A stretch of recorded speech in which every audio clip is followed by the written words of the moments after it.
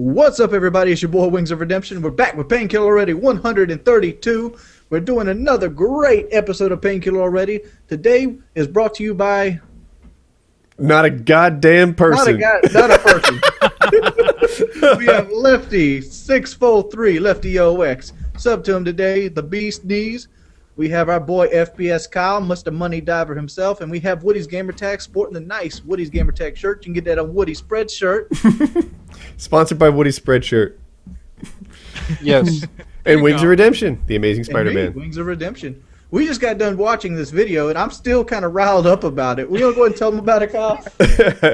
All right, so which one do you want to talk about? The one right there with the kid crying. Before we get into that, and we will, if you guys are interested in advertising on Painkiller Already, write to Heather at woodysgamertag.tv. It's not .com, it's woodysgamertag.tv. That's on the screen. Send her a letter. We actually have a couple businesses talking to us right now, so there might be a line. We'll see. Anyway, topics? Kyle? So do you want to talk about the To Catch a Predator one? Yeah, To Catch a Predator guy. All right, so basically, if I understand the story correctly, this guy, the guy doing the slapping is a Minnesota-based rapper, and I guess he checked his little sister's Facebook, who's 15 years old, and saw that this 20-year-old man had been hitting on her and was like arranging some kind of meetup with her, maybe at the mall, and he went and interceded and just walks up to the dude and all those slaps or punches. It's like palm strikes or something. Some serious. Yeah, it's not quite. It's not a little wussy slap, and it's not quite a punch. But he's knocking the crap out of this guy. He like knocks the guy's glasses off with the first blow, smacking, and the guy's like, "Whoa, what'd I do? What'd I do?" Yeah, he's just like cussing the guy out. That was the thing. Go ahead. To me, the story in here, well, one, there's like a justice thing because it's a guy getting, preventing a pedophile. But the other thing is just one man's complete dominance over another. That guy walked up to him, slapped him hard across the face, and he didn't say, "We're on it. Now it's go time, bitch." He said, "What did I do?" And then yeah. And the guy's like, the same thing a little kid would say. He's like, "You're here to see, 15-year-old girl." And he doesn't, and then he starts lying. "No, I'm here to see my grandmother." Slaps him. "Lie to me again." And the guy's like, that's it. Kyle, lie to me again. I'll bring blood out your face. Give me a search string in case these guys want to see it. I'm sure they do. To Catch a Predator FB style, he started crying. If you search on that, you can find it on worldstarhiphop.com. Where all the best videos are. Yeah, absolutely. YouTube removes this stuff. What is it? World of Hip Hop. Bring it over here. Yeah, WorldStar Hip Hop. We don't care. They're like, dude. There's videos. It's like on WorldStar. There's some good stuff. Is it racist to say they are ghetto live leak? Like, I don't know. That's a bad thing. No, that's what they tout themselves as. They tout themselves as like urban. What is it? Let me see. Maybe that's what I should have said. Urban live leak. Their exact. Yeah, but that's disingenuous, though, Woody. You said urban, but you meant black people. That's okay. No, that's you. That's what you're thinking. That's the lefty. We have just had insight into the lefty ox thought process right there. Oh, God. Here we go. There's something strange about this video. This guy really wanted to beat this man up. If you look at 53 seconds on this video, he is on goddamn empty. His gas light is on in that Honda Odyssey minivan. He was getting there.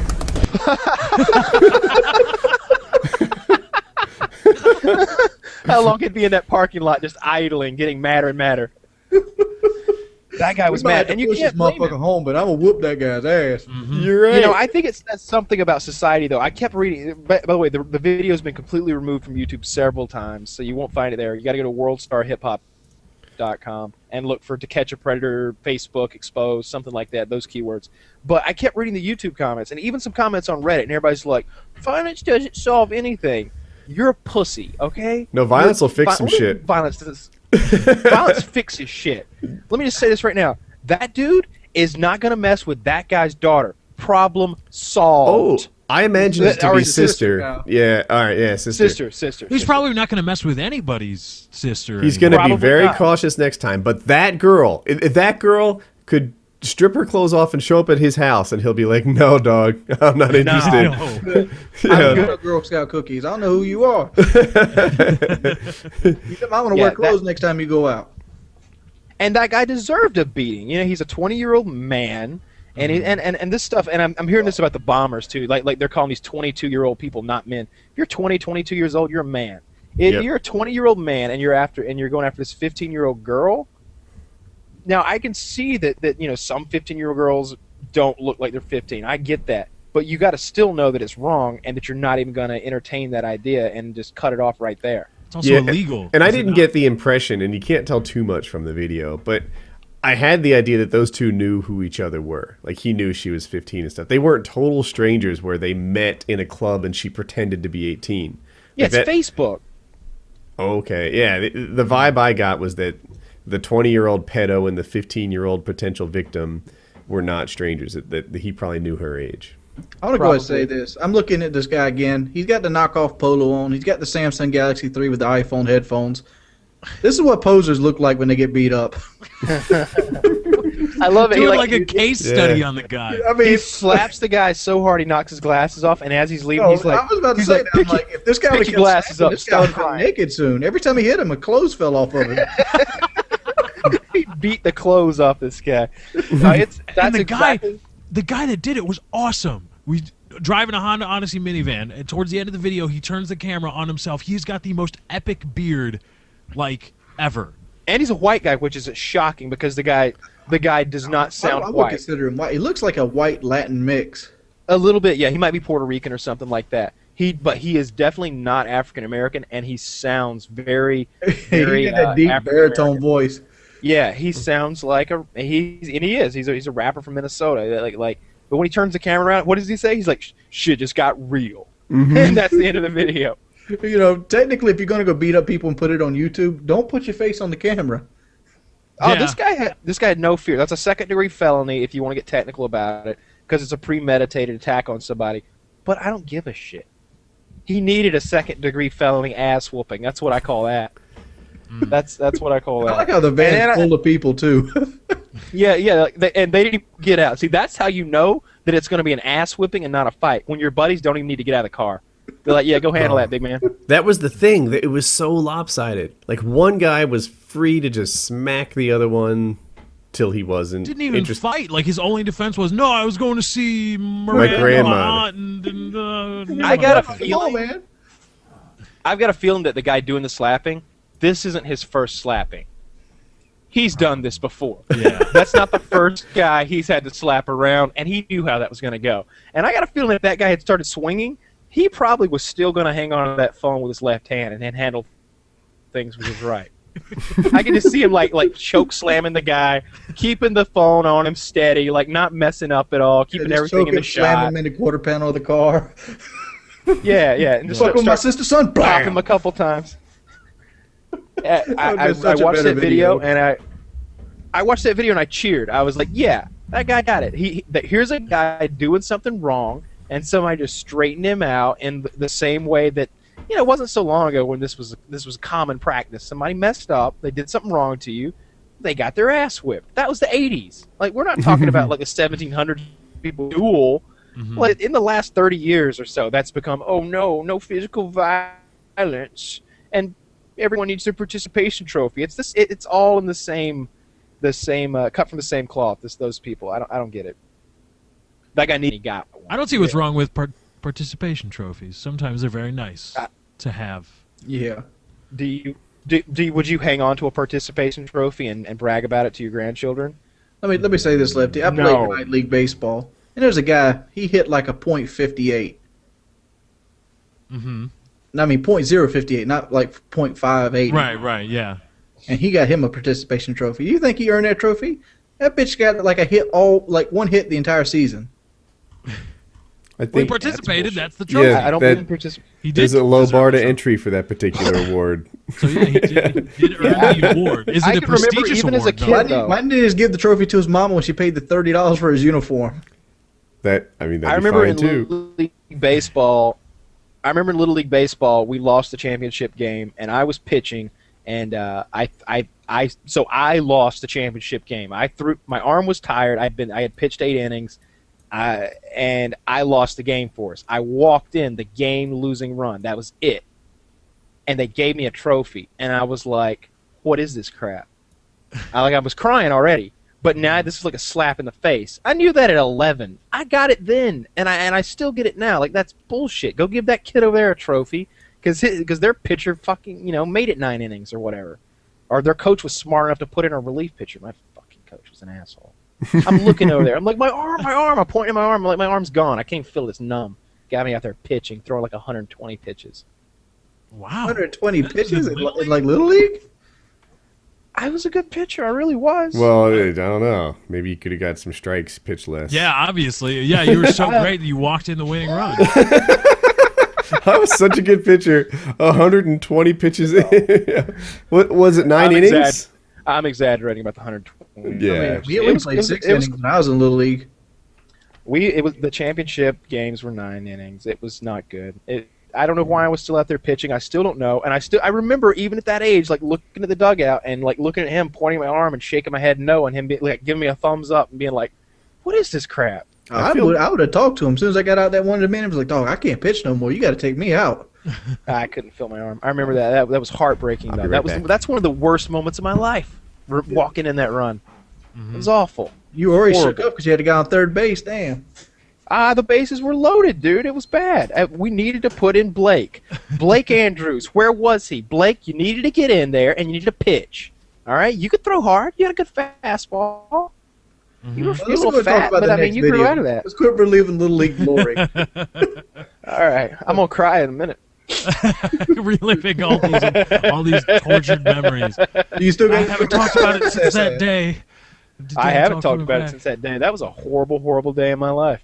You still have the trophy. But fuck no, I don't have that trophy. I threw that shit away like the next day. I was like, that's what I was like, we don't deserve. And I was telling my buddy, I was like, we don't. Everybody was like laughing at the pizza party. I'm like, we don't deserve a pizza party. We don't deserve fucking trophies. We lost this game, and maybe if you guys give me a little run support, damn it. Yeah, they were sitting there saying, well, you don't deserve a trophy, and you don't deserve a pizza party. But we got me out there like here. Got me out there like I'm Glavin, like I'm supposed to be winning this 2-1 baseball game. But so the next video, which also features African Americans, it's not that we're racist. Lefty did not pick these videos. As a matter of fact, I did. Second video is much more difficult to get behind the people doing the physical violence. So if I understand the story correctly, and I could have be a little bit wrong about this, basically, What's the a young search man. Let's say, string? I'm sorry, did we say it already? The search string for this video? we did not. We did not. This one is on YouTube for the time being. Guys, don't flag the video. Everybody should be able to enjoy this. The other video is I'm pulling it up now so I know what it is. It's called Whole in on Dude for stealing $2.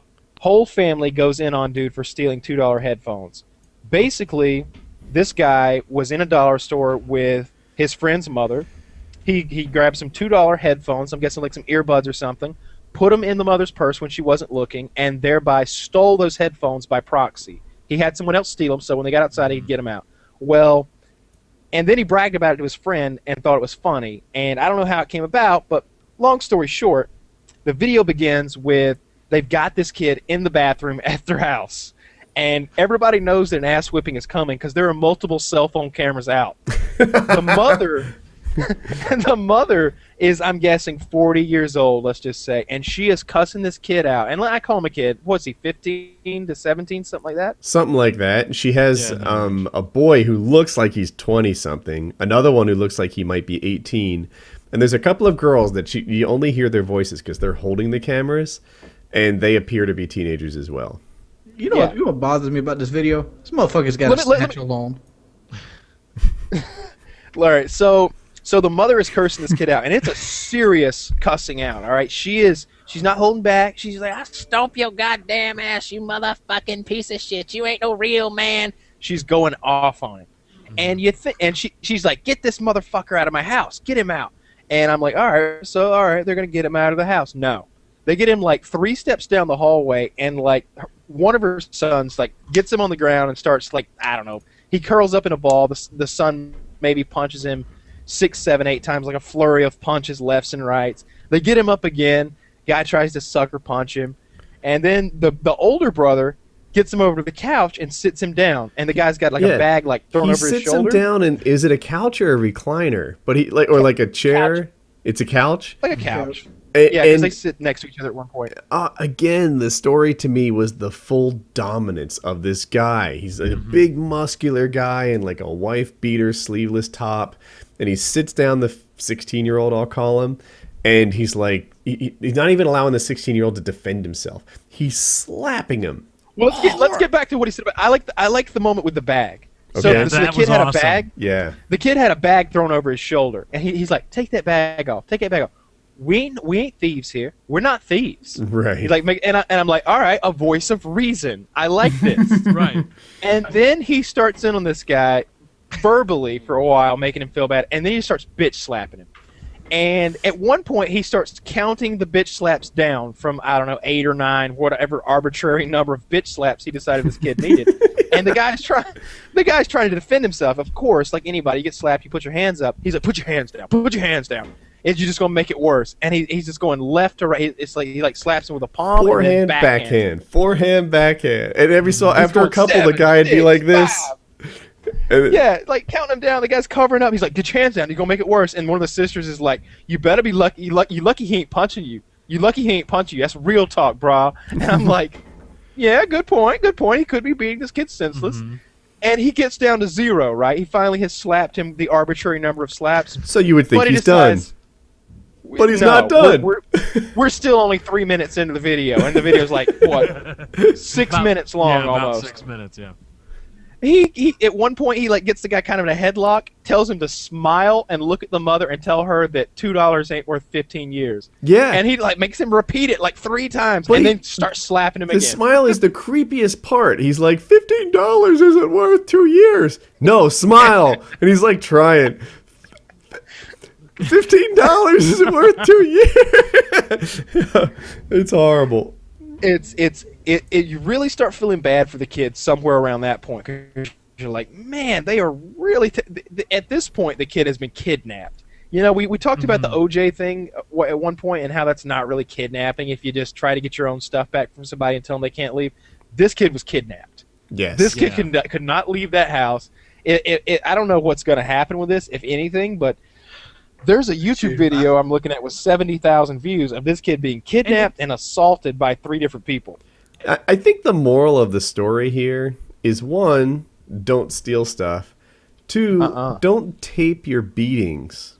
Yeah, Don't that was tape the them. funny part too. Is that the mother was trying to hold back some of the younger brother from jumping in like when they're in the living room. She's like, I'm not having another one of my son go to jail or whatever.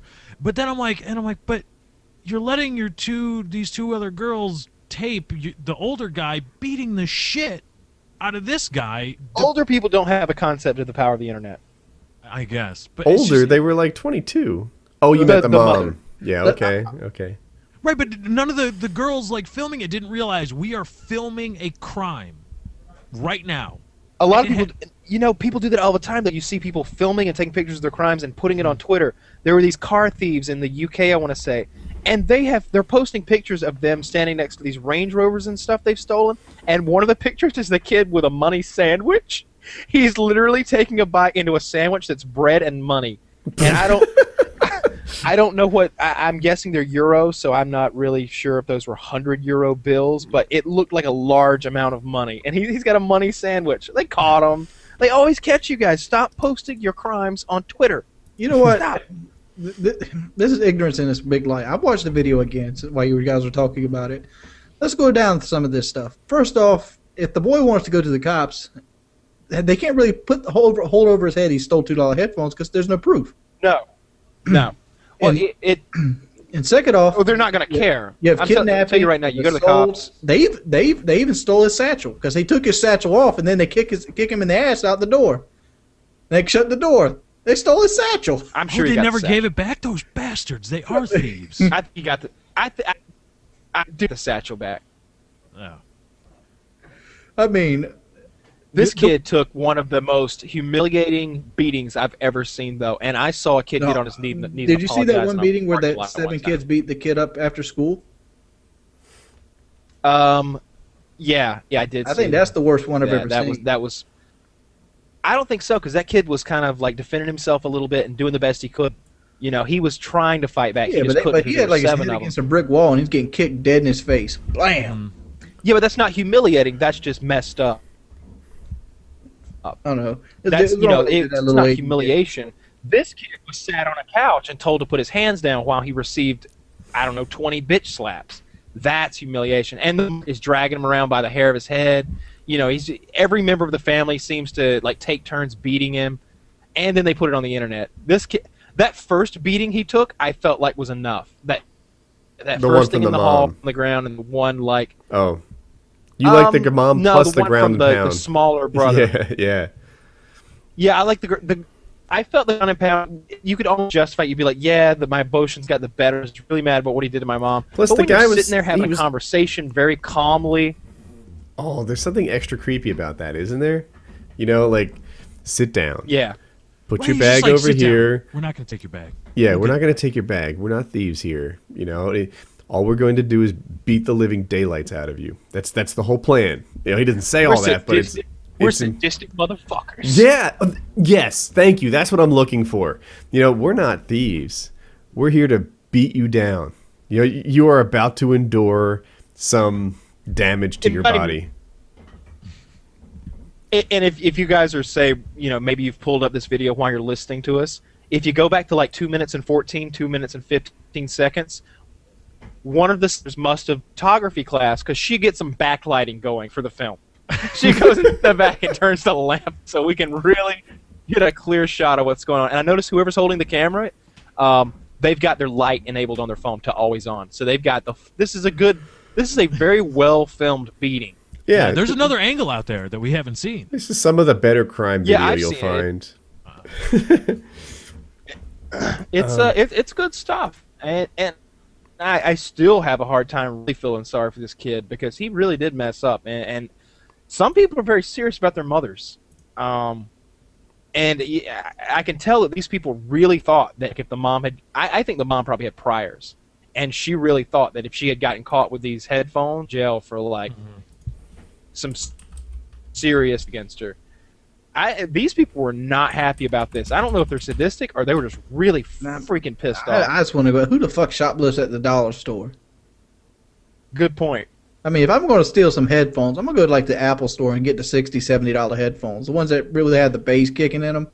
I'm not going to steal the $2 working on the ride home. Yeah, but something tells me security at the Apple store and stuff is a little bit better than at the dollar it's store. not. I've been to the Apple store. Because I've been casing that bitch for 2 years.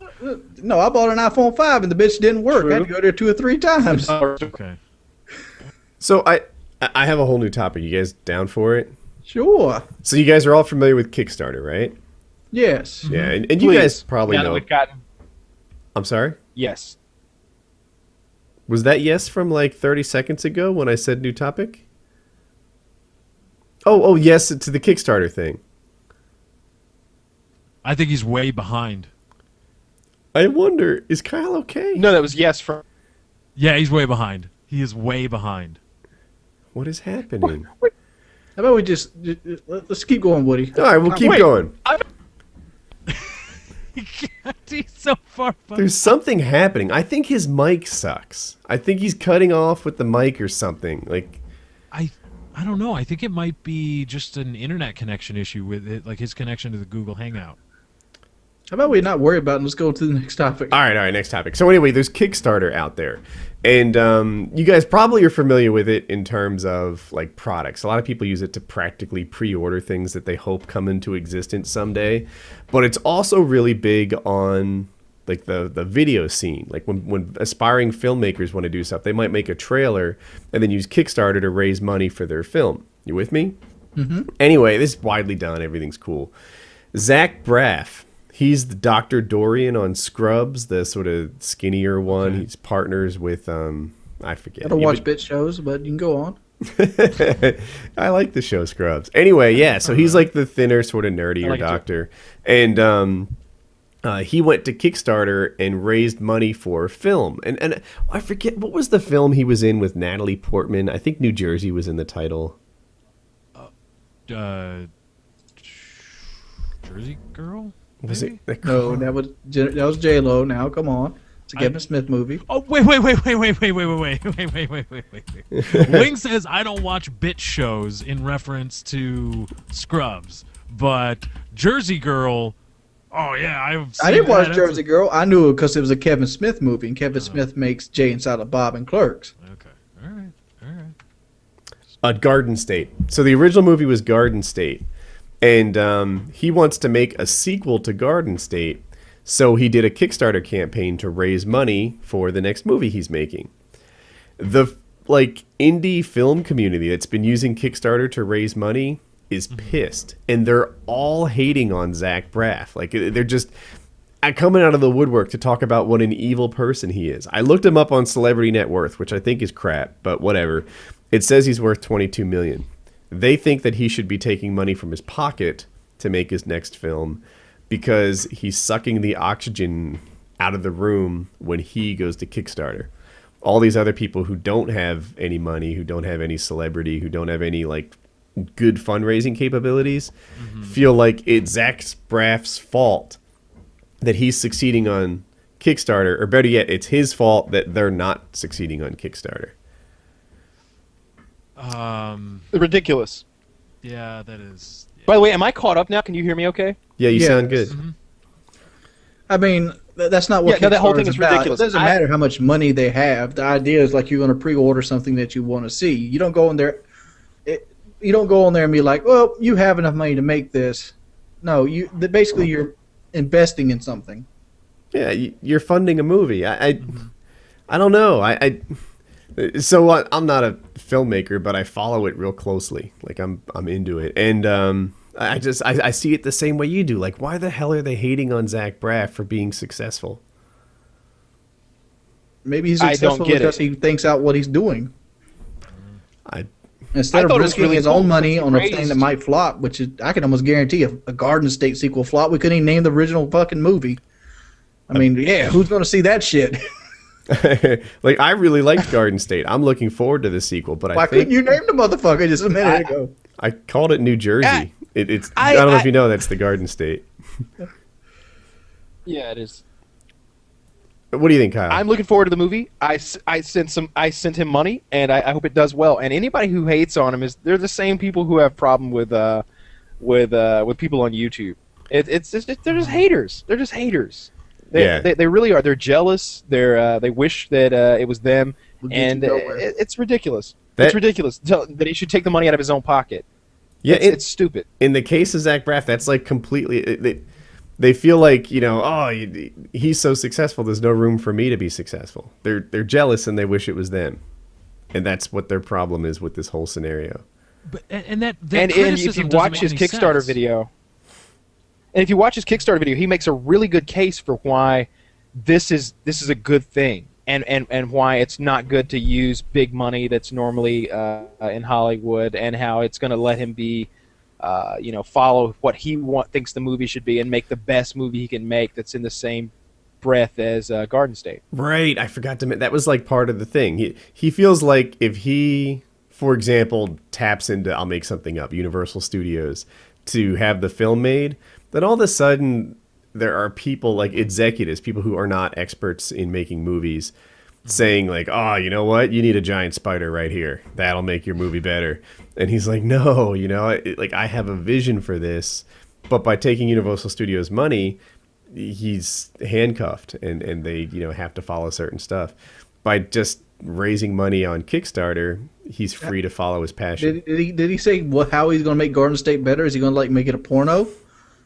Like, I can't imagine what would make a movie like that good. It has to have some lasers or some giant spiders or some shit. Have you seen Garden State? No, I haven't. It's good. I've seen. What the fuck are you talking about?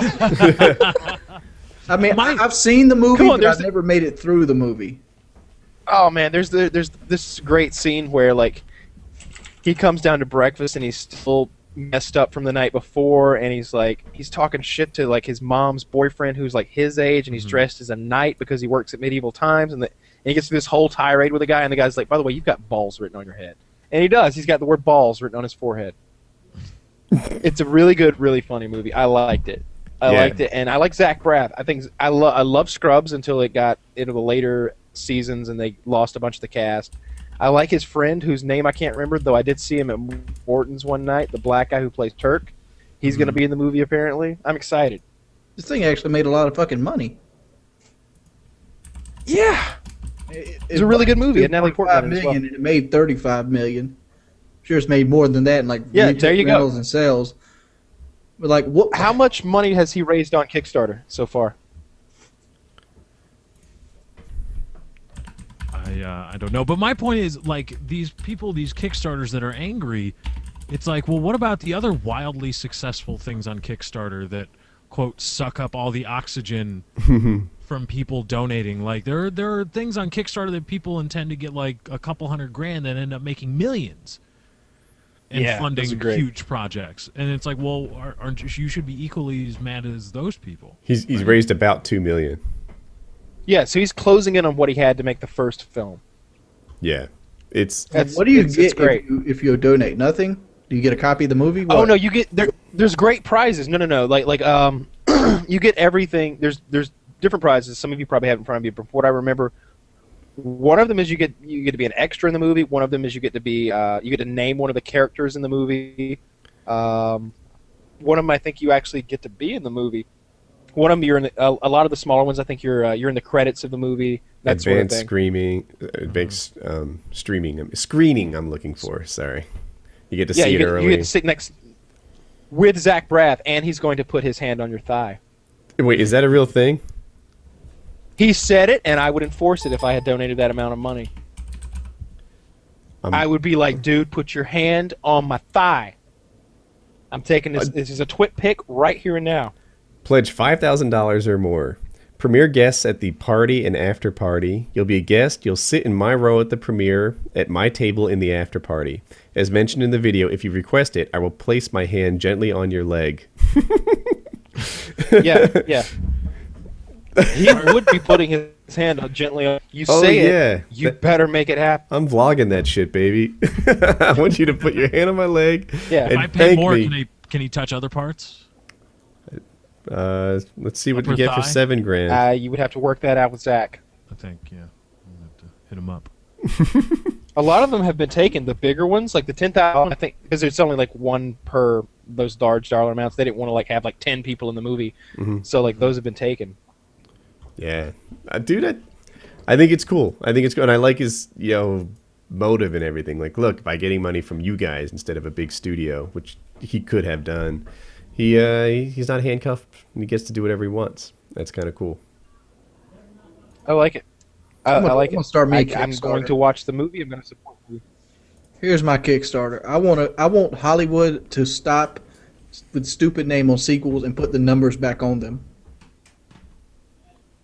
I don't think a Kickstarter will do that. Balboa. I want Rocky 6. I don't want Rambo. Let me speak about Rambo for a fucking second. The first movie was First Blood. The second movie was Rambo First Blood Part 2. The third movie was Rambo 3. So would you have called it Second Blood and Third Blood? Why not First Blood Part 3? Oh. Because that makes no sense. It's so convoluted. Here's what makes it confusing. The fourth movie is Rambo. So I agree with you on it's fucked up. If you want to say this about video games, like Call of Duty should be that way. I wish Call of Duty were like Call of Duty 1, 2, 3, 4, 5, 6, 7, 8, 9, 10. And we're about to play 10 or whatever it's going to be. Yeah. Don't be ashamed that you made so many of the motherfuckers. Now, you see them doing it with Iron Man. It's Iron Man 1, 2, and 3. But with Star Trek, it's like Star Trek Into Darkness. With Superman, it's Batman Superman. It's Man of Steel. The Dark Knight, Dark Knight Rises, etc. Where's Insurrection fit in the numbers? It doesn't. When you start adding like subtitles to movies, to brand names, it just shit gets convoluted. Insurrection was Next Generation. That doesn't even fall in. Yeah, that's a separate series too. Yeah, I understand that. But like, what about First Contact? No, Generations, Star Trek Generations. They had the old cast and the new cast on that. Is that Star Trek 7? They had I just figured the only out. part of the old cat. I think they. We're currently playing COD 9. It took me that long to figure it out. Yes, 10 would be Ghost. Yeah. Unless you count like the big Call of red Duty one 10 and is coming out, knockoffs. ladies and gentlemen. Wait, what? Yeah, Nah, you don't count the big red one. Or the PC expansion packs. None of that crap. I just started from COD 4. So we got COD yeah. 10 coming out. World of War we called COD 5, even though it didn't have a number, and then it was like Modern Warfare 2, which is COD 6. I mean, it's fucked up. Like, you have sequels in sequels. Like, you have Call of Duty 4 Modern Warfare. Then you have Modern Warfare 2, which is a sequel of Call of Duty 4. Yes. Totally screwed up. And And then then Modern Warfare Black 3 Ops kind of is- worked. Well, it's ridiculous. But then they couldn't do Call of Duty Modern Warfare 4 because they had already done Modern Warfare Call of Duty 4. Part of it is about part of it's brand recognition as well. They wouldn't allow. I don't remember. They wouldn't allow Black Ops to just be Black Ops. It had to be Call of Duty Black Ops. Like that was a thing that came out of Activision. It should be. That was a smart idea too, though. Is Call of Duty even Yeah, for matter sure. Because anymore? they like. Yeah, Call- it's the biggest. It's the biggest thing on it's Xbox. the name now, yeah, but like it just doesn't fit in the series anymore. Call of Duty was back when they made World War II video games. You have the Call of Duty, fighting for your country. Now It's you a have rip off like, of Medal of mercenaries. Honor anyway. If you want to be real about it.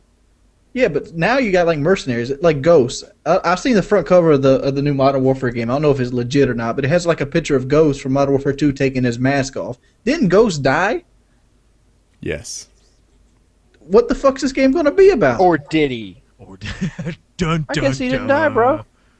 Oh, that's good. Next thing you know, Soap didn't Maybe die. it's Ghost's twin Soap's brother. back. Well, wait. Yeah, I guess the Captain Pierce never died, did he? No, Captain Pierce didn't die. Soap died. Yeah, And he Bryce never died. will. I'm just thinking through all the episodes. Has he ever died?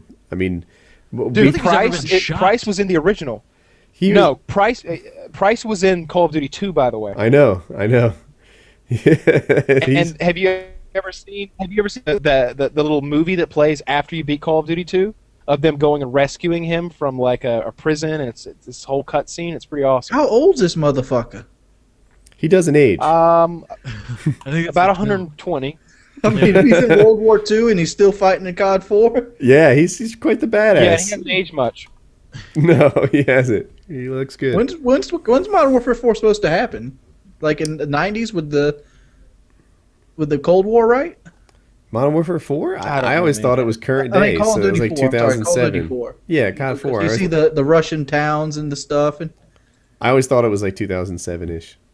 so Price is still looking like he's like maybe late 40s in 2007 when he was in World War II.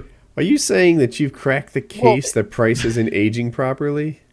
Because I don't think you're the first one to make that observation. Like, I've got you, Call of Duty. I nailed you to the wall. I think he's younger than he looks.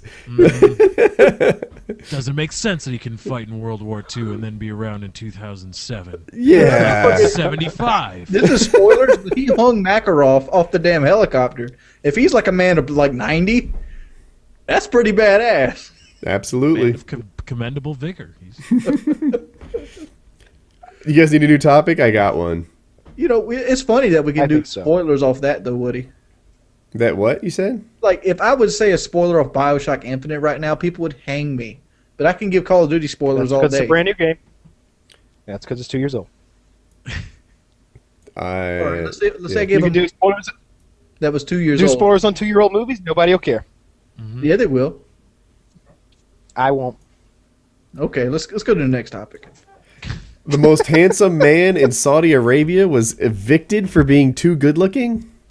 Evicted for being. You have an They- article for this? They kicked him Yeah. out of the country for being too good looking. They found him distracting to the women. That sounds like you got a lot of ugly motherfuckers out there that just don't want no competition. No. This. I will say this. Like we were looking at this guy's picture yesterday, the day before. Woody and I were. He's a very handsome man. He looks a little bit like who's the guy who played Legolas in the Lord of the Ring movies? Oh, is that Jude something? Jude Law, did he play it? No. Nope. Oh wow, this is a good looking. I mean, this guy. I could see how some people would find him incredibly handsome. Yeah, the thing is, now look at him carefully. This is a man who's wearing eyeliner Orlando and Bloom. lipstick. That's Yeah, that's eyeliner, like- man. And I think He he might looks have like an mascara Arabic on. Orlando Bloom. Lefty, would you agree that if he was white, he'd be even better looking? No, I would not agree. You know you would. No. You're insane. That's what he was saying in the pre-show. This is actually a very attractive man. I'm wondering if it's just his facial, his facial hair that's doing it for me. You know what I should do? I should bleep out Lefty's response. I saw one of him and we clean can all shaven. act horrified. Just like, Yeah, great. You That's- said that. I'm sorry, Lefty. Yeah, I I'm like not- that. That's just- What's- Oh, what's the Lefty, show don't about be little- mad. So what do we I'm think not about mad. this? I'm not mad All right. yet.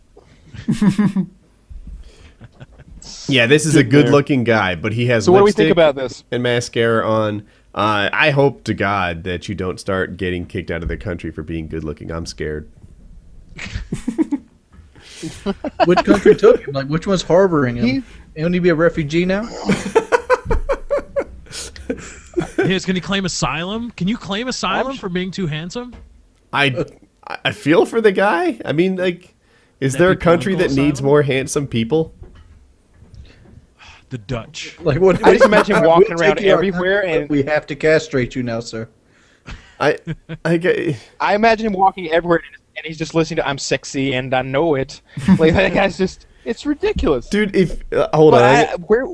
I'm gonna check this and make sure I've got the right string. I mean, he's rocking a Kobe Bryant jersey Yeah, here. if you Google "too handsome," Too handsome, he is all the search results. It's like this guy is in the dictionary for too handsome. That What normally we thought as an opinion actually has a face now. yeah, dude, like you know, like if you look up slam dunk in the dictionary, we did this at one point. Michael Jordan was in there. Like, how awesome would it be to be in the dictionary for slam dunk? This guy is like, he's not just the top search result for too handsome in Google. If you do like a Google image search, he's every search result. He is the Google definition for too handsome. That's nice. Probably because no other country has been ridiculous enough to say that someone is too fucking handsome. You know what? You know how you know you're too handsome? When the bitches flock to you and you ain't gotta have game. Yeah, Look at this but you could motherfucker. also be rich. I mean, Oh yeah. Or just I handsome don't. enough. Let me put it this way: I see this guy pulling more tail than Bill Gates. I do. Sometimes Bill money Gates just is- can't replace good looks. okay. Would you, if you were a young lady, Wings, would you grace his bed? I don't know. Like there, you guys can't see it, but there's that famous image of it's on the stream now. How to spot a rich guy. Have you guys know this image? No. I'll link it in the stream. It's coming up. There it is. Let's see. How to spot a rich guy. Oh, So you don't have to be handsome to have women flock to you. I think rich works. but see, I see one woman flocking to him. I don't see like 3 or 4 little chicks running behind him, waiting for her to fuck They're up. the ones taking the pictures, Wings. yeah. When did women stop wearing thongs that high on their hips? That's got that. Thank God that stopped. Really? Yeah, the I liked high it. Look, nah, I'm not a fan. I liked it. Wasn't a fan. I felt like the thong was supposed to be a V-shaped thing up her hips, not a like horizontal thing. I don't see I like why the they wanna V-shape wear something better. that rides your asshole like that. I think the V shape is better. By the way, fair warning: if you Google image search thong, it's not all women. Just so you know. No, it's not. No, and there's even Borat in here, and this is Yeah, not- he's got the coolest song ever. yeah. I mean, It's over his shoulders. I'm looking at this picture with How to Spot a Rich Guy. It's a funny picture, but I'm sitting there thinking, like, Peter got Lois. You know, Kevin James got that chick off the King of Queens. Wait, Peter got Lois. Are you talking about Family Guy? Peter. Yeah, what about Family Guy? I know it's a fictional cartoon. Figure out. I was like, is that Superman? No, that's Clark Kent. Yeah. What? And the King of Queens, that's fictional as well. Yeah, but like, there's a bunch of things. Some women just like big men. Yes. Yeah, and some men like big women. Yeah, like this out there, there's like fetishes. Yep. This guy could be broke as a Hank Snoke. Some women like big Johnsons. That's how I got mine. You know what'd be really cool? What was that thing called? I'll get right back to you. All right. When he needs to turn off his mic while he's thinking. I That's like. his thinking mic. Oh, when I'm typing, I'm so thinking it doesn't so have to damn click hard. the keys. I just see him turn it off, and he's like, huh. So, Kyle came over, and as soon as he got here, we went out to lunch. We get back, and Kyle, if you can picture this, my driveway is wide enough at the top for 2 cars. And it kind of gets narrow towards, like, the entryway. So you can park 2 cars at the top of it, but at the bottom, you could only fit, like, 1. My truck is at the top. Kyle's parked right behind it. So it's a little bit narrow, but doable to pull into the driveway. As a matter of fact, I had just done the same thing backwards on the way. I backed out of the parking spot between Kyle's car, and on the side of my driveway, there's this big oak tree. Like, it's a big, thick oak tree. I think it would take 2 grown men to hug it. And around it is like mulch and landscaping timbers, if you can picture this. And I don't know if I'm drawing an accurate visual picture here, but the landscaping timbers are about 18 inches high, maybe, because the mulch is level, but the yard is not. Are you following me? So at the top, it's maybe 2 inches high, and on the downside, the part that faces the entrance to the driveway, it's 18 inches tall. I see Jackie pulling in, and I know she's not the driver she thinks she is. So I start to say, like, honey, you know, if you want me to do this part for you, you know, we can switch seats and I'll pull in. And I'm like, and I'll move that car. I'll get that car to you. Wait, I'll be out now. That car will be gone. I will move that car. And Kyle's like in a hurry to make this offer. Like, I will move the car. The car will go. You don't have to worry about the car. I can move the car. And Jackie's like, I got this. And then all of a sudden, It's a 4-wheel drive. yeah, it's 4-wheel drive. And she fucking crashes the car into the landscaping timber. Like, everybody is rocked. The driver's side front wheel is way up, like 18 inches in the, you know, because she mounted the gardening area.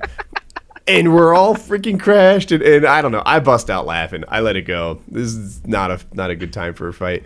And I wish I could tell the story better. I feel like that's the whole thing. Jackie crashed the car, but she didn't hit Kyle. Well, Kyle's happy. I We know immediately Kyle's got it. happy. Oh, it was great. I'm like, I'm gonna move that car right now. I didn't even ask for anybody to, like, yeah, sure. I just got out of the car. I'm like, I'm gonna move this now. Make So- this easy for everyone. Jackie needs to back up to make room for Kyle to back out. And she hit the damn thing again on the return. Like, she drove up it and then back down it. That may have been partially my fault. I was trying to, like, show her how to turn the wheels, and I guess maybe I didn't have a very good view of how they needed to be turned. But she was up in the air. And Yeah. it was just, it was not good. I mean, you're basically saying that women can't drive, which is 100% true. I thought you were going to nail me. I thought there was going to be like a new sexist Woody thing, and that's not how that went at all. It's like you're saying women can't. And you were right. There's 2 cars in my yard right now, and Uh-huh. they're both pieces of clunk.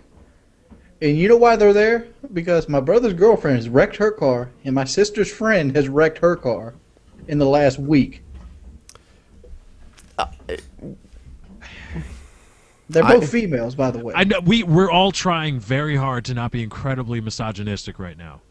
Yeah. You know, I don't think that women. I don't know if women are better drivers or worse drivers, because according to the insurance companies, they're comparable or better than men. But I don't know how that's true. I don't get it, Maybe because that's just in my fabricated. experiences, maybe what if it is? What if it's a whole conspiracy? What if the actual numbers show that women are like 5 times worse drivers than men? Dude, but look, like they've been like, no, we can't show that. I was driving the other day, Kyle, and this woman was driving a Grand Marquis, which is a big vehicle. It's a big car. And what she was doing, she was talking on the phone, holding it with her shoulder, had her visor down, with her vanity mirror, putting makeup on while driving. Why? Things to I do. don't know. Wings, I'll be right back. I don't know. I think possibly your problem might be that you're only remembering the times that you see women driving poorly and not the times that you see women driving normally. You know when men drive poorly, Lefty? When they're They're drunk. drunk. And when they're speeding to show off to their friends. They're There's like, two "Hey, you wanna reasons see how for a man to fast my drive car can bad. go?" There's two of them. Here's the two. You're drunk off your ass, or you're trying to get some pussy. Those are the only two reasons a man will ever drive bad. Well, You can back me up if you want. I know you can. no, Sometimes there's lots men are of just reasons. bad drivers, though. Yeah, sometimes dudes are just bad drivers. Sometimes they're just reaction times. If a are- dude's a bad driver, he's missing something in his chromosomes. I mean, he's literally like that. Come on, man. You play That Call of female Duty. You know version of a that not man. everybody has good hand-eye coordination. I understand that, but driving's a little bit So easier basically, you're saying than if Call you're of Duty. if you're a man and you're a bad driver, you're pretty much half a woman. Right. I mean, it's the woman influence on you. Okay. Well, right, X and You're Y. made out of the rib that made Eve. There you go, folks. That's science talk from Wings of Redemption. This is Wings of Redemption Science Corner. It's science, bitch. You can't argue that. Wings, you should have a segment called the Scientology Corner. Said the most bullshit ever. And just What make, did right, Wings just make say? up bullshit science stuff. What did Wings say before we got started that was just that was awesome? Oh, And it I was like, about, save it it was for the about the show. guy save it for the show. slapping the people. He's like, we should send this guy down to the Boston bomber. Be like, Oh God, yeah. 7, blap. Well, how's that Muslim treating you? 6, blap. Call for Muhammad. That's Wings of Redemption, folks. Oh no. I have That's no Wings of respect for Redemption, and we religion call whatsoever. Lefty, and we none at all. Unlike Lefty, I will admit I have no respect for religion whatsoever. I seen a news story on None of ABC News this week of a couple that let not one but 2 of their children die because they chose prayer over over medical health care. Your child has Well, they pneumonia. anointed He has them a with oils tumor and on his prayed. goddamn face. It's like this damn big, and you decide to pray to Jesus for him. You know what happened? He died. What about They What were about the kid already in that- trouble he for had it. They some sort already of- served 2 years of probation, or however some ridiculously long amount of probation because they did it to another kid. They said, "Oh well, he needs medical attention, but we don't believe in modern medicine. We're just going to pray for him." And then the How's kid that- got really, really sick. They had served probation for it. They had another kid and did the same thing. And they're pregnant again, aren't they? I certainly hope not.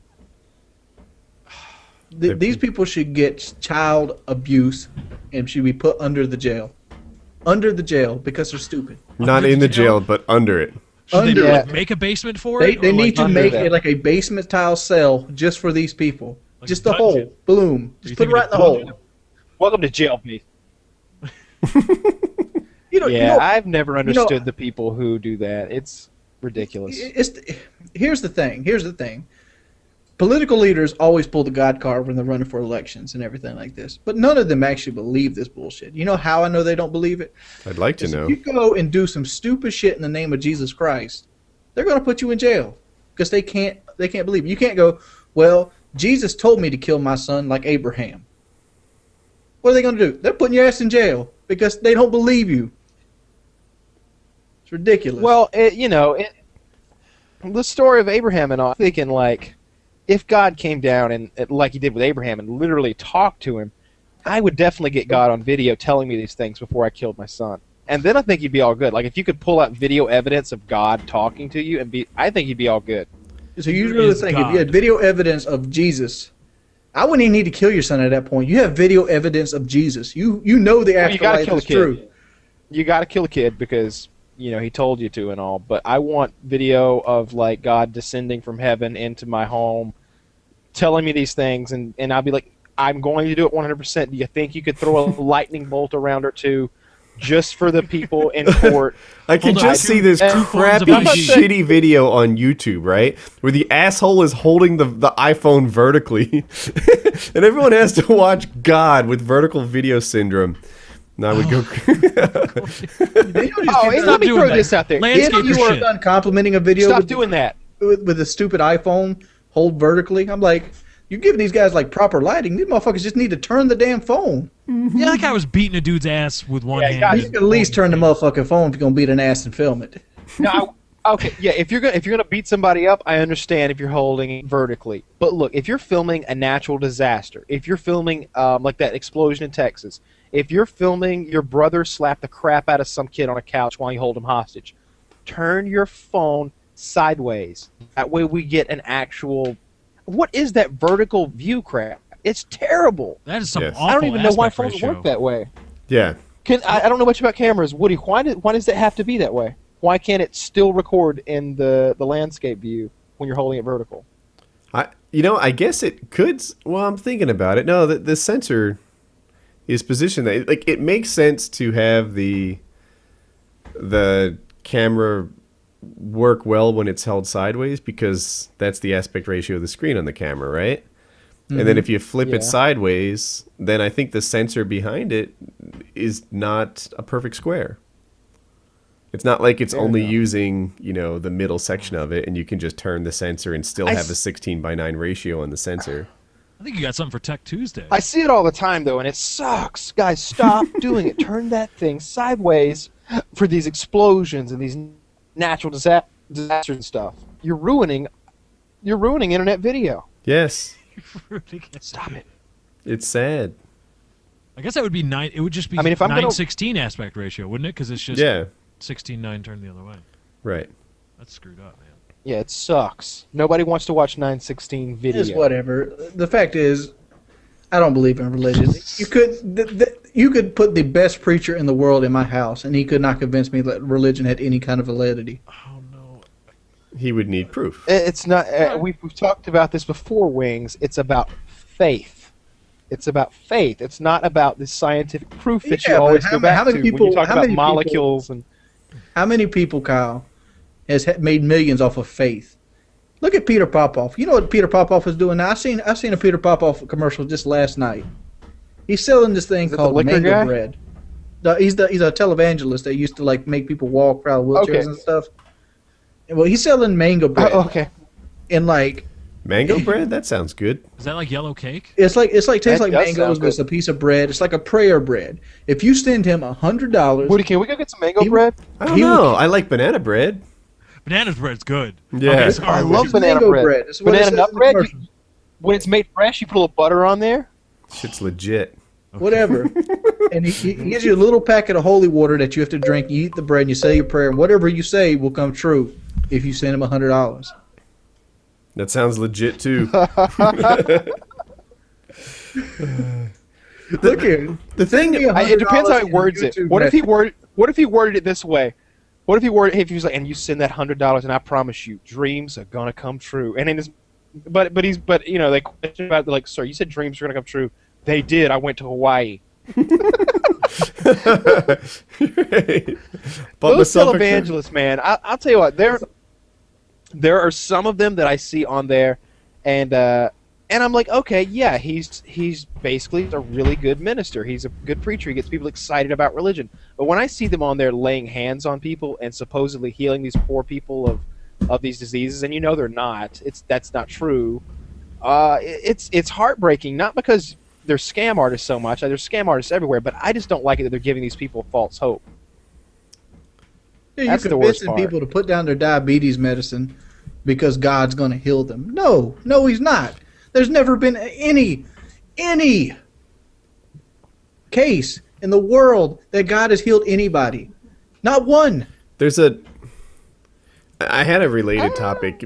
Like, there's a problem with the way that people take money for medical issues. Like, I don't like it. And here, I'll back up a step. I'm a capitalist, right? I like it. I like this competition-driven system that it rewards the people who work the hardest and are the best, and that's how capitalism goes.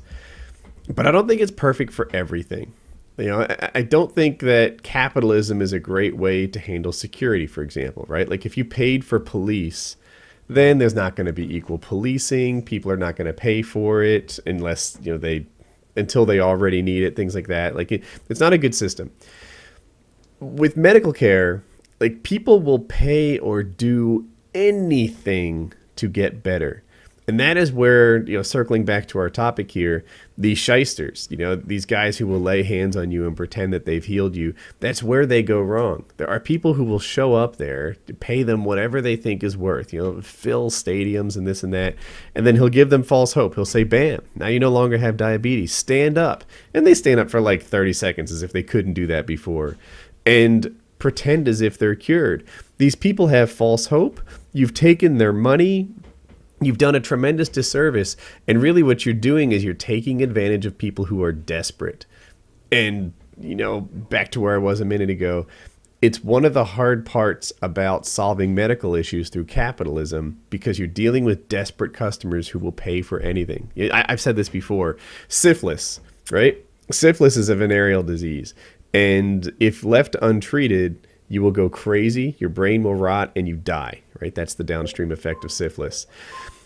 And the cure, by the way, is like 50 cents worth of penicillin. If I told you, Lefty, that you were facing a certain brain-rotting early death, you would pay everything you have. You would finance your future earnings to prevent this death, when the cure is only worth 50 cents because it's figured out a long time ago and it's easy to make. So, I don't know, somehow in my head, these two topics linked, whether it's shysters selling false hope or medical guys selling like genuine stuff, but at ridiculous prices. There's just something wrong with capitalism and medicine mixed together. I don't have the perfect answer. Did you see the thing about the Boston Massacre with the medicine? It's good for everything else, though. It's good for 99% of stuff. Like, I'm pro-capitalism. I really am. I'm not some commie, whatever. But something about medicine, security, there's probably other examples that aren't in my head. Did you guys see the... I was at the grocery Boston store yesterday, the day before. Tell us about it. Well, your boy Mitt Romney was out there bragging about how the people that got hurt in the Boston terrorism didn't have to pay as much as they would have because they had Romney Care. This is a guy who just spent like a year, against Obamacare. Yeah, right. It's certainly hypocritical. Go on, Kyle. Let's hear what you have to say. I think they're different programs. I think they're different programs. I don't know how they differ. I think they differ greatly. No, the greatly part is the part I can't accept. But what I was gonna say. Oh, go on. Go on, Kyle. I was just gonna say a thing about capitalism, about how I was in the grocery store the other day, and I was with somebody. They were gonna buy a razor, and they're like, "Whoa, why are there 40 different kinds of razors?" I'm like, capitalism. If there was only one razor company, we'd all be using straight razors. But this one has 3 blades, that one has 5, and this one has 7, and this one over here has fucking 8 blades. Fuck, 8 blades, that's it? Gel on it. I need 12 blades, bitch. Put them in the other way if you have to. I don't care.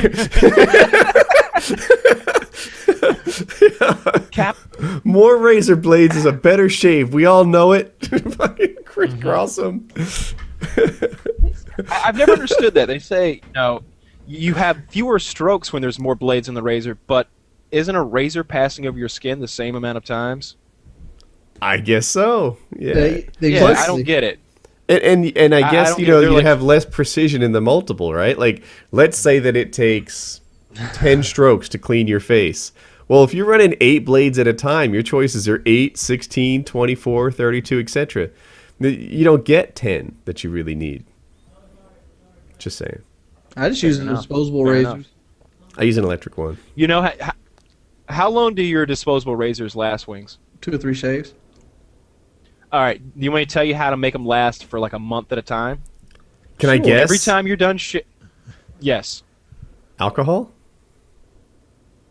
That helps. But okay. Actually, alcohol accomplishes what I was going to say, now that I think about it. You dry them. Every time you're done shaving, you dry them off completely, and alcohol will do that. It'll disperse the water and then evaporate away. So, yeah, you dry them.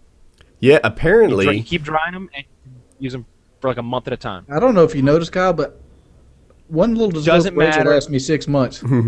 There might be people listening in a different position. What makes your razors dull, I'm told, is not like the wear that a whisker puts on it. It's the rust.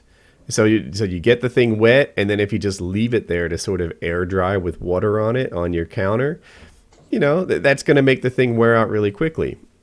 Now the thing I heard was alcohol, right? You put it in alcohol, and then it like gets a more complete sort of quick dry with no rust. Then you're set. Kyle's thing of drying it, same deal. Dry off your razor, and it's not whiskers dulling your razor blade; it's rust. You want me to tell you the bad thing about razors and capitalism? An amorphous metal would make razors obsolete. They won't use it because a person never buy another razor. Oh, I don't know what an amorphous metal is, but I'm guessing it's a metal with it's made mainly with silicone and boron, but it's really resistant to warping in all shapes and sizes, and it never goes dull. Yeah, and that ties back to the medicine thing, right? The drug companies that are making medicines, they're real cash cows. They're real top priorities, so I'm told, are not cures, but continuing treatments, right? AIDS. They figured out how to treat AIDS quickly, right? Like 8 years later, all of a sudden they've got Magic Johnson on a cocktail, and the guy barely has AIDS, but he has to take these drugs for the next whatever, like 40, 50 years of his life. There's no AIDS vaccine. No one's working on preventing AIDS from happening. They're working on profiting from AIDS. You take my pills until the day you die. The anxiety pills, blood pressure pills, that's where the money is. If they could give you a pill that, completely cured cancer, it's like, well, that's not nearly as profitable as cancer treatments that last for months and months and months. That's not a perfect example, but if there was a pill that made diabetes go away and just brought you back to square one, there's no money in that. We like diabetes treatment forever, and we like Wilford Brimley. When you got dogs, you ever go take them to the vet and they want to worm them, and then they want to do a worm test? Why do the test if you're going to worm them anyway? Yeah, I don't know. So capitalism also bad for dog healthcare. We need to charge you $60 to test him to see if he has worms. Since you're going to give him the worm shit anyway, why test him? Yeah, there were 120 leading cancer specialists that just came out, and they basically said pharmaceutical companies have to cut prices. They called it profiteering, like in the same way that people react to a natural disaster by jacking up pricing for food. These pharmaceutical companies are jacking up prices for cancer because the customer will do anything to cure cancer, right? It's literally a life or death situation. And it's not just customers, right? Like families are bankrupting themselves, parents of the victims, and even adult victims, right? Like if your 26-year-old son has cancer, it is your top priority to cure your son. Even though he's an adult, you don't just let him die. The families get together, send all their money to pharmaceutical companies to pay for the chemo, to pay for the heart medicine, to pay for all the things. It's not just families. Like I ride churches a lot, but sometimes I'll go to the church and everybody in the community will chip in money to get this chemotherapy done for this guy. Yeah. When somebody has cancer, it's not that unlike a natural disaster in which like you pay or do anything to get it fixed. I really do love capitalism. I know I'm coming off like a commie here, but something about capitalism and medicine, you're taking advantage of desperate customers. And I like it when they jack up the food prices in a natural disaster. And your motives are not aligned with the patients, right? Your motives are to extract all the money out of the patient you can, not to cure him. I love when they do they pull the hero card. Like, we saved Magic Johnson's life. No, Magic Johnson's paychecks saved Magic Johnson's life. That's exactly what they did. Like, Absolutely. How much money has actually went into cancer research? Cancer, like they said, they're jacking up prices for cancer medicine, but there's like the American Male Cancer Research Centers of America. I mean, like, they take in billions of dollars. For what? They haven't done nothing in like 200, yeah, 60 at what years. point? At what point do we stop dropping our quarters into that box and say, where are the damn results? I have been chipping in on this thing since I was 15 years old, and you guys haven't cured anything yet. Stupid doctors. I don't understand. Where's all that money going? Why? Your books. Are there any cancers that they have just cured? That they're just like, oh, you got stomach cancer? Here, have a shot of this. Yep, Well, cured. I understand the cure to cancer is cutting it out for the most part. I did a video last month about a 15-year-old boy that actually made a test for cancer, and he made it for less than like 15 cents. Is what the test cost to do. And like that blew my mind because there's been $1 billion worth of research done to like catch this cancer, and like they have all these tests that cost like $16,000, and this kid figured out how to test for this cancer by putting a piece of tape over your ass and ripping it off and finding the different chromosomes that the cancer would leave behind. I wonder how he got to that. Well, there's a video on TED. He explains the entire thing. It's very scientifical. But it shows the power of Google off. Like, he didn't know anything about cancer when his grandpa got cancer, and he kind of started looking into it. Because his granddad was like this healthy man one day, and he was this shell of a man the next year. And yeah, like, normally I would be pretty. I would wonder if any of this was true that you're talking about. But I actually saw this on Reddit. They were talking about this, and they were like, this kid found a test for cancer that's like, I don't know, 100. They pitched it this way. They were like 100 times more accurate than current tests, 600 times cheaper, and it was just ridiculously better than what was out there now. you wonder if what I say is true, Kyle? So you doubt me? Yeah, Kyle, what's wrong with you? Believe it or not, Wings, sometimes we do that. Sometimes Wings says things that aren't quite so scientifical. I was gonna say bullshit. Everything he says is backed up with scientific evidence. My question is this: we've got really fast computers now, right? Like we're moving petaflops of information or doing petaflops of I don't know how. You're a petaflop. You should have watched Tech Tuesday this week. No, you would know about petabytes. I was reading something about how like universities exchange research information, but then they there was the NSA was shutting down like some supercomputer that was doing petaflops, I think, or something like that. It was crazy. Why haven't we mapped completely the human genome? Are you sure we haven't? I feel like we've mapped it several times over. But I'm talking about in terms of that. medical applications of fixing diseases from a genetic standpoint and learning how to alter genes and what those alterations will do using these supercomputers that can map and model and do all this stuff. Is that happening? I don't even know. I'm not asking condescendingly. I don't even know if it's happening. I'm wondering because I think that would be like a really good application of supercomputer usage. I've always wondered why MRIs cost so much fucking money. I have a friend who's working in this area. Like, I'm not super tight or anything, but like, here's the deal. You know how sometimes drugs will fix one guy and not another? Like that's a thing. Some people respond well to a treatment and other people don't. He's using the mapping of the human genome to predict which patients will respond well and which will not to treatment and why. So apparently it's hard. I don't know. He's got like a bunch of letters behind his name. I want to say he has 2 PhDs and an MD. It's something like outrageous like that. He's a woodworker, which is how I know him. And he's a woodworker. Yeah. Is this Jesus? Are we sure it's not cabinets. Jesus? There you go. There's your proof. If he came to you and told you to kill your son, Kyle, would you take a video of that guy? I'll tell you what. If you've got a PhD, 2 MDs, and you can make me some kicking ass cabinets, and you come to me tell me you're I'd be a little tempted to do whatever you tell me to do. His name is Jason. It's not Jesus, but it's close. Does he have a beard? Right. What's his last name? Does his last name start with a C? No, it's a Jewish last name. If it did, how creepy would that be? Oh, wait, he's Jewish? He is Jewish. Whoa. Woody knows a Jewish carpenter with lots of degrees who knows that cures the how sick. to cure diseases. Yeah. Oh. Did you just suddenly meet him around age 30, 35? Yeah, that's about that's true too. That's about right. Oh, dear. Wow. Do we want to talk about how Sean Connery threw away more money than almost can be fathomed? Oh Yeah, my we could talk about that, gosh. but I'm wondering if this guy ages well.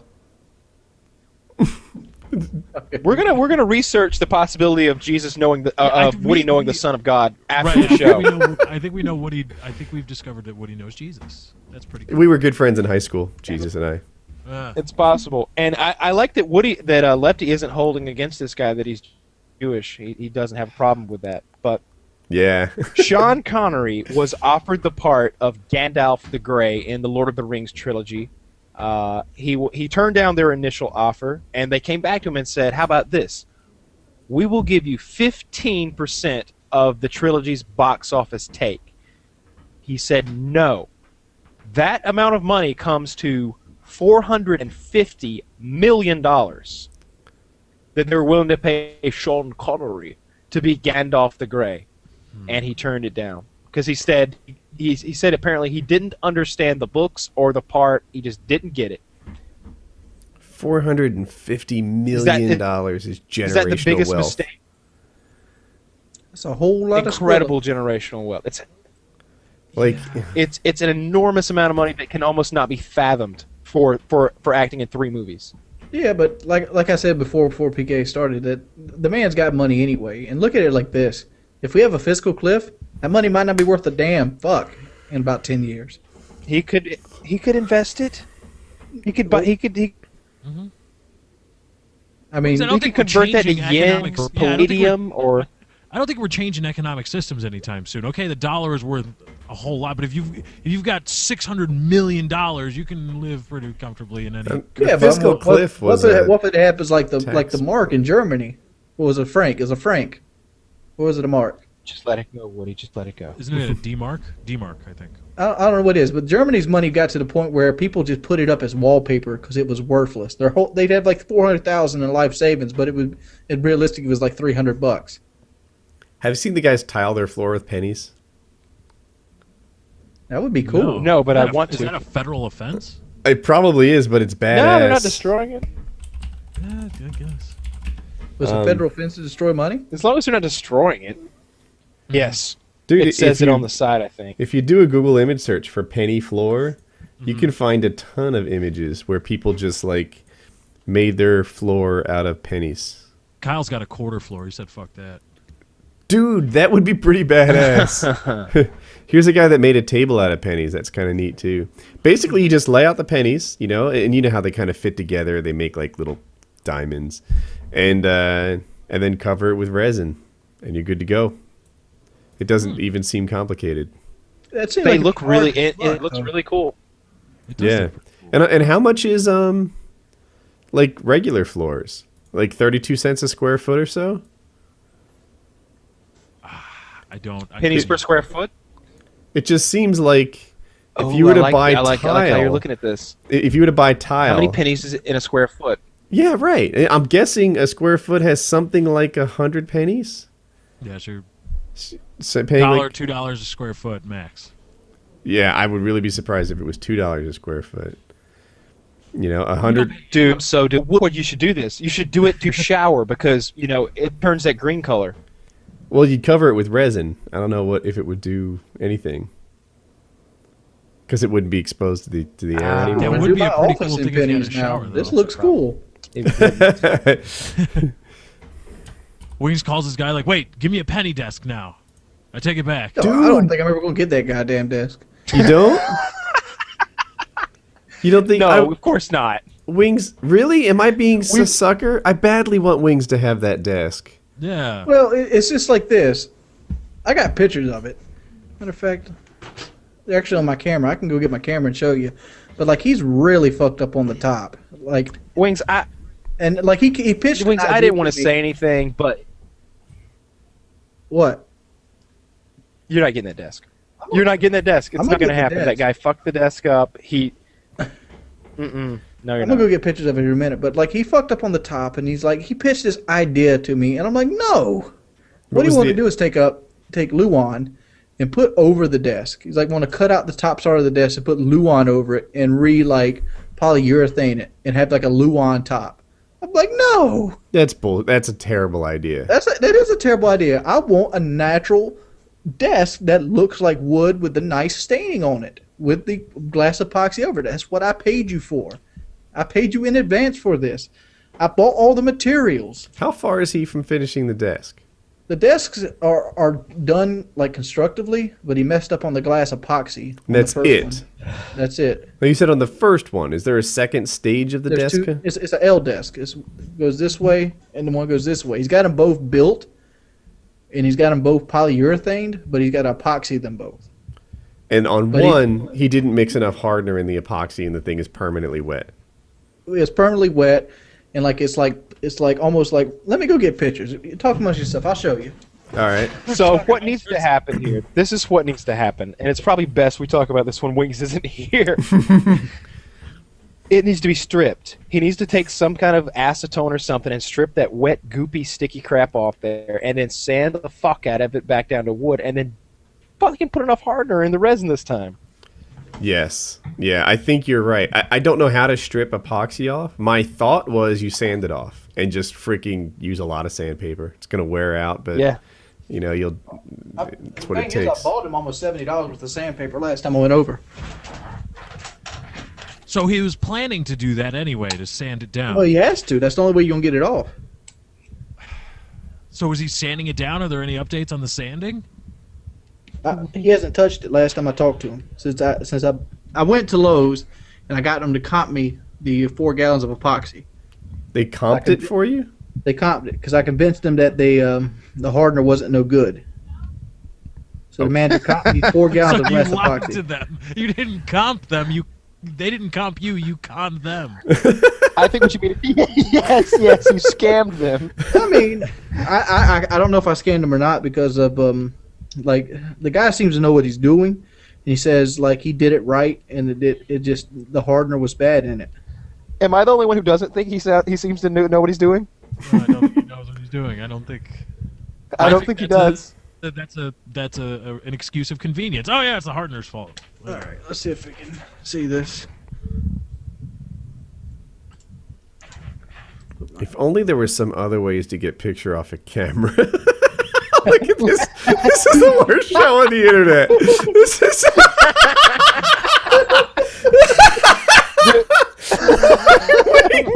when you upload this, title it that way. Go Painkiller Already, episode 132, in parentheses, the worst show on the internet.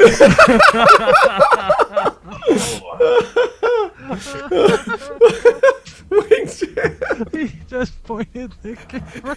It wasn't even the screen, right? Like we'd see it through the lens. Like you just. So I tried to show you the screen. Like it works with the iPhone. I'm dying. Oh god. Oh, that's awesome. Oh god.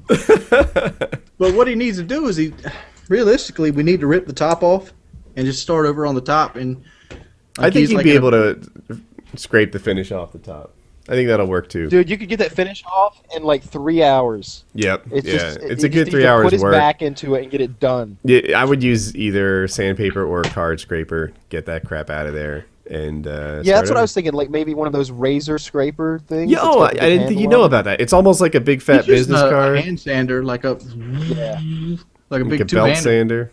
Yeah. But the way it sounds that the epoxy or the stain or whatever's on top is like, I imagine it like clear tar or something that you could almost peel off. I'm about to show you some in pictures one of it. foul swoop.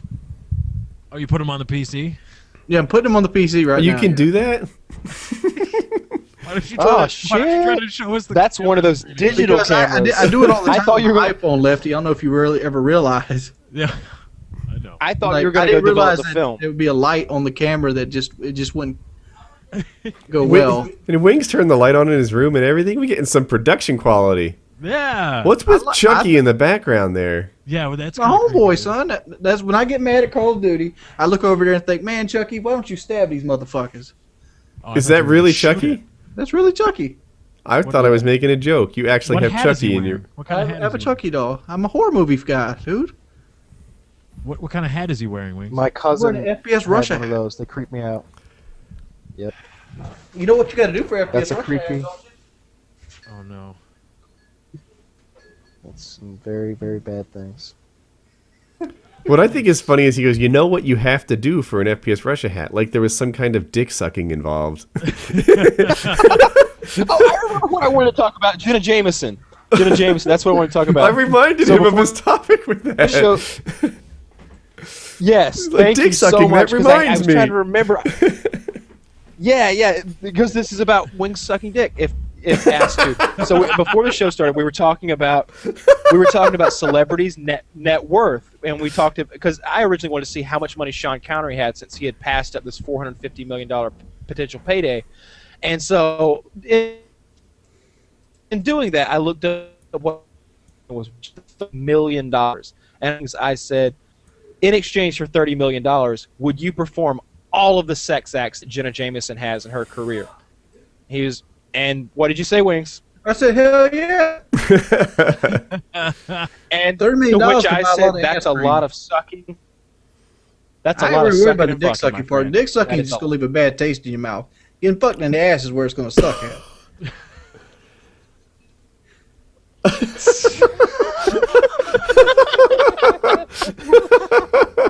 What about you, Lefty? No, I don't think I can get fucked in the ass. I mean, I don't know. How much money are we talking? $30 million. And I got to 30 do mil. everything she's done? Everything she's done. Double gangbang. No, fuck that, dude. No. I can't do double I'll be penetration. poor. How's I'll be that going to poor. work? I don't know. Take two in the rear. That's You toughy. can do it. You just squeeze, two in the rear. 30 million. No, I couldn't do it. I'm trying to find out how many men she's been with right now. It's hard to find. I know. Like, so the hypothetical somebody single would be- Woody. Now- If you could flip it around and say that I had to sleep with as many girls as she slept with men, I think it's worth it. I think I'd be willing to sleep with whatever it is, 120 women for $30 million. How do you think Jackie's going to feel about that one? This is the hypothetical single Woody. As a matter of fact, the hypothetical single Woody, $30 million, I might do it half price. Dude, if Jackie was a down as fuck woman, like a ride or die chick, she let Woody tackle 125 pussy for $30 million. That's set for life. Yeah. That's He's like, the all right, movie where, honey, the you're guy going for a tries to 1 week stunt Demi Moore. vacation. But like the real me, I swear to God, even 30 million, I don't think 30 million would bring enough happiness to counter the unhappiness I'd get with, the 120 women in my life. You guys don't have like holdouts? No, we Like, don't. you don't have like, if this person offers sex for me, I'm gonna have it. Right. Like she'd have Brad Pitt and I'd have, I don't know, freaking. I linked the 3 things there in the chat for the desk if you guys want to see them. That's the trouble spots. Yeah, no, we don't have anything like that. And I think the third one is actually showing off the wet areas of the desk that just don't dry. Yeah, man. I mean, the solution is straightforward on this desk. You need to take this off the top through whatever means, sander, scraper, something. And, you're going to have an uneven finish after you sand it. So you're going to have to restain it and put the epoxy back on the top. And it's not that bad, dude. The only problem is he's working 2 jobs now because his girlfriend doesn't work. And she like just got fired from her job and shit like that. And every time I call him, I get a sob story. I was just thinking, though, like if you got a guy who was a worker, I know you don't want to pay more guys and stuff, but if the guy would freaking work. If somebody come to me right now, like, you give me $300, I can get your shit done, I'd pay him. Yeah, that's what you need. Because I really want this desk. I think this desk would change my whole office and maybe give me some confidence. There's guys out there that will definitely do this for $300, especially since you're got the materials in place. And it's pretty much already done. Yeah, he just needs to finish the top and redo it. If you live close to me, we'd get it done. I'd knock this shit out. Well, I'd go so far as say I could bring it up to you. I don't think you can. Right? Isn't this stuff like not possible for humans to carry? Like you need chimpanzees to lift this shit. It's about 600 pounds, yeah, but like. Oh, wait! I just remembered. I have an MMA fighter lined up for Painkiller Already that fought a chimpanzee. Oh, Yeah, dude. now. I watched him tell his story. I reached out to him and I'm like, would you like to come on our show? He says, absolutely. Can I promote my gym? I said, absolutely. Make it win-win, right? We get a show. He gets to tell the world about his gym. This guy fought a chimpanzee. Did he win? I think we should leave it up in the Let's air. save it for the show. Yeah, save it for the show. Yeah. He survived, that's all we know. Like I said, like you can't take glass epoxy out in the sun because it yellows. But like, I could get it on like a 12-foot trailer and just tie it down and bring it. Dude, are you really worried about it yellowing? We're about to peel it all off. Yeah, that's the saying. Like, it's fucking useless right now. I mean, like, I'm at the point where, like, I'm like, let's just rip the fucking top off and start over on the top. Nah, man. You want to? We could fix that thing in a day. Well, I mean, you want to drive down to Wings? What do you want to drive down to Wings' house and fix his fucking desk? I'm kind of tempted, right? Like, I just freaking load up the tools in the truck, head on down there, and what you'd be finished with is probably the first layer of stain would be drying. Right, in a day we get the top stripped off. The stain would be all uneven, so we'd have to restain it, and then the top layer would be drying. I don't know if y'all motherfuckers realize this. I don't know if you can see back there. So I'll move this. Right there is a 28-inch monitor that's been waiting on this desk. Silent. Oh, man, that yeah. sucks. Yeah, you gotta This get is this bullshit. Yeah, I mean, this is like PKA episode 4 when we started talking about I this. put a 680 in my fucking computer so I could hook up 3 monitors waiting on this desk. Which I've 680? redone this office waiting on this desk. Like, you see the white trim up there in the baseboards? Mm-hmm. All this The- was to be redesign of my office, like redoing the man cave. And I still don't have the centerpiece done on it. Wings, I want to do a dual commentary with you when we play some Call of Duty. I saw you do like a 3-part thing where you're just playing like for a win streak. I want to do that's one 11. of those with you. That's so far 11-part thing. All right, well let's get some me and you parts, and let's throw in another guy or two. Let's get a full party and have some fun. Yeah, we can do Road to Loss. I just want to play with some good people, man. I really am good at Call of Duty. I've got my shot back. Yeah, You've yeah. been my friends since like 3 years. You haven't Yeah. got kicked off yet. Yeah, people don't know Kyle's a good player. Kyle's a strong Call of Duty player. We've got to do this. Trust me. I'm on there. I'm dropping 40, 50 kills in domination. My teammates can't cap a flag. I'm dying left and right. If you beat Can't me in do a it. random lobby, you better understand you're beating me with Twitter followers. If I start inviting people off my friends list, you fucked up. My friends list is one of the. I could literally take any 4 guys off my friends list and have a really good scrim with a pro team. We were Dead serious. cleaning up my house today as Kyle was coming over, and somehow That doesn't count. these old pictures of me surfaced. Can you guys see? Wow. Oh, he's pulling the wings, huh? That's Jackie and It's out I. of focus, dude. Can you pull it back a little bit? Yep. Is that better? That's a little worse. Yeah, I don't think it's Jackie's the. a hottie. There it goes. Hold up. Stop. Right there. There you go. All right. Weeks is getting excited. And All then right. this is like the. All right, look guys. at- Let's go from Lefty to Kyle. Who would bang Jackie? Wow. first? Oh my God. No. No, Stop it. I'm Stop not- it. That's inappropriate I'm not gonna talk about conversation. his wife like that. We are so. Woody, do you really think you're Lefty or that stupid? Only Wings would say these things. Me and Lefty both went, shut your fucking mouth. Sadly, we are so white in this picture. I guess it's a little overexposed. You can't make us out as people. We're just No, like no, no, no, eyes. Lefty doesn't mind. Lefty Oh, doesn't God. mind, do you? Oh no! That's the Aryan race. Lefty's like, not white enough for me. Yeah, but this one, I guess we're tanner or something. You can see us. What's that that in your a beer in hand? your What is that? hand? Is that a beer or a soda? It is actually a juice. Yeah. juice. Little tip for anyone: never to have a picture taken with a drink in your hand, even a juice like this one. It dates you really bad. I don't know. It's just something not classy about drinking almost anything. What Yeah. about the world's most interesting man? He's always got a drink in his Yeah, hand. there's Okay, that- that's an effective counter.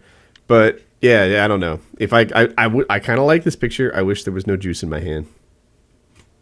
Yeah. Can we talk about AJ Clemente? I like picture.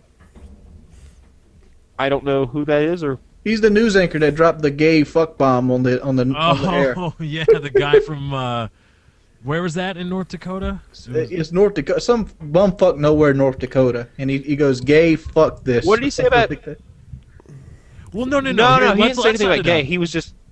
He was saying somebody's name. He And was rehearsing. All he caught was the last part of it. Yeah, and he was. They were coming back, and that was his first time on the air. I think it was Bismarck, North Dakota, or something like that. And they were coming back from a break or something, and he was like, they were introducing him. That was his first time out of college. He got a job. He's going to be on the air, and the producer Didn't tell him that his microphone was on. They didn't tell him that they were coming back from break. He didn't have an earpiece in his ear to tell him, hey, we're coming back from break. And he was researching. He was just looking down, and he was trying to say some guy's name. He's like, gay. Fucking shit. Right, he's like, fucking shit. And that got picked up by his mic as the female anchor was trying to introduce it. And then he's blown away by that. Mm-hmm. Yeah, he's just shocked by that, and he knows he's fucked up, and you can see it on his face. And she is a pro. She keeps going with it. She knows that she's probably seen this happen before, where somebody drops a curse word, and she knows. You just keep going. Mm-hmm. But he's just messed up at this point. She's like, yeah, this is, let's just, whatever his name is, Joe Smith from blah blah blah. Tell us what it's like. He's like, well, it's good because I'm also from East Coast and stuff. Poor guy. I feel for him. I feel bad for him, right? Because the camera's on. He's young. He doesn't know. I honestly think this sounds bad. I think I do better. You know, I've been in front of a camera and on a mic. You've got a lot. Yeah. Yeah. All of us have. All of us have been on a camera or in front of a mic enough that we're gonna do much better than some guy right out of school stuck on the air. Yeah. That guy, he dropped the ball. But there's a big online. I think he was on like Good Morning America though, and Tom Brokaw was there, and he gave him like a pep talk, and he was like, you know, everybody screws up, everybody has this moment. It's not as bad as yours because yours is still pretty bad, but he's like, you'll be okay. And so, I mean, at least he got Tom Brokaw, who got a new job, I think. Did he? I didn't know. Yeah. Oh, absolutely. There was a huge online movement to keep this guy in broadcasting because everybody felt sorry for him and understood that it was just a fuck up. Mm-hmm. And I mean, and just I like when the internet F-bomb does isn't a good big stuff deal like anyway. that. I like when the internet. Me too. I like it when it works like out. Like, do you remember the guy with the golden voice? Mm-hmm. And they got him found, and he was discovered, and then I think some baseball team hired him. Do you know about this? It was the Cleveland Cavaliers hired him to do their PA stuff. And for their like 2 weeks later, he was on drugs, and they had to let him go. Yep. Mm-hmm. And that's why there was a homeless. reason he was a bum, ladies and gents. Excuse me, yes, a bum. I'm sorry, he's a bum. It's a shame. I'm sorry, yeah, you were way off with homeless. I think he was homeless. You were fine there. No, but he had a chance and he squandered it. That takes him out of the class of homeless. He didn't get screwed by anything. He screwed himself. I see. You were adding the condemnation factor to it. Mm-hmm. Adding condemnation. Yeah, he screwed up. He was handed something wonderful and he threw it away again, just like he probably threw away other things in his life. Actually, I'm looking at his thing. Since the Cavaliers, he's done a Kraft macaroni and cheese commercial and a YouTube campaign. He's also doing voice work for YouTube the people aren't real stars. They're nothings. Kathy Lee Gifford talk show. And we all think we're celebrities. We all tell everybody we're celebrities. In the interview, he said he's been clean and sober for over a year now and doing well. And he is writing a book. I thought he was drunk again. He was like, yeah. No. There was a big thing where he was like, he just fell off the wagon. Again. This is in 2011. It says right here, 2011. They retracted the earlier job offer when he showed up drunk to a Texas rehabilitation facility. So he never actually got to the point where he was working for the Cleveland Cavaliers. Okay, yeah. So then he didn't even screw it. He tried to screw it up before he got any windfalls from this thing. Yeah, I don't know. Can't really blame him. Showed up at rehab drunk. Well, he's not a homeless person anymore. That's the good news. That's good.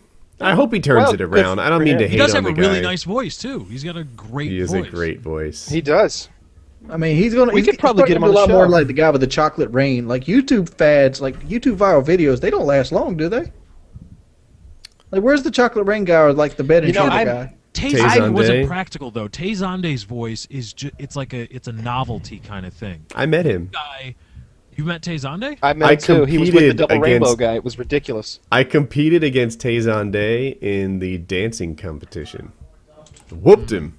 And kicked his fucking ass. Got everybody's ass that week. Yeah, and I talked to him a little bit too. He was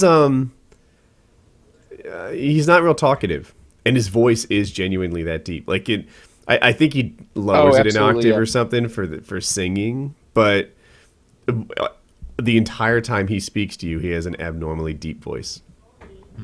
And I saw like a viral internet. It was like a viral internet video the Rain guy, Tayzonde, and the double rainbow guy hanging out together in L.A. In VidCon, right?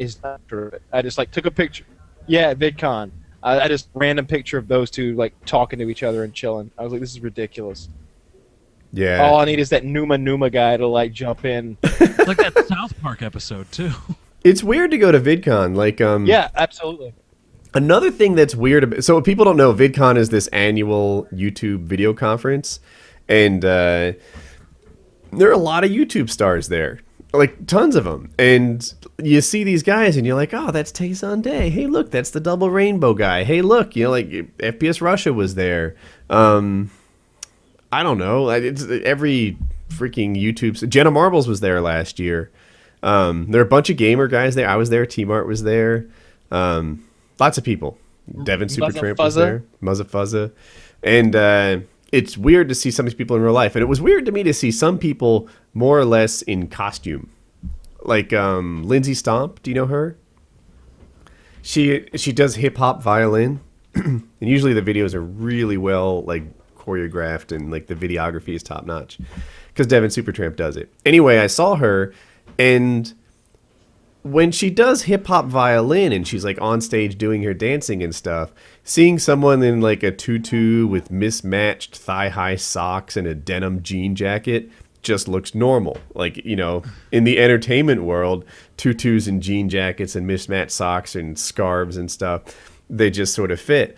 But when I see her like next to me dressed like that, it was like, oh yeah, you're in costume. Like, I get that. I saw Jenna Marbles. She's really, really thin. Like in her videos, you mostly see her from like the bottom of her rib cage up, but it like in real life, you see her and you're like, wow, there's hardly an ounce of body fat on this woman. And she had the glued on eyelashes in. I don't understand thin people. That's awesome. The glued on eyelashes you see in the video just seem like okay and normal and like part of it, but when you see it, like when you're standing next to her, you're like, wow, those things are like 3/4 of an inch long. Like it's not an everyday eyelash that you see. And she's like a legit celeb. People were lined up for ages out of her. But anyway, it was neat to see all these guys in real life. You see their real heights. You see things that, I don't know, look kind of normal on YouTube because you're used to entertainment, people dressing and being crazy, to just being in person a little wild. I want to know why you mentioned heights. Did something strike you, or were a lot of people taller than you expected, or a lot of people shorter than you expected? Because you never know. You never know how tall somebody's going to be. Who's and the you meet tallest somebody guy like you were surprised by? Harley. Harley's tall. You meet Harley from Epic Mealtime. He's 6'6". Yeah, he looks huge though. People don't know that. That dude's They don't know how tall he is, and you can't appreciate a legit 6'6" guy with a beard that's could eat you until you're You know, imagine if he was your actual teacher though. That would be sweet as fuck. Harley does this in real life just as well as he does on video. He commands a room. Like, you know, you see him on video and he's like, I wish I could come up with a Harley quote, but, you know, say something about bacon and next week we eat the future, and it just kind of like bellows. When he's in a conference room with 350 people watching him, he has the same effect. You know, if he wants them all to laugh, anytime he wants to, they all laugh.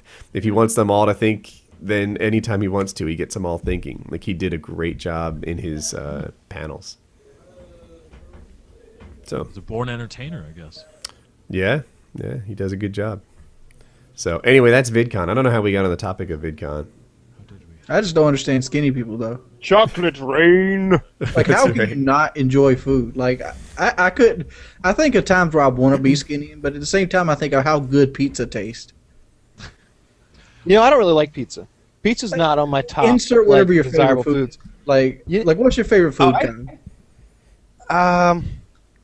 I like spicy stuff. Like if I get like some Thai food, like some super hot Penang curry or or something like that. Just bet you Yeah, can't yeah, have that anymore. Or like you had to be like Jenna Marbles thin, where you had to like eat like 600 calories a day or some goddamn low number like that. Well, no, I kind of do this. So the way I handle like my body weight is I will eat a huge amount of food until I feel like I'm starting to get chubby. I'll go on a crash diet where I lose all the weight really, really fast, like over like a month-long diet where I lose 15, 20 pounds, and then I'll go back to eating whatever the fuck I want. So because I don't want to It get sounds like it's going to really big. fuck you up I don't when wanna you get older. I don't fucking care. I don't fucking care. Because I'm not going to be overweight, but I'm also not going to not enjoy the foods I like. Because I don't care what anybody says. The correct serving size for Ben and Jerry's is a pint. Okay, I'm going to sit there and I'm going to eat a pint of Ben and Jerry's. Okay. Don't give me those little bitch cups because those are bites. Those are bitefuls. I'm going to sit there. I'm going to eat the whole pint of Ben and Jerry's, and then I'm going to, I said I didn't like pizza, but I love frozen pizza. That's what my refrigerator's full of. I'm gonna eat a whole large pizza, a pint of ice cream, and I'm gonna drink a dozen Cokes a day. I don't care. I know it's not healthy, and I don't give a fuck. The FDA can kiss my ass, says Kyle. Absolutely. Surgeon General's While we were doing this podcast, I drank While we've been doing this podcast, I ate an entire can of Pringles and drank 3 Mountain Dews. I don't care. You're not going to bed anytime soon. An entire can of Pringles?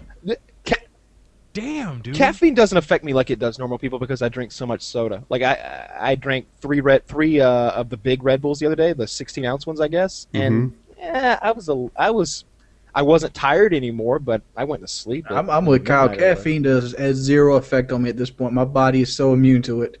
I'm on the opposite end. Like I can drink a cup of coffee and go to sleep. I drink mostly water. That's my most common drink. And I hardly ever have anything caffeinated. Like I had a sweet tea today. There are a couple sweet teas. But mostly I just drink water all the time. And when I have like, I don't know, either something caffeinated or the G Fuel by the Gamma Lab stuff, I'm up forever. Like that stuff is super effective on me. I shouldn't be taking it after like 4 p.m. So I'll stay. Yeah. Anyways, the other thing about I want to try some of that stuff. Oh, dude, I got enough for an army. I've got so much. Yeah. Let's try some of that out tomorrow. I'm gonna try that stuff out. All right. Every time I go on one, like a diet, I have like a 3-day period where I get caffeine headaches. Like I go with caffeine withdrawals. Yeah, because you're addicted to it. Dude, you can still have caffeine and be on a diet. Yeah, I understand that, but like there's caffeine tablets. You shouldn't have like sugary drinks and stuff like that. Get sugar-free Red Bull. Sugar-free Red Bull. That's what I do when I'm actually trying, on a diet. The shit tastes nasty. It does nothing for me. Did you say you don't want to drink? It keeps you getting headaches. Yeah, I don't want to drink bull nuts. You can also take aspirin. It's got caffeine in it. Tangerine, whatever it's called, it's basically bull nuts. Nah, man. No. Oh, you're talking about taurine. Taurine, yeah. Bull nuts? Nah, man. There's no bull testicle extract in taurine. I'm gonna research that right now just in case this is a Wings of Redemption science fact. But no, this is a Scientology corner with Wings of Redemption. No. That's another thing we can this is legitimate stuff. On. Wings' Scientology corner brought to you by Lowe's or whomever else. Monster Energy, Red Bull, or G Fuel. Excuse me. Right. G Fuel. This is a G Fuel stream.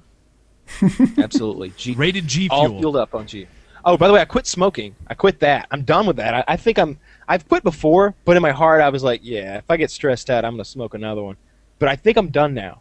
And if anyone out there is listening to this, and this is coming from someone who smoked cigarettes for, I'm 27 now. I've been smoking since I was 19, so 8 years. I've been smoking 8 years. These electronic cigarettes are no joke. They actually work. But the problem is, don't get the cheap knockoff ones. Get the blue, BLU ones. That's how you spell blue. Blue cigarettes. And you can get these. They're rechargeable, and they have all these flavor packs. Like your cigarette can taste like coffee. Dude, can I interrupt? They have a USB adapter. Kyle wore one out, and I plugged it into my computer and charged it back up for him. Mm-hmm. All right. I'm smoking this thing right now. It's water vapor and nicotine. It's awesome. All right. Taurine is a type of amino acid that gets its name from the Latin term taurus, which means bull, because it was first located and extracted from bile and semen of a red bull. Oh shit! I've got a little bit more accurate information here. Hang on, this page is taking a long time to load. Was Rich right about something? Please load so I can tell people that Red Bull doesn't have cum in it. It's not cum, it's amino acids, dude. But the human body has amino acids too. It might not be from a bull, but the fact is, it's basically like almost like a steroid type amino acid. It's just nasty. Hey, Jordan. Yeah. You want to have a blue cigarette? Bull sperm does have taurine in it, but taurine doesn't have bull sperm in it. Same thing. Okay, good. Yes, good job. That's perfect wording, Kyle. Yeah. That's the difference. So Wings is sort of right, but there is no bull sperm or semen I or just said anything that. out The of a fact is, bull. what Red Bull uses is a amino acid out of the human body, which comes from thing. It's So complicated. you're saying there's human sperm in it? Not human sperm. It's an amino acid from the human body, which actually is part of the creation of sperm. It's way down the line. Drink that Red Bull up, folks. No, nothing nasty in it. I don't drink them. They don't taste good. They don't do nothing energy for me. Like they don't give me no energy boost. So it's like a really shitty tasting soda to me. Oh, Red Bull. Oh, you guys- I like Oh, the go on. taste of Red Bull. There's people like the taste of Bud Light, and the shit tastes nasty. I don't understand it. Bud Light's not that bad. Bud Light's nasty as fuck, dude. It's like camel piss. yeah, god damn it, Lefty, you jerk. I'm sorry, I thought that was the tone. Let me I go was on just... this. I've drunk my own piss. It's And not. Bud Whoa, Light whoa, is whoa, really whoa, whoa, whoa, back up, back up, back up, back up. Say that again, Wings? I've drunk my own piss. Story time with Wings. Well, I'm very into survival shows, and I've seen them do it. I'm like, I wonder what it tastes like. So I've done it. I had those little medicine jars. And you know how the medicine, like you get a thing of Robitussin, goes those little clear caps? You just pop a little in there and drink it, and it tastes just like Bud Light. Almost. Yeah. Did you do this in front of your TV?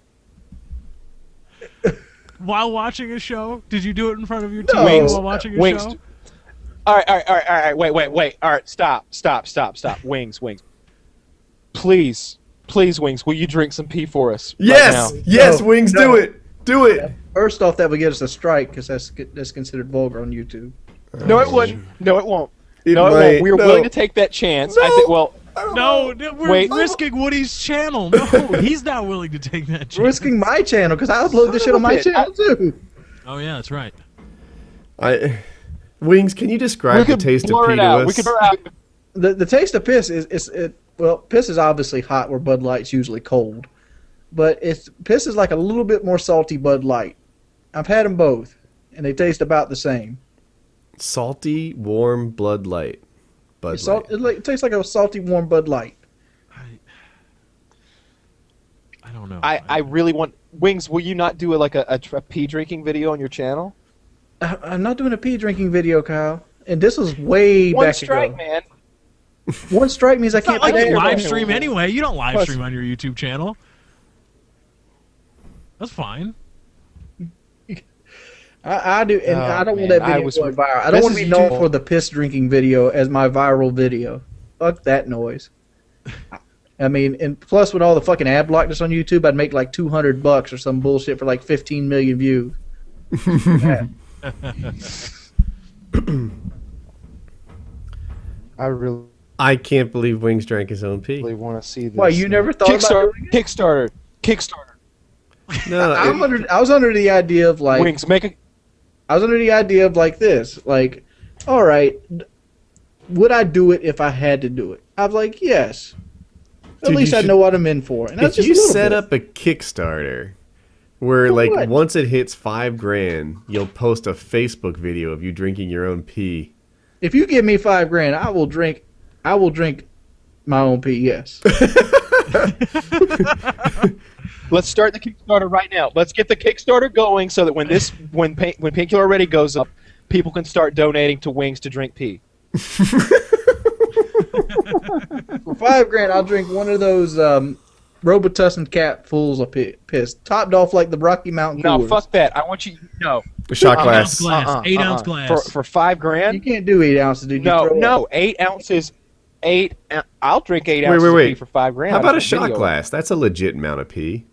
What I was just offering to drink was bigger than a shot glass, Woody. A double Oh. shot glass. A Oh, double come shot. on! I'd I'd drink a shot glass of Wings pee for $5,000. Don't be a pussy. I didn't Come on understand. I thought Wings was drinking the cap. You know, when you pour the The Robitussin Robitussin in. cap, that's bigger than a shot glass. Wait, oh, that's the one it's you take almost the medicine size out of a shot glass. I was thinking of the cap itself. Yeah. Oh, You know, the yeah. little screw-on part. No, I didn't No, pee in the no, top of the that's- screw-on part of the Robitussin bottle, Woody. That you act like. used Oh, the I'm cap. sorry. You- I was ridiculous in Oh, your yeah. pee drinking antics. Like, I'm Yeah, the idiot here. What a jackass I am.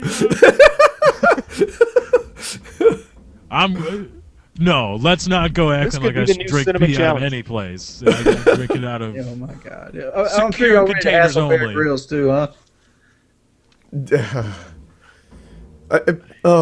I don't know what to The say. correct answer is like Bear Grylls climbed Mount Everest. He can drink his own piss. Yeah, but I don't know. I'm gonna look up see how much money Bear Grylls is worth. I'm a little curious. All right, we'll look this up. I That like guy's how such a fraud. If we never would have started talking, if I would have never stood up for Bud Light, we would never have known that Wings drank his own piss. I'm sure many people have. Nice job, man. 6 million. 6 million? And now I would not Actually do what thought Bear it'd be Grylls higher. has done. Like I would not put the stuff Bear Grylls is putting in his mouth for $6 million. Fuck He earns that noise. 30 grand an episode. I thought it'd be higher. That sucks, dude. That literally does. Yeah, me to too. go out into those fucking wilt jungles and shit for 30 grand. Well, I do TV it. doesn't pay well. And I thought maybe all that other stuff. It seems like when I go to Dick's Sporting Goods, every freaking Leatherman and machete and baseball cap has his name on it. Like, maybe it's not earning that much. Does Les it not Stroud pay is only worth 5.5. Yeah. 1,000? To be honest, I didn't think he'd be so Million. close to Bear. Like, I prefer Les Stroud's show because it's so realistic and it's all Dude, that. He doesn't drink his own pee. Les Stroud shows like Constitution 100%. But Just imagine climbing a mountain and Bear- videotaping it, climbing down the mountain, getting the camera, and climbing back up with the camera. oh, I get it. Yeah. I follow. But Bear Grylls has all the marketing deals, and I think his show's bigger. Even though I don't think It it's is. better. I'm surprised their net worths are so similar. But Wasn't Mike Rowe making Maybe like Bear something? Grylls likes popping champagne. Oh yeah, what's Mike Rowe worth? I bet he is killing it. He was making like 700 grand an episode of Dirty Jobs once, I remember, and this was when I was in college. He was like, somebody was like, yeah, he's making like 700 grand an episode of Dirty Jobs. By the way, $35 million. If you Wow. that Ford money's paying well for him, huh? Ford, come on, dog. Ford, Levi's. Yeah, Mike Rowe he's has the accumulated voice his of- net worth through TV I will do appearances, anything with my works as a F-150 spokesperson on if TV. you want to pay me for it. Oh my god. Wait, you were like 45 minutes ago. You were seriously contemplating, wondering how you could get 2 dicks in your ass for $30 million. He'll do anything for money. I'll pull a fucking house. I'll attempt to. and I'm sure there's like people watching this who've never supported themselves who don't understand the motivation. But like the financial freedom that the 30 million gives you, like Dude, you can buy a whole lot of motherfucking mouthwash for $30 million. Yeah. yeah. Dude, you just never. I mean, when you have bills suck, not knowing how bills are going to get paid sucks. Life is a million times more enjoyable when you don't have those worries. And when you can do something that's really quick to flip that money, like getting, sucking a dick or something like that, you're a fool if you turn it down. Fool. Yeah, Yep, just a little dick sucking, that's all. that's all it is. $30 million for a little dick sucking? I've never It's just sucked 2 a dicks dick, in your butt. but I That's it. imagine it to taste like a forearm. Like it's just skin. Yeah, that's all it is. Well, until the end. 3.5, 5 minutes, and it's over. You're done. And then it probably tastes like an oyster. Who knows? You might be better at it than I am, Lefty. Oh, I am. love oysters. Do we need a $30 topic? million. I'm thinking of a topic, but it's Yeah. What? The taste of semen isn't good enough? What do you want? Ask Alf, he can ask one of his girlfriends what it tastes like. Oh god. Wait, Wings. You haven't tasted it yet? No. Come on, Wings. Little Robitussin bottle. Get it done. You've already drank your own piss. I mean, I thought Well, drinking your own cum there's would never the going to be a next- point in my life where I need to do that. I don't know, maybe you're protein deficient. Well, It's coming out of my body anyway, Lefty. We'll put it right back. I can eat chicken. Chicken tastes a lot better. Yeah, but you're taking the protein out of your nuts and putting it back into your body for I don't redistribution. need protein in my nuts. I mean, you can live without nuts. Right, but that's my point. Your nuts are like a sink of protein. It's just there creating children that you don't want to have.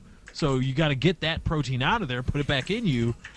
You're not swaying me, Lefty. I don't know. Lefty sounds scientifical to me. I think you. I think you should just line up with what he's saying. I think you should. Yeah. How much for that on Kickstarter, Wings? How much? 0. Double. We'll double the $5,000 if we get the 10. Back up. There's a number. There is a number. There's a number, but it There's ain't a number. 5,000. I mean, I might drink my own for $50K. Dude, I it's drink going to my- take that much, really? Look, No, like I mean, if you're up like I don't 15 understand how today- you guys are so expensive. I think you guys just don't have enough imagination to imagine what $5,000 looks like in 50s. I think that's the problem. $5,000 in 50s on my desk right now will make me feel rich. I know exactly what it looks like. It'd be 2 little wrapped paper things. No, I'm gonna take the I- damn. there's- I'm gonna take the rack off. I'm gonna let that spread that shit out. I want to feel secure in my choices. I don't know, man. This is a public thing, right? Everyone knows. That's where the money comes in. Oh, really? See, I thought it was just like see the yeah, it's the posting the entrepreneur video me to your Facebook page. wants to wear a Red Bull shirt while I'm doing it with a Nike hat. Posting the video to the Facebook page is why I want to get paid. Like, if I could just privately drink it and not tell anyone on Earth, the price would go down. Yeah, but the fact is, there's too much competition, Woody. A lot of people would do it for a lot less money. Why do you think porn stars get fucked in the ass and get this shit cummed all in the face for like $1,000? Because there's a line of girls ready to do it. Wait. Just back it up. Back it up a step. Just tone it down. But yeah, you're right. But you could have said, like, why do you think porn stars, But that ain't funny. Do the things they do. Why do you think porn stars do the things they You're do? being political correct. I'm trying to be a comic here. All right, then. All right, All right. that's a little kind We're of 2 hours a- in. that's Maybe the kind of haters a- aren't watching anymore. let's keep it let's keep it so that at least adults won't be freaked out by what you're saying. Exactly. All right. On a much cleaner topic. Anyone here an Arrested Development fan? Never seen it, no. Nobody here. That kind of ties into my thing. The internet is wild about Arrested Development. It's a sitcom.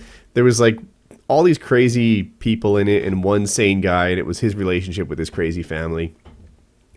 The internet badly wants this remade. The internet loves Firefly, and I love Firefly. Therefore, the internet is Yep, me right. too.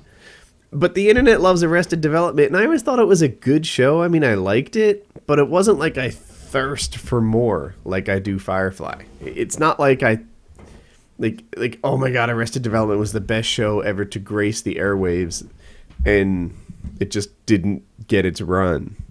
But Netflix is bringing it back. Like, how they did House of Cards, which was awesome, and they did that other one, which wasn't awesome. What was it? It starts with an H, like Hector Tome or something.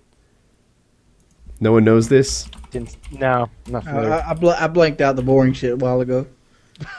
Wait. Looking... Wait, Bro, come on now. Hemlock Grove, right? So they did House of Cards, and it was incredibly good. They did Hemlock Grove, and in my opinion, that one was kind of a miss. But they have Arrested Development coming up, and it looks like... Wow, it says to be broadcast May 26th of 2013. That's a month from now. They're bringing back Arrested Development. Yes. oh my god. Yes. Yeah, for Netflix only. By the way, netflix.com/Woody, get a free month.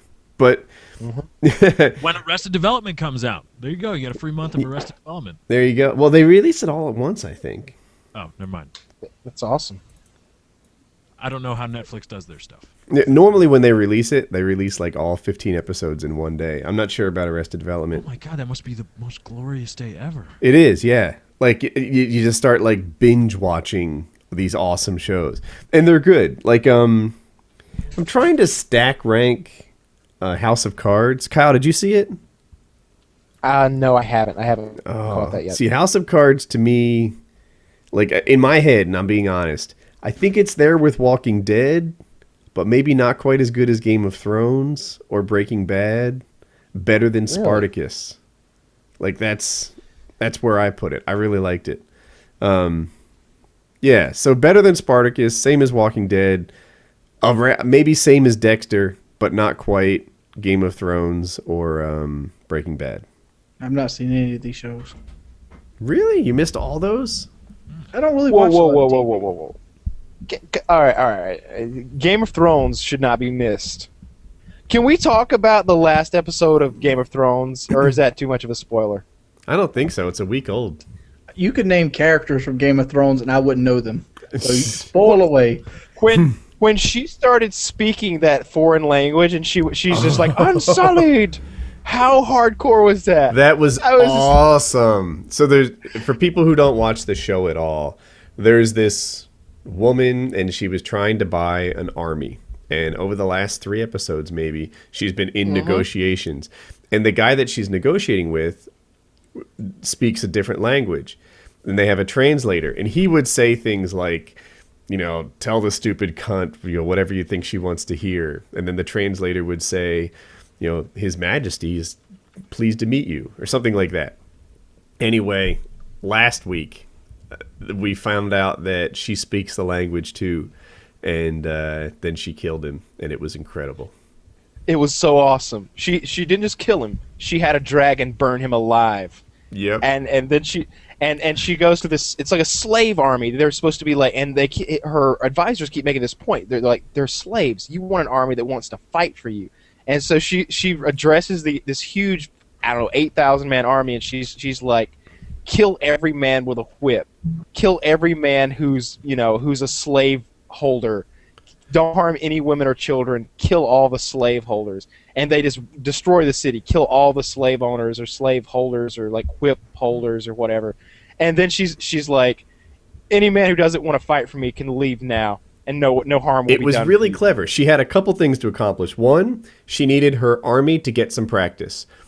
2, she wanted an army that didn't like rape and pillage as it won. She didn't want to be the bad guy.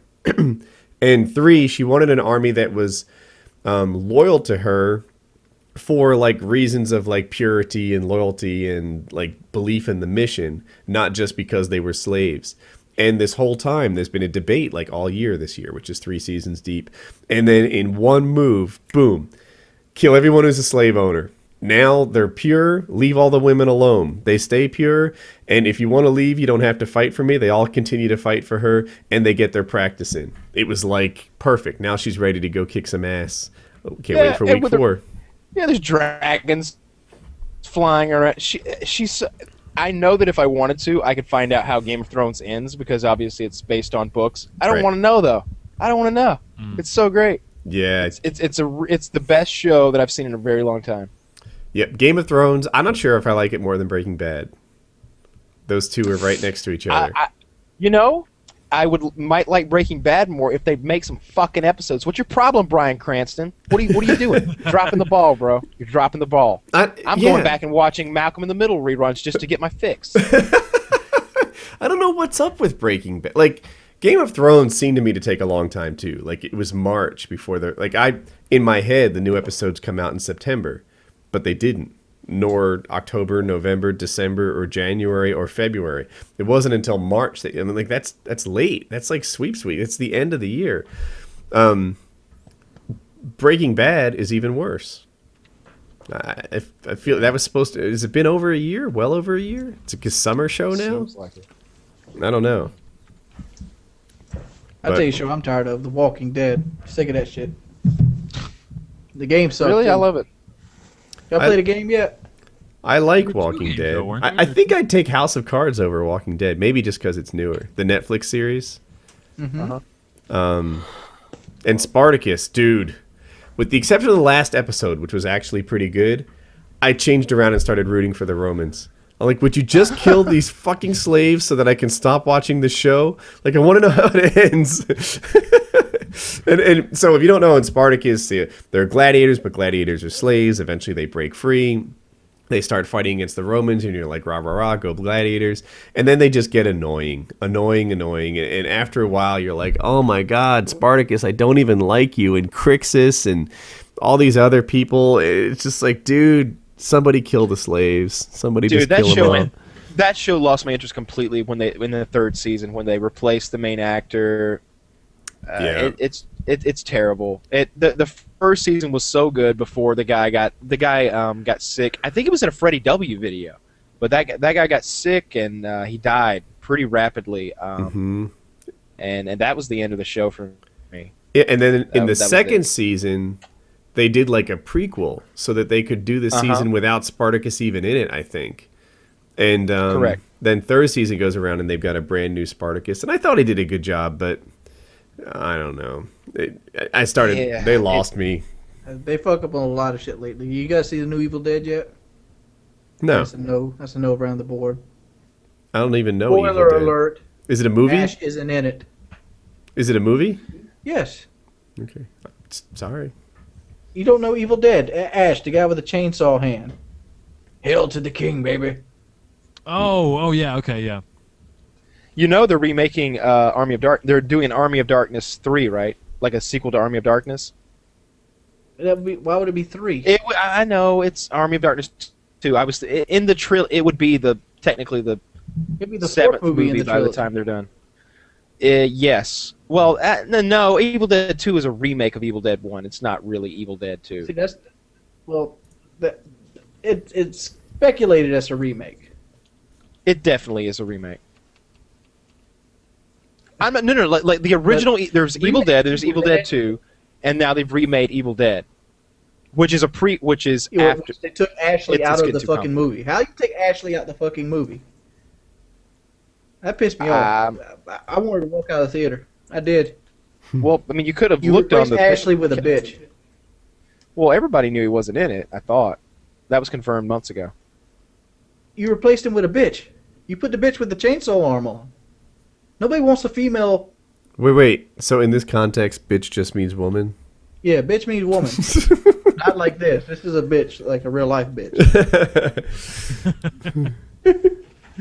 But like, I just didn't like it. I'm like, man, you fucked Evil Dead up. You should be, They need to burn that movie. It needs to be destroyed underfoot. Well, I think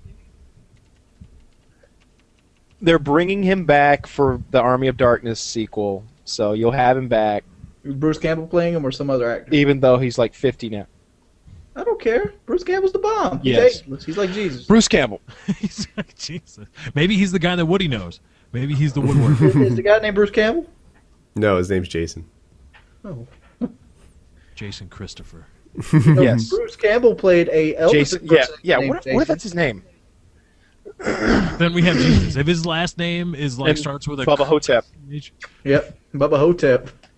What was I going to say? What if his name is like Jason Herbert Christensen? Get it, Christensen? I get Jesus. it. I get it. And we have Jesus. Oh, did you guys hear the Glenn Beck conspiracy theory? No. Oh, no. This could be good, though. I love Glenn Beck. So, Kyle, are you up to speed on this guy? So I used to be a big Glenn Beck fan. Some of the stuff that used to be on his TV show was accurate, well thought out, and entertaining. However, I have a hard time going along with some of the crazy stuff that I see him talking about now. Also, the fact that he wears a flannel shirt under a blazer with a tie. So please tell me what craziness he has come up with. So apparently there was a Saudi national at the Boston Marathon bombing. Mm-hmm. And Was it the world's most handsome man? a different one? Okay. And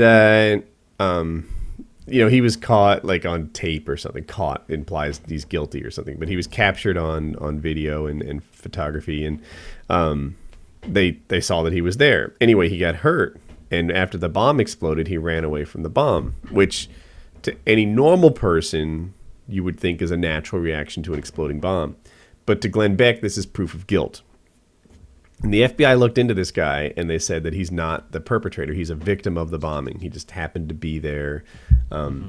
Existing as a Saudi national who's a U.S. ally does not necessarily make you a terrorist. But Glenn Beck thinks that the government is covering up for him. And the fact that they cleared him means that there's like federal documentation on him. And that is, in Glenn Beck's head, proof that he's guilty. And he's just latching on to this theory that the Saudi national did the bombing, not the people who were photographed with the backpacks. Or shooting at the police. While I do think it could be possible that maybe if the Saudi national were involved, it might be covered up to avoid some kind of conflict with the Saudi Arabians. I'm pretty fucking sure that those two guys, the two brothers, were definitely involved and they did this thing.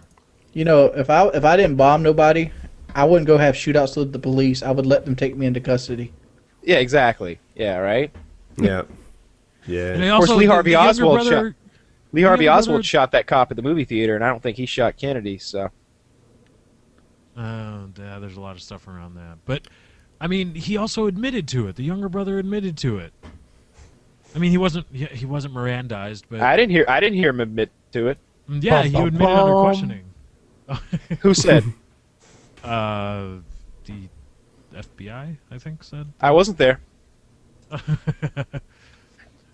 I saw Harvey Oswald. I saw Lee Harvey Oswald on video saying he didn't do it. Now I'm gonna need some video of this guy saying that he did it. Yeah, so I'm reading this. The Saudi national was questioned by the FBI, and they immediately put him on a no-fly list.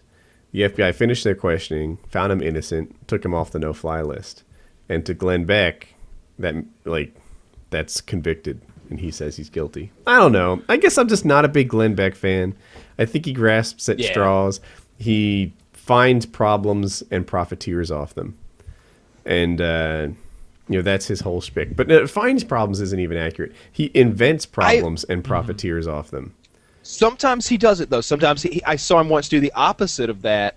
And let me just back up for a second and say that I don't think there's any conspiracy around the whole Boston bombing. I think it was those two brothers and they're assholes, and they got and are continuing to get what they deserve. But I remember Glenn Beck during that Japanese nuclear disaster. He was kind of the opposite of what you're just describing, because all the other news agencies were blowing this thing out of proportion, and he was explaining the many, many safety measures for reactors and how many things would have to go wrong for the people in California to need these iodine capsules and shit like that. He was trying to calm the panic and get people to chill the fuck out. That's what's so weird about Glenn Beck, is that he'll do that stuff, and it's like, what are you doing, dude? Like, sometimes Making he's money. rational. I looked him up. He's worth $105 million. Oh, okay. Well, That's his... Gangsta! How the fuck is Glenn Beck worth $105 million? Well, I don't believe this is a he's got website, his own, but network. Like, Call what it does a he do ballpark. that's worth that kind of Skrilla? the radio show pays a lot. Yeah. That's the... We have a radio show. We don't get paid like that. No, we don't. What was I going to say? Oh, but if you guys want to sponsor us, if you're a business out there, write your business name on a penis, send it to my sponsor agent. Glenn Beck and you want some real shit, come here. Yeah, if Sirius XM wants to put us on a slot. Um, I mean, I know you got slots. I listen to the bullshit and the shitty-ass commercials. I was just reading, I think it was Hannity, and these numbers might be wrong, but the gist of it is right. They make like $30 million a year off their radio show and $5 million off Fox. Where you'd think it'd be flipped around. Like Fox News would be the big money maker and the radio show would not. But that's not the case. The top of radio pays a bundle. Huh. Wow. And they say it's a dying industry, too, I guess. Radio's the biggest industry. Yeah, I know. But Because everybody has like radio in their car and they just You got turn no to ad whatever. block for that, bitch. Yeah, there's no ad block for it. That's perfect. When you say it, Bill Burr pops on the screen. Like, you got no ad block for that? That's, I wonder if, I'm sure the people watching this must love ad block, right? They're like, oh, ad block is the greatest thing, etc. To the people who make their money in entertainment, ad block is a really tough, Ad block's the devil. it's rough on you. And Yeah, you- here's what's going to happen with it. Here's what's going to happen with AdBlock because people are going to continue to use it. At some point, the quality of content on the internet, and I'm not just talking about YouTube videos. Right. I'm talking about websites. it's just going to drop to nothing because people are going to stop writing these articles that you enjoy reading so much on on every website. People are going to stop it, and the only websites that are going to continue to do it are going to be the ones that are getting their money from other mediums. It's going to be. We were talking about how capitalism makes things so wonderful. This is reverse capitalism. This is you stop refusing to pay for the things that you're using, and as that money dries up, so too will the quality of content in every facet of online entertainment. Yeah, the interesting articles and videos and stuff that you watch now will be replaced with slideshows of where aging celebrities are today.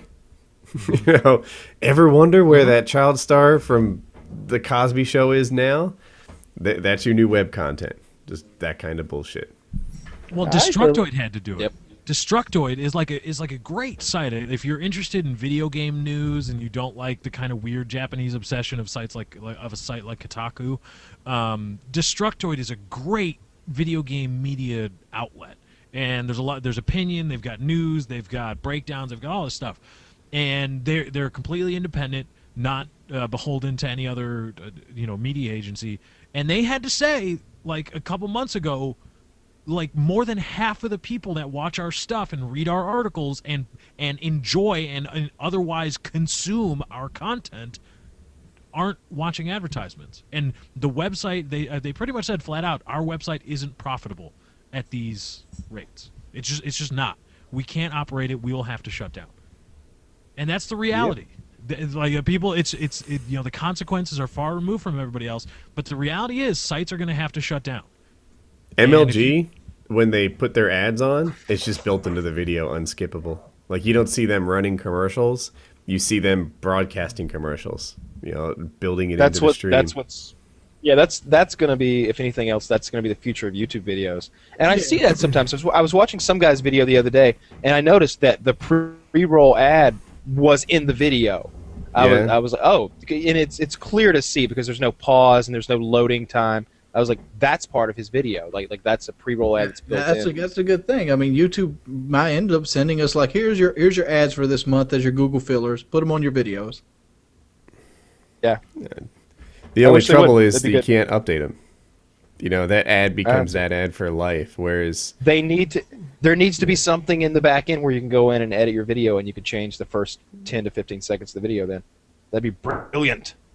Yeah. Or have YouTube do it automatically, like just add it onto the video with their video editing software as they process it. I don't know. Yeah, I'm sure people are watching this and being like, "Oh, you guys are horrible." Money war. Yeah, I love my ad block. Look, money I'm makes sure you the do. world turn, my friend. Money is everything. And if people are not going to put the work in if they're not getting paid. Like you see a lot of YouTubers quit recently. It's because, the Google money dried up and the ad block money isn't what the Google money was. And it's just not a profitable business, and the people that do it as a hobby can keep doing it. But the thing about the difference between someone who does something as a hobby and someone who does something as a profession is the quality. There's when you watch when you go watch Iron Man 3, everyone who's making that movie is doing it to turn a profit, and they're trying to make the best product they can so that it will turn as big of a profit as possible. That's why you get such an incredible product. Go look at somebody who's just making some indie film for the fuck of it because they have no interest in doing this long term. They're just making a college film or something, and compare the two because that's what you're going to be left with if there's no money involved.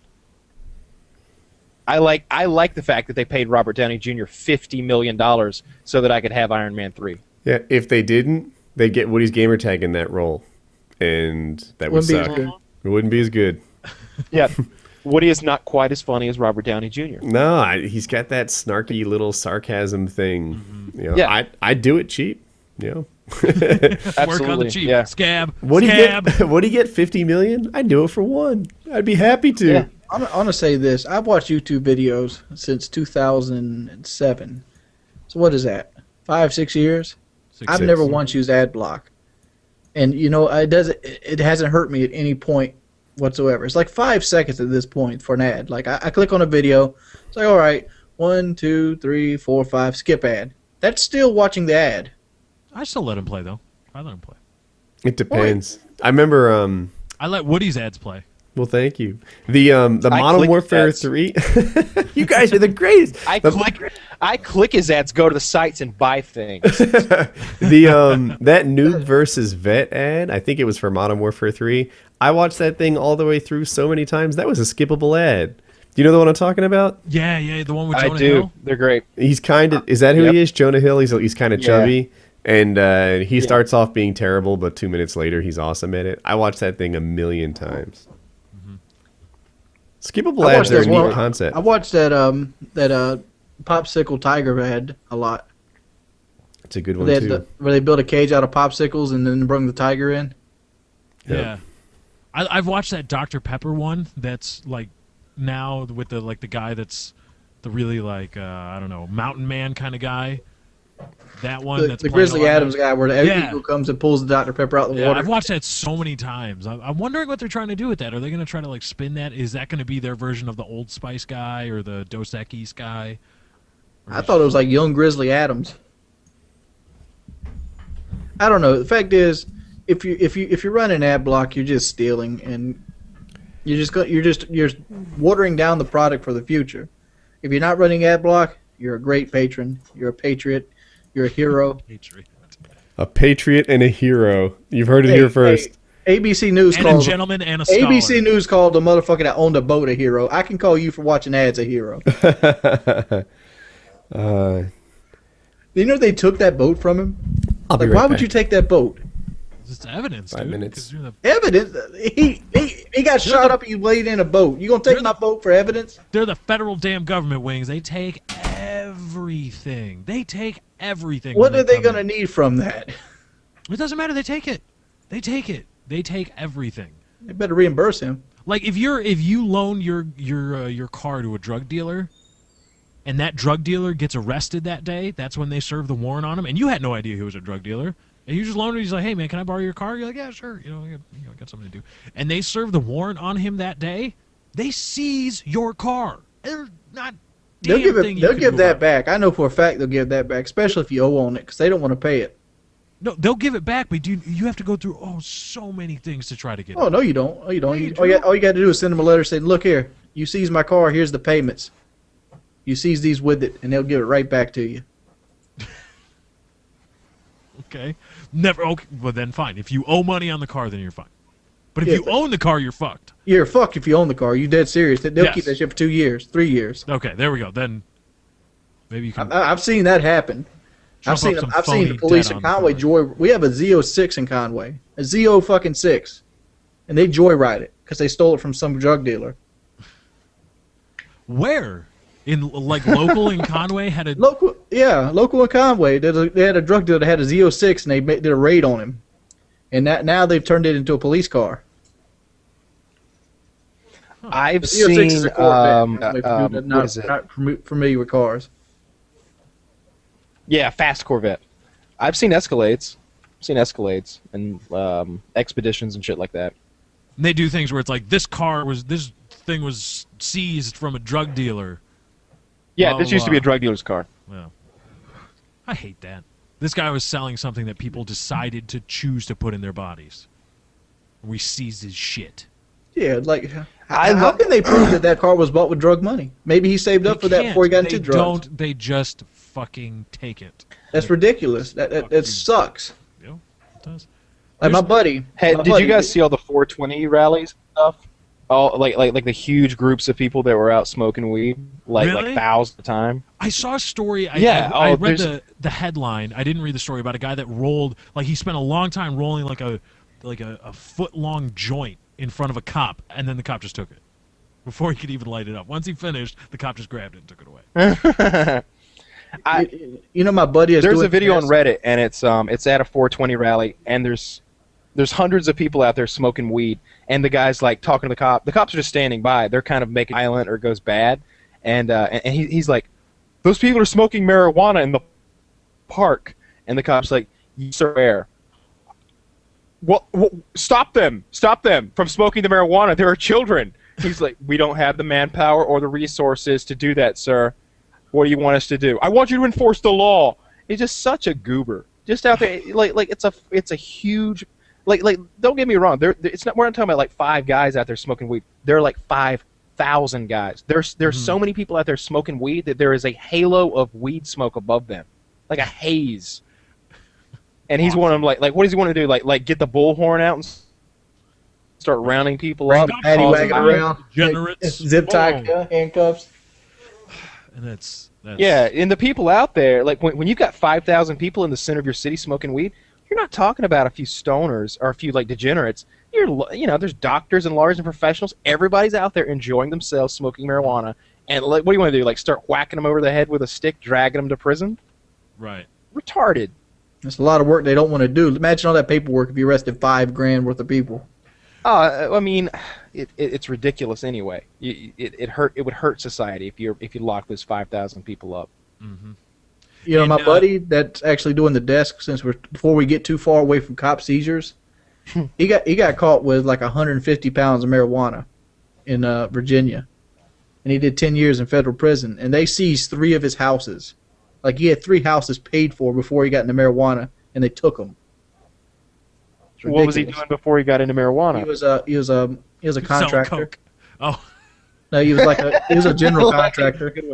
He had a very successful general contracting company, and he kind of got into marijuana because his people wanted it that worked for him. He had all these employees. He had like 200 employees.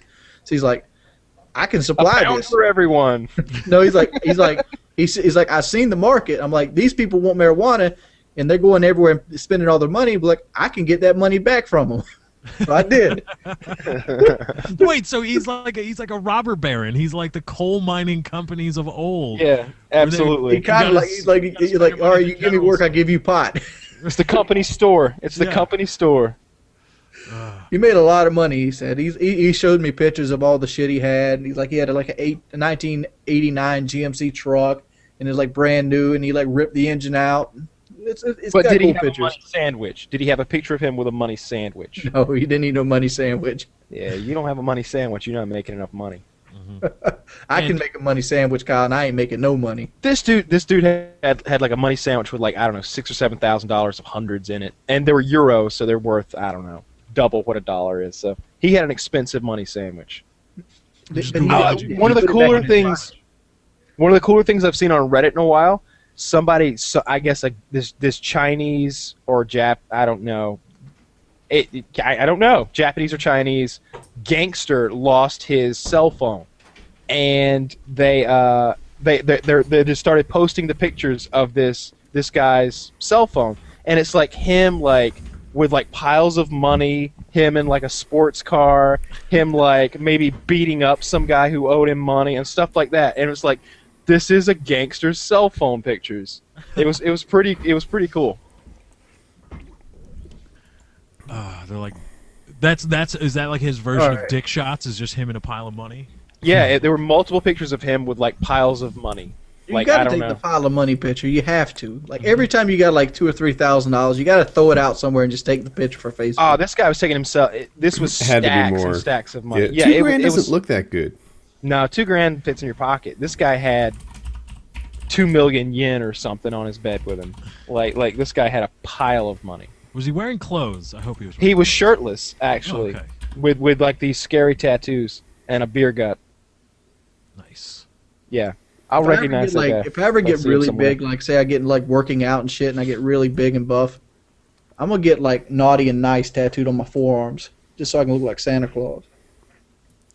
Here, I found this website. I knew it existed before. You guys can't see it. Oh, I'll put it in the chat.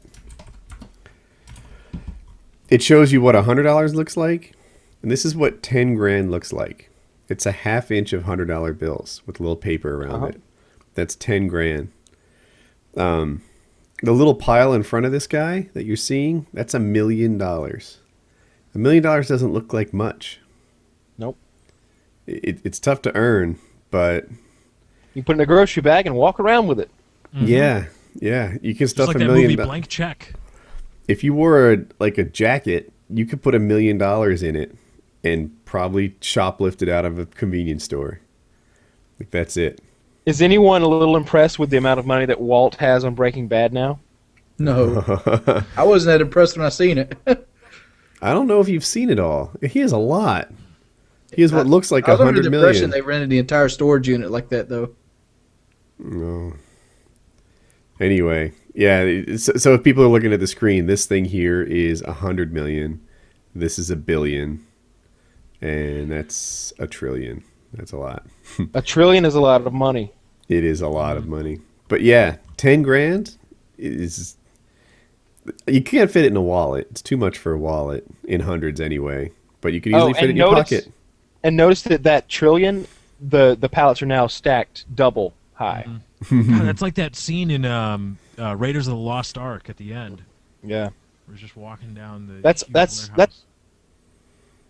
rover on Mars, by the way, guys. Just so you know. So we could draw a dick on Mars. That's what we accomplished. Have you guys seen the dick drawing on Mars? I'm sure Kyle has. Oh, yeah. That thing costs like $800 million. Yeah, but it's on Mars, dude. That's so cool. It is pretty cool. I would have no problem spending that much if we put a man on Mars. That's cool. That's Val like Kilmer. Has to be Val Kilmer. it does have to be Val Kilmer. I feel like putting an American on the face of another planet is a cool thing. It's an accomplishment. It's like I don't know if it would be as big to us though as it was back in the day when we landed a man on the moon, as that was to people. Mm-hmm. But I think I would get it. I don't think like teenagers would get it. They'd be like, yeah, cool, we landed on the moon, because that's what teenagers sound like now. But Yeah, dude. Land on the moon. they're all from the valley. and Congratulations, stuff like Kyle. this. Now you're aging. I am aging. Yeah. Now that you Yeah. started to. He said you it started. in the value. Yeah, I'm aging, bro. I'm aging, bro. And everyone sounds like Keanu, but a little bit gay. But Whoa. whoa. Damn. So technically, NASA pretty much is like the same mentality of like a 10-year-old on Black Ops drawing penis on his gun. I don't think they intentionally drew that dick. They didn't No. intentionally drew it, but it's still funny to think about it that the first thing we draw is a penis on another planet. We're gonna. America was here. I think it was funny. Yeah, that would be funny. I really do want to see a man land on Mars, though. That's a big deal for me. I don't know if it is for you guys or for the average person, but it's huge for me. And if we had a colony up there with like 20 people, like 3 families or something, Mhm. that'd I be want cool. warp drive. Give me warp drive. Warp drive isn't that fast, though. That's the problem. Warp drive is that fast. What you talking about, bro? Oh, I'm talking about like antimatter drive. Antimatter drive, it still takes like a couple months to get there. No, dude. Warp drive. You warp space. You go. You're traveling technically faster than the speed of light because you're warping planes of space together. I was talking about the warp drive from Star Trek, though. I am. That's what warp drive is, bro. No, it's not. That's yes, not it how it is. works. I can. That's- Yes. It No, is. that you're talking about the warp system from the Star Trek Voyager in the end that they were trying to come up with that mutated Tom Paris into that reptilian thing. You know the episode. It's okay if you don't. I don't know. Okay, you know what? I want somebody in the comments that understands, because all the Trekkies are going to be watching now. Explain to me how the current warp drive system in Star Trek operates. Well, they make the little blue lights that come out the tail, and they go really fast. Don't bother. We got this covered. We're good. So we put blue lights on the rockets, and we should go really fast. Bam! Done. That's interstellar travel, intergalactic travel. Thought everybody knew this. Thought everyone do this. This is a thing. Do we need a new topic? Yes. So, Google Fiber is coming to Austin, Texas. I think a lot of people know this. People who lust after more bandwidth like I do sit there hoping that we win the Google Fiber sweepstakes, and most of us haven't. Time Warner has come out famously and said, people don't want gigabit Ethernet. You know, they don't want it. Yeah, there's no real demand for it. And all the customers are like, you get your head out of your ass. We badly want better internet speeds. They're claiming that there's no advantage to it, that it's whatever. They're stupid. So Time Warner comes to Austin. I'm sorry, Google comes to Austin, and all of a sudden Time Warner started improving their services. They're looking for more speed. Let me tell you some bullshit. He's got a story, Wings. Wings, just hold on. We can get to your bullshit. There will be plenty of time for your bullshit. You know, Wings, I get crap for interrupting you, and I'm like, what? Anyway, Well, I interrupt you all the time because you used to drone on for like 40 minutes on something, and then by the time I got around to actually want to talk about what I wanted to talk about, you moved on to 3 different subjects. All right, well, in fast forward then, Time Warner has started offering free Wi-Fi. Like, they're trying to put Wi-Fi places in, like, popular places, I don't know, bus stations or something, instead of gigabit Ethernet. And by and large, the customer base is giving them the middle finger, and they can't wait to fire Time Warner. I thought it was interesting. Like, I don't know of another... I know of 2, actually. Cell phones are the other one. What other place are you a customer where you hate your business as much? Like, I don't think you go to a restaurant and say, oh my God, I hate McDonald's with a passion. There are 2 kinds of people. People who like McDonald's and people that don't eat there. You know, I don't think people say, oh my God, Home Depot I absolutely detest it. It's terrible. I prefer local hardware stores. They just go to their local hardware stores. Only in cell phone companies and in your internet provider are people like, fuck Comcast. I want Comcast to burn in a fire. You know, screw AT&T. I want AT&T to do something equally horrible to burn in a fire. Insurance companies would fall in that same ballpark too. Good point. Maybe, So? yeah. I hate my internet provider. I hate my fucking internet provider with a passion. Let me tell you some bullshit. Tell us some bullshit, Wings. I Tell paid us. $250 goddamn dollars for 8x2, 8 download, 2 upload. That's on my computer. I don't play on that. I pay another $60 for this over here, which is 5 by 0.2. 5 download, 0.2 upload. 0.2 upload. I didn't know they still made that shit. 0.28. Let me go ahead and give it. It's almost 3. Oh, well, what are you fussing about? Almost. Yeah, Wings. What are you complaining about? You're almost 0.3 megabit upload. And here's the bullshit. Here's the fucking bullshit. They can give me 40 by 10. I know this because they offered it to me. But it was $668 a month.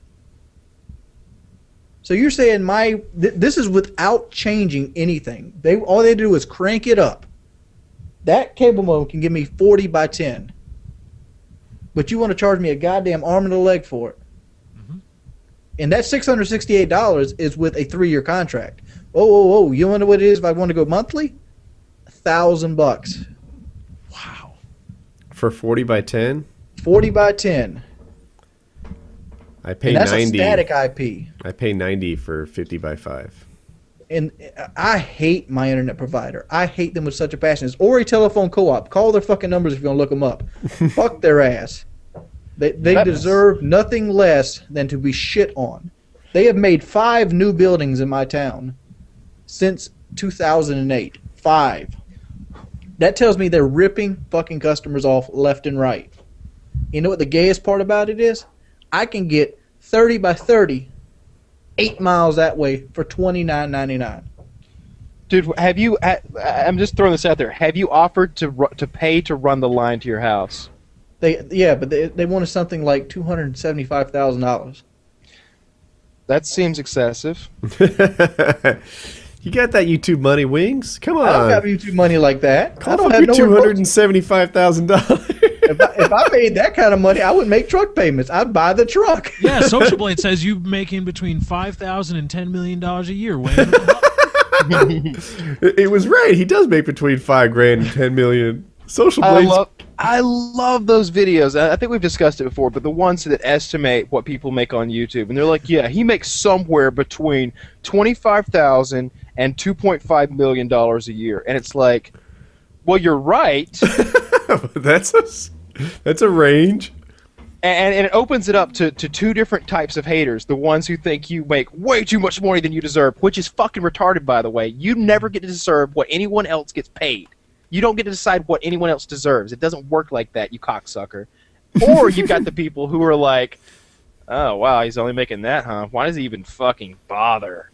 Mm-hmm. It's somewhere in between, asshole. I'm a different kind of hater. The reason I don't have millions more subs than I do is that FPS Russia took them. Asshole. He took them. Yeah, he took them. They're a limited quantity. Yeah, I would be doing way better if he wasn't sitting on top of YouTube fucking things up for me. Oh, that's my problem.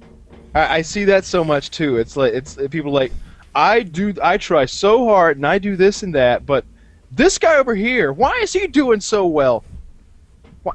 maybe you should look into that and attempt to do some of the things that he's obviously doing right that you're not. He's not holding you down. You are, because you're not good enough. That's what's going on. You're holding yourself back. I don't know. It's fucking ridiculous when you want to charge me so much for internet that it's more feasible to go rent an apartment and have Nice regular job internet. staying on topic, Wings.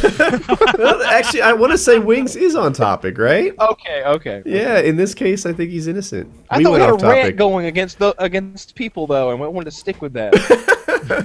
Do your I want to thing. hate on some idiots. I want By the to way, hate some haters. I'm not sure which room of Woody's house I'm currently in, but there is a Lego house that rivals anything I've ever seen in the Lego Kingdom. This thing is hardcore. There's 3 Lego houses in there, isn't there?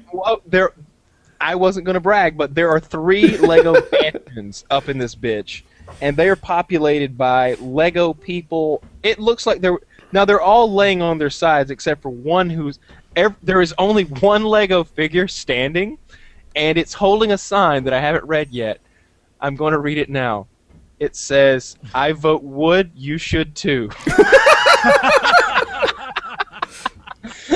It's like he was the king of the Lego people, and he made them all drink the juice, and they're all dead now. They all drank the Kool-Aid, and everybody is passed out dead in the Lego mansion. Do you know what that sign is from?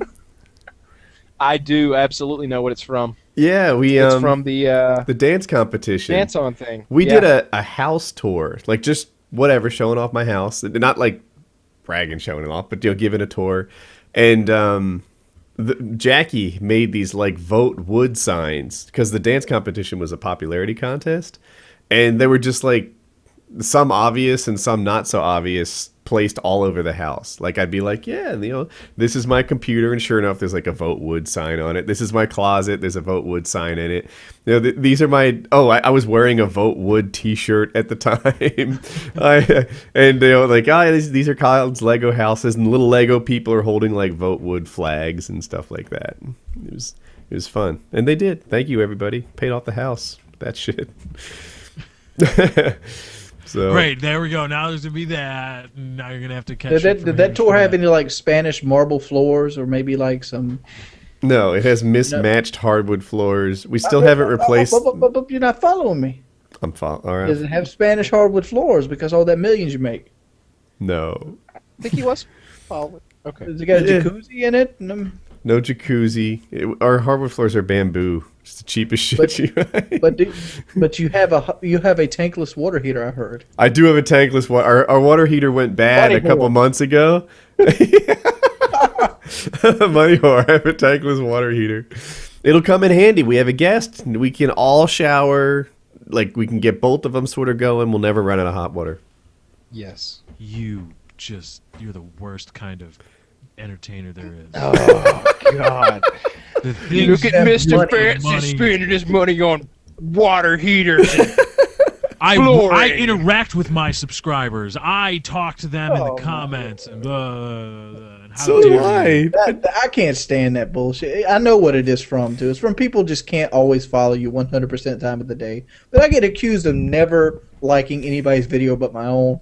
That's not true. That isn't true at all. No. I also get accused of never playing with my subscribers.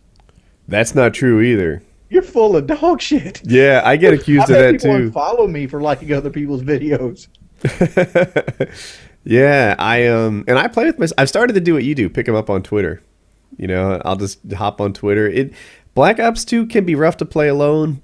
When new DLC drops, it's extra rough to play alone. And what happens is I play alone, I'll have a good game and I'll lose. And I'm like, screw it, not again. Subscribers, get my back here. Let's roll as a team. And here's one challenge I have, Wings. You've laid it out there. If you're going to play with Wings, even in pub matches, everyone knows bring your damn A game. Put your try-hard pants on, do what you can. I haven't laid it out there in the same way, but I have the same I'm here to win attitude, right? We'll be losing, and they're still interviewing me. Like, hey, Woody, I'm thinking about this, I'm thinking about that. My dog might need a haircut. I'm like, we are behind. How can you be talking about these things? You fix that? You Remove don't them answer from their your. questions, and you kick them as soon as the game's over, and you replace them with somebody else that will not ask you 100 questions. That I'm trying to be nicer than that. I'll be like, sometimes I'll point out, like, we're losing. Instead of talking about your dog's haircut, let's talk about Let's talk call about outs. this B flag and how we don't have it. Yeah. yes. Yeah. And I'm like fighting furiously. Like, I know I could be like leading the lobby in kills, but instead I'm rushing towards the B flag solo again and again and again, and someone will take A. That shit barely helps. You just took their spawn flag, and now they're spawning on B. Like, this isn't going to work out. Take C from you, and they're going to have B and C instead of A and B. Yeah. Like, this is a linear map, pimp. So We wait a got to minute. take D. You sound like you've played COD before. That's exactly what happens. It's like, come on, baby. Like, all I want you to do is try. If you're talking to me about these things, I'm getting the impression you're not even trying. You're just hanging. Let me lay it out here like this. I don't care how good you are with the KD. I don't give a fuck what your KD is. I don't care how good of a player you are. But if you're giving them kill streaks, I expect you to shoot them down. If you're at the bottom of the list, I expect you to be playing support like a motherfucker. And I expect you to try to get on the B flag. And if you're sucking at getting on the B flag, support somebody that can get on the B flag. Watch their back as they go toward. I have never given a guy a hard time about not being good, right? It's not the fuss. I'm giving them a hard time about not even trying to play. If you're not focused on, look, if we're crushing this other team, whatever, tell me all about your new shoes. If we're losing to that team, get your try-hard pants on. We've got competition in this Here's lobby. another thing. When you're playing in my lobby, you can expect motherfuckers to come with their try-hard pants on. Yeah. If they see unlimited UAV, they don't want to be on YouTube on the other team. They don't want to be there. Oh yeah, dude. I play with Joe Lozon and his friends sometimes, and they liken it to game battles. That everybody I play has got their MSMC on. They've got I'm not running against guys who are leveling up their crappy guns all night long. It's Woody. They're gonna give me the best game they have.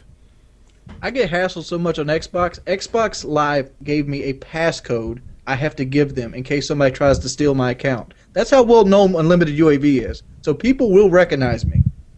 Yeah. Put your try-hard pants on when you go accept those Twitter invites. That's all I want. I'm not saying you need like some sort of 4KD or something ridiculous like that. It it hurts my soul when we're losing and you're cool with it. Yeah, I don't understand people. It's like skinny people. I don't understand how you can lose and be happy. I don't understand it. Like, you're getting shit on. The people are besting you. You are completely fine with, like, oh, I'm eating me a bag of chips while... Fuck no, you're not eating a bag of chips. Go eat a bag of dick because I'm about to punch you in the mouth. Stupid son of a bitch. Get off my team. You're a fucking disgrace. I hope your mother falls down some stairs with the inability to hold the controller. I love you, Wings. And what he said, I meant, but nicer.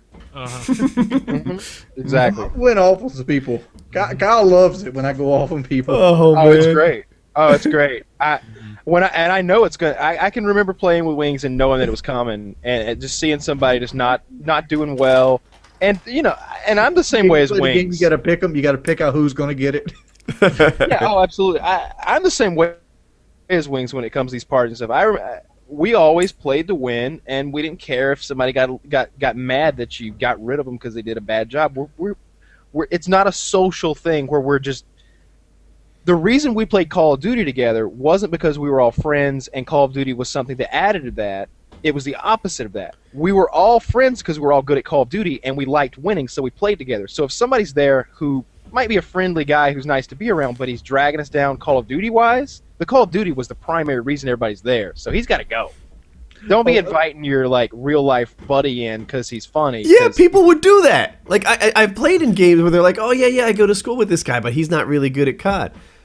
Well, Then don't bring him. yeah. You know what? me? Does he enjoy free-for-all? Because go there, asshole. You know? I want to be at the same advantage as you. I want randoms that are unaware of what they're about to get put into, and I want to beat them over the head. Yeah, they should feel hopeless. You know, yeah. You ever see that picture of the guys that have like the Russian army standing next to picking out spawn sections on the map, and then they have the other team like charge? I want the other team to be the charge team. Yeah. Fuck them. Yeah. Oh, and by the way, you know, like, in Wings, I think you disagree with this. I don't really like triple capping. I don't like playing domination. I triple cap because of Blackbird and the score system now. It's just faster to get your kill streaks. And once you triple cap with a Blackbird up, the spawns are more predictable.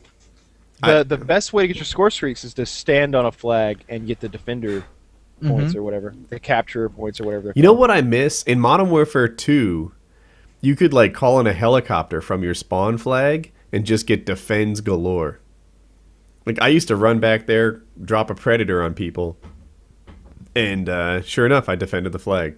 Oh, you can do that with a VTOL warship. Like one of my favorites is Carrier. Carrier has this like engine that's fell off a Harrier next to the B. You could lay down there, call your Harrier in or your swarms. Everyone's a defend kill. I didn't know that.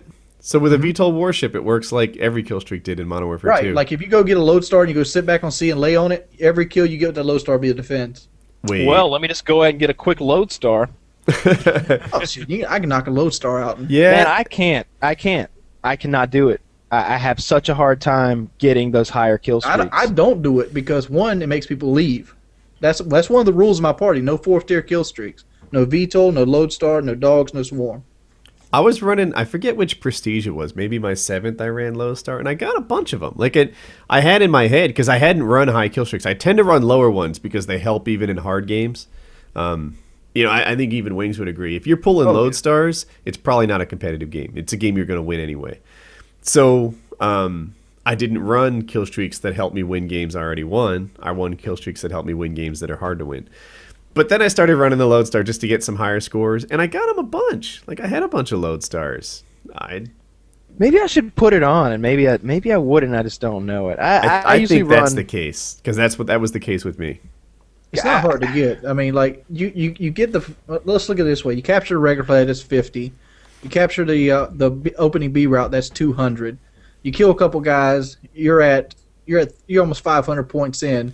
Then you cap their flag, you're at 700, and the lodestar's really like 1200 with hardline. All you gotta do is get like 3 more kills, and you got a lodestar. Yeah, people like before I ran the lodestar, one of the reasons was to like solve criticism. It's like they're acting like I can't get a lodestar. You just saw me pull 3 sentry guns in one life. You act like I can't pull a lodestar? That's the same point equivalent. Is it the same? It's 650 times 3. That's more. Actually, it's more. Yeah, it's way more.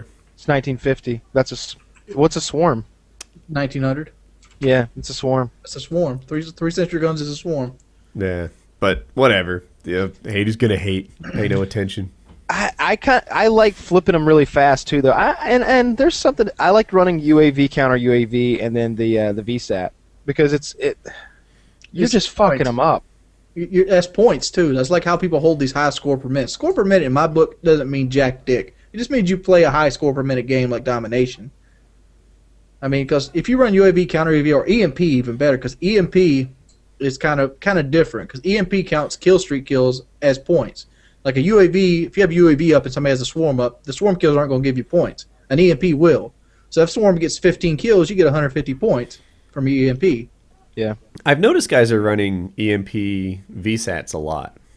And the screen is just an orgy of points rocking, you know. Yeah, because the EMP makes your UAV count as points too. So say you go Blackbird EMP and you call it in and your buddy calls in a swarm, now you're getting 30 points per swarm kill. And if you get 15 kills, that's like 600 points and you're back at it again almost. Yeah. Yeah, it's like once they get to the EMP VSAT combo, they just start rolling in streaks and it never ends. It just goes and goes. Forever. I really need to play with a full part. I always feel like I've got Send no me a support. message, Kyle. I got slots open. I will do that as soon as I get back home. I've been wanting to play with it. I can't. I don't know We should anybody get the who plays group anymore. together, man. We can We do can it. do Road to the Loss. We won't lose, dude. I play really. I'm gonna sandbag us anyway. I'll pull Magmar in.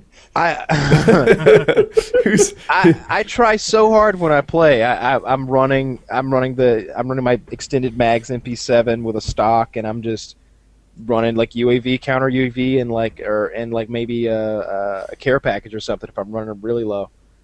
Yeah, Just going. Dude, I go hard in the fucking paint. Like I play to win. I mean, like my KD is like 2.5 on this game. I play the win so hard. That's pretty high. Like, I don't know what mine is. I really don't keep track. Yeah, but see, like previous Call of Duties, I'm like 3.5. I've lost like an entire kill per life. Yeah.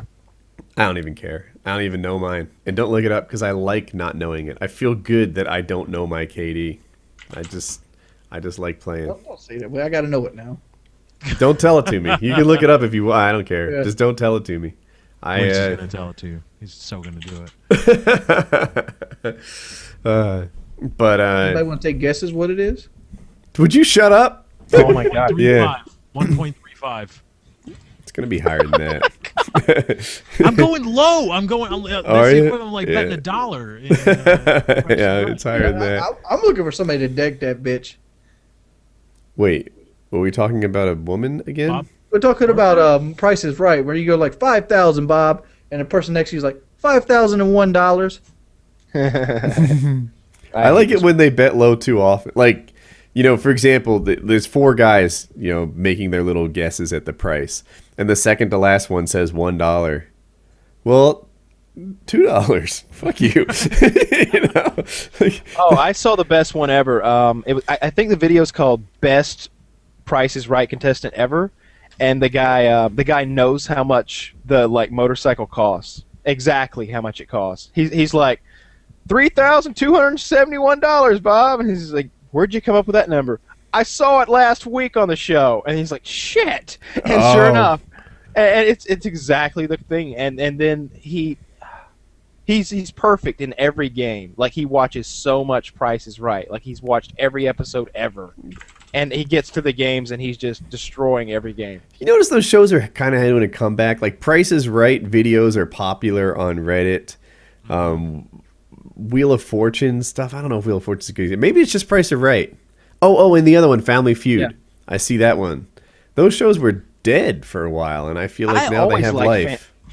I think those shows are made by the not so much the games, but by the hosts. And the hosts do a good job, and they got Drew Carey, I guess is his name, and they're on The Price is Right, and they've got maybe Steve Harvey on. That's the guy. I couldn't think of his name, and I didn't does a want really to good say job. The chubby black guy. Yeah, who smiles really big. Yeah, I like him. I don't love him. Like I feel like sometimes he just whatever doesn't. He's a hell of a lot better than Louis Anderson. Louis Anderson up there. He was just obnoxious. What Louis Anderson's worth? If you think about the business model of Price is Right. They're making money coming and going. The whole show is a big fucking commercial. Yeah, I know. And they'll be like, and some of it's cheap crap, like Uncle Ben's rice. Daytime television. Who's watching? Moms.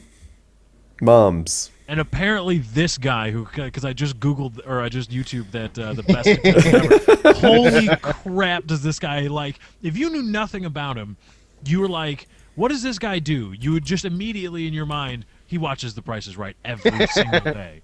What do you think this guy does for a living? Not much. Yeah. Louis Anderson's worth $5 million. That's good. Yeah. I like that. I feel like Louis Anderson has a body of work that deserves $5 million. He had that cartoon show. Let's put this in perspective. Louis Anderson's worth the same thing as Hulk Hogan. How much is Howie Mandel worth? The problem with Hulk Hogan isn't the earnings, it's the spendings. Mm-hmm. He's got his own restaurant. I drove past it the other day. I'm surprised Hulk ain't ate a bullet yet, because his wife left him for like a 19-year-old and took half his fucking money.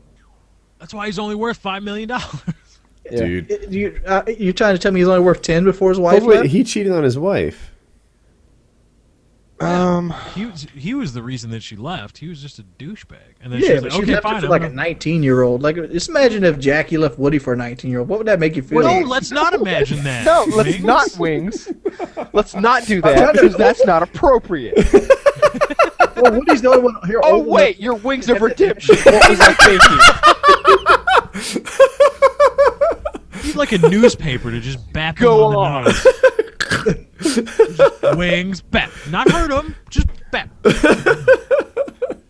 I try to I'm not say gonna- stuff that's funny. You said stuff that's so inappropriate about Woody's wife. I can't. I'm not even going to be able to look at her tomorrow. Earlier in the show, let's go left to right. Who would?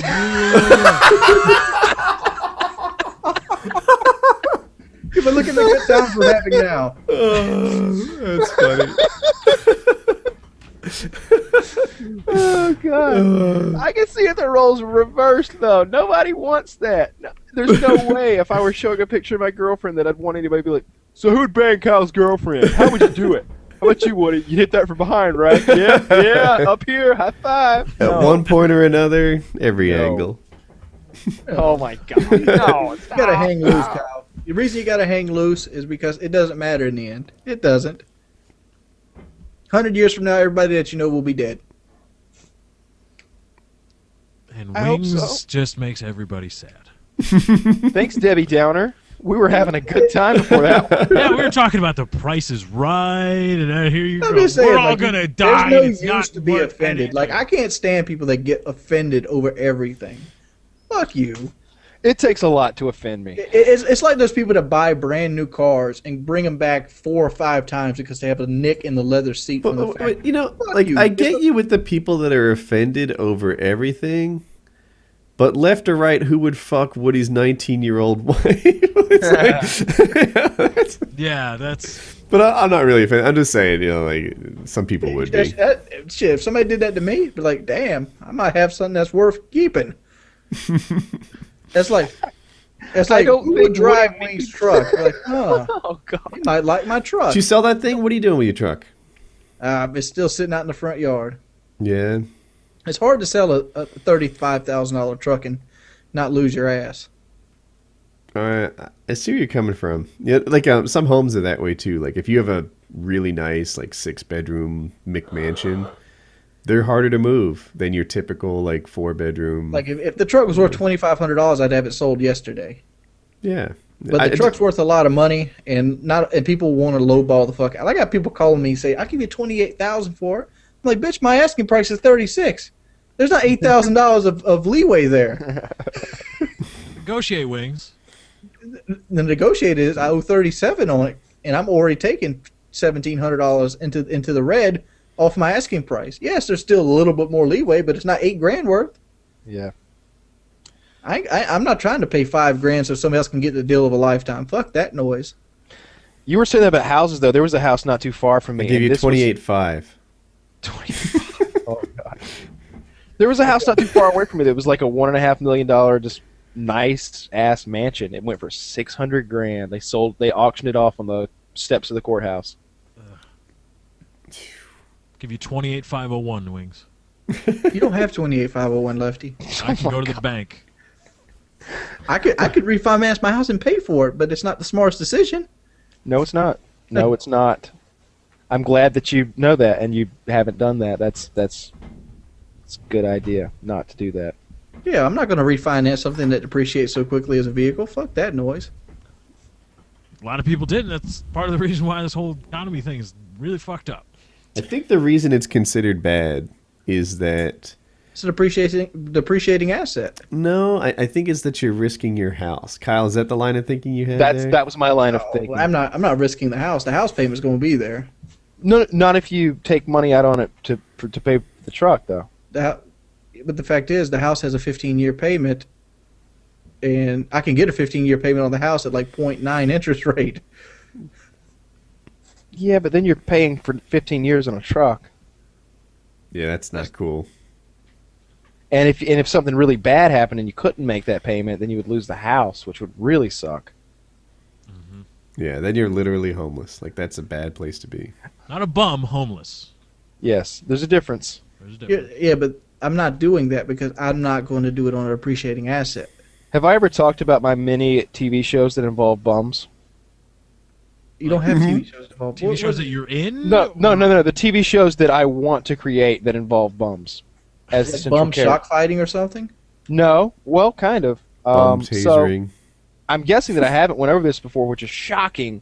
So my first TV idea is called Bum Racing, and as the name would suggest, contestants, well, Wait. competitors. Can we guess what this show is before he tells us? Yes, please. I'm picturing you use the bums as like a sled toboggan type thing. You sit on their back and you race down hills, grassy or snowy. Nope.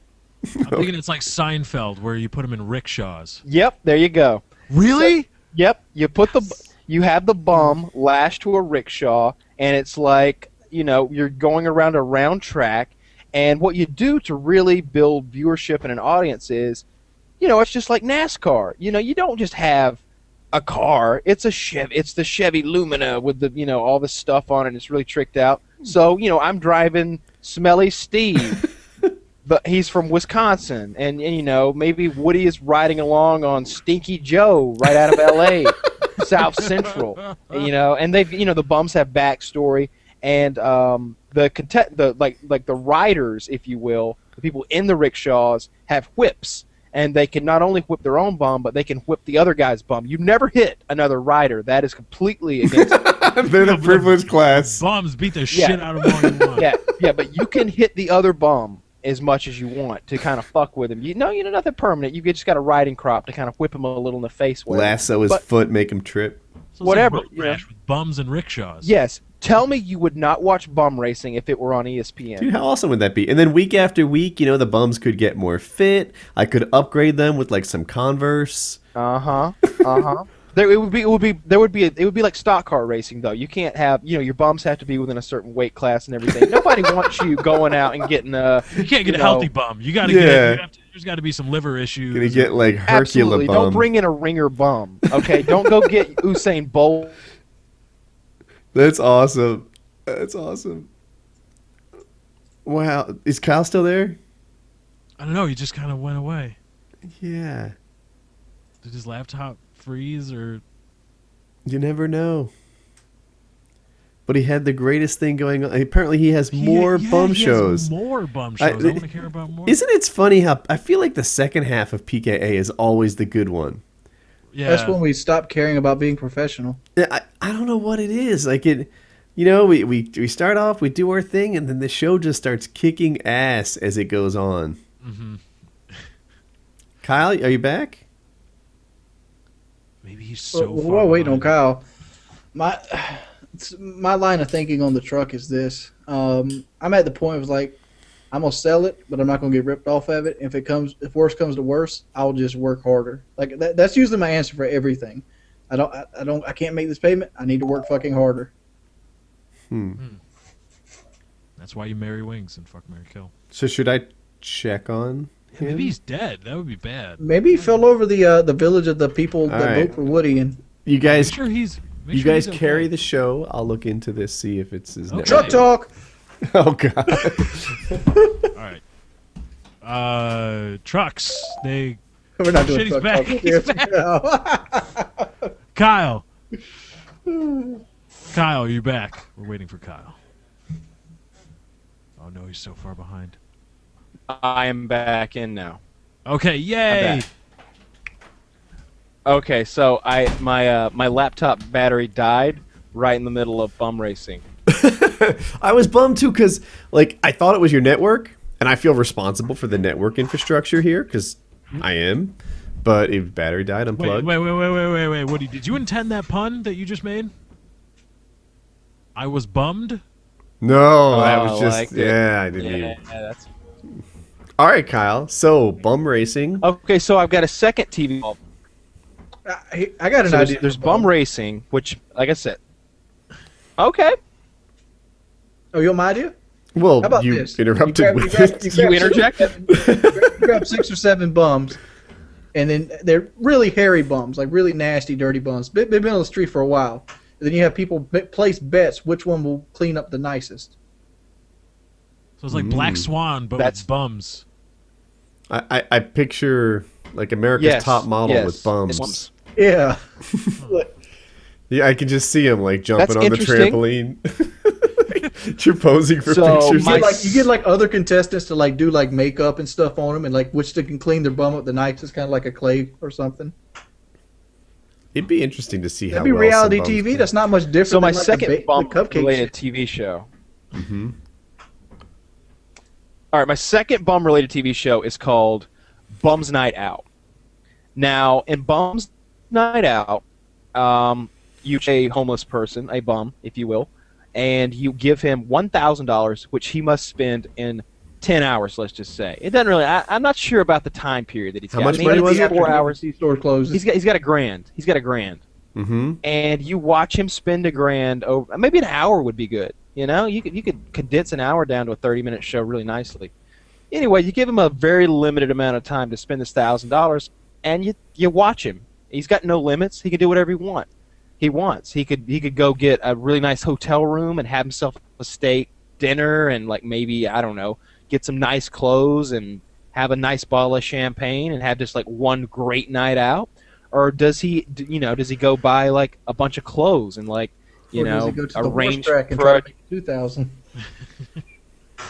yeah, something like that? Or does he go buy a bunch of drug prostitute? Like what does he do? And I think different from would be pretty cool to watch. Wow. Just give a bum. Bum's Night Out. This, I would actually like to see that. That's a legitimate idea. Like, Yeah, just that's give a a bum good- $1,000. I know it is. I mean, Wow. Yeah. obviously it would get repetitive, follow- and you kind of Now, have to fish around. is this on a premium network, or are we just doing broadcast stuff? Are we doing cable network? I put it on cable. I think you put it on cable. Yeah, you can get away with more on cable. That What would be channel good. would it go on? I would like to see it on like real TV. I could just picture it because they're going to do like similar things. Like they're going like, "Oh, I need a shower." They put the yellow checkbox to go checkbox shower, ding. But Yeah, I think exactly. You take And a then shower, the stuff They man. do differently. I don't know how long you have to spend this money, but if I have an hour, screw the shower. Well, you got to do it more in an hour. You're not going to get 30 minutes of usable footage in an hour. Yeah. There's Yeah, travel time Yeah, that's involved true. and stuff. Let's I give them haven't all decided night that. until sunrise. Yeah, else. at one Give point it I out. decided. At one point I decided 24 hours, and then I was thinking recently 12. I'm not really sure how much time they get. Give it to them But at 7 I at think it would night, be really and interesting. 7 in the morning.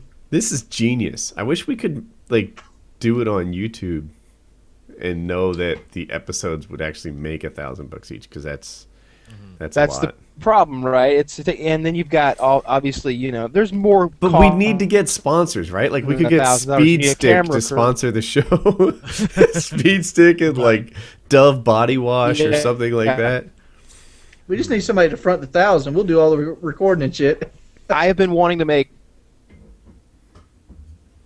Well, no, it needs to be done to a certain level. You'd be surprised how difficult it is to get broadcast quality audio and video, and then get it edited correctly. And you need a graphics package. It costs about $5,000 an episode to make Bum's Night Out really well done. At least. Yeah, and that's if you don't light it and stuff. I Yeah. mean, when you bring in lighting, all of a sudden you bring in a crew and generators and yeah. I was thinking bringing in a crew of 3 people. You've got breaking A cam, up. B cam. Yeah, really so much. If it's your network. It might be, yeah. I thought about like taking you off that. You gotta get the right bum too. You just can't go up to any bum. You gotta get a charismatic one. Well, I figured Well, the most thing is bums you would are end up crazy, filming so- lots of shows that wouldn't work. Yeah, there would be some shows where the bum just pissed away the money really quick at 7-Eleven, and that's not a show. So there would be shows that just didn't Oh, work. you gotta do a and lot wouldn't behind use. the camera stuff. Like you can't go piss this away at the ABC store. I mean, No, you gotta- I think that's the beauty of the show is you let them do whatever they want with zero limitation. If they want to go to the liquor store and buy $1,000 worth of liquor, you do it, and you stick with them till They the drink all the time's liquor? up and watch. Well, you watch them for those 12 hours. Well, if they and drink if- themselves if into a nothing- coma, now you got to take them to the hospital. No, you That's not a don't. release. You're not There's responsible all for that. kinds of releases that these bums sign. Yeah, With their Absolutely. because they. I was gonna say make their mark. Not nice. and I've told this idea to like people in my life, and they're like, "Oh, it's so exploitative," and it's I don't even know if I pronounced that right. You're exploiting bums basically, and I'm like, "Well, yeah, but I'm kind it's the bum racing I see. Okay, bum racing is really bad. All right, I'll admit. We're literally whipping replacing bums. animals with bums. Okay, I get it. It's a sport that Yeah. it's no good. But Bums Night Out isn't that bad. It's just, you know. Yeah, you give them a giving grand money. for their trouble. It's all good. A night of fun out of it. He's funny. I'll grant you bum racing. What you got to do with the Bums Night Out? I was thinking you got to strap those camera rigs on them. You know, those ones that Yeah, strap all GoPros. over you, but they point at you. Yeah, I'm like talking the about helmet on with the the GoPro sitting in front of Yeah. you. Yeah. Yeah. Put that on. Just let them walk around. I love it And when that he- films itself. I love it when you see camera rigs in the reflection of the windows and stuff. Like I pause it on that section of video. I'm like, look at that crazy helmet the guy's wearing. Like you're watching this and you're in this like suspension of belief. Is that what they call it? Or the Suspension of disbelief. Just yeah. That's right. Suspension of disbelief. Thank you. I knew it didn't work. And but then like you see the reflection, you're like, wow, that's what the crew look like. That's it, you know. And imagine Game of Thrones, right? We've watched that show. We love that show. It's awesome. Now imagine all the like sloppy beer belly guys carrying boom mics in t-shirts and shorts and Converse that also exist on that set. Like, do you Yeah. know how many like Gatorade bottles are on that set? And you know, I don't know. There's a catering crew. There's pizzas and vegetables and whatever, like all over the place. Right off camera, there's a pickup truck. It's interesting to me to think about what it takes to film this stuff. Yeah. There's a lot of cool shots like that from the making of the Lord of the Rings stuff, because like you'll have Ian McKellen dressed as Gandalf, and right next to him you'll have Peter Jackson, who is like the beer-gutted, sloppy guy wearing shorts that you just described. I saw behind this episode, like a behind-the-scenes thing of Scrubs. Now you'd think Scrubs is normal, right? Like, you know, how can you even tell? Dude, you can.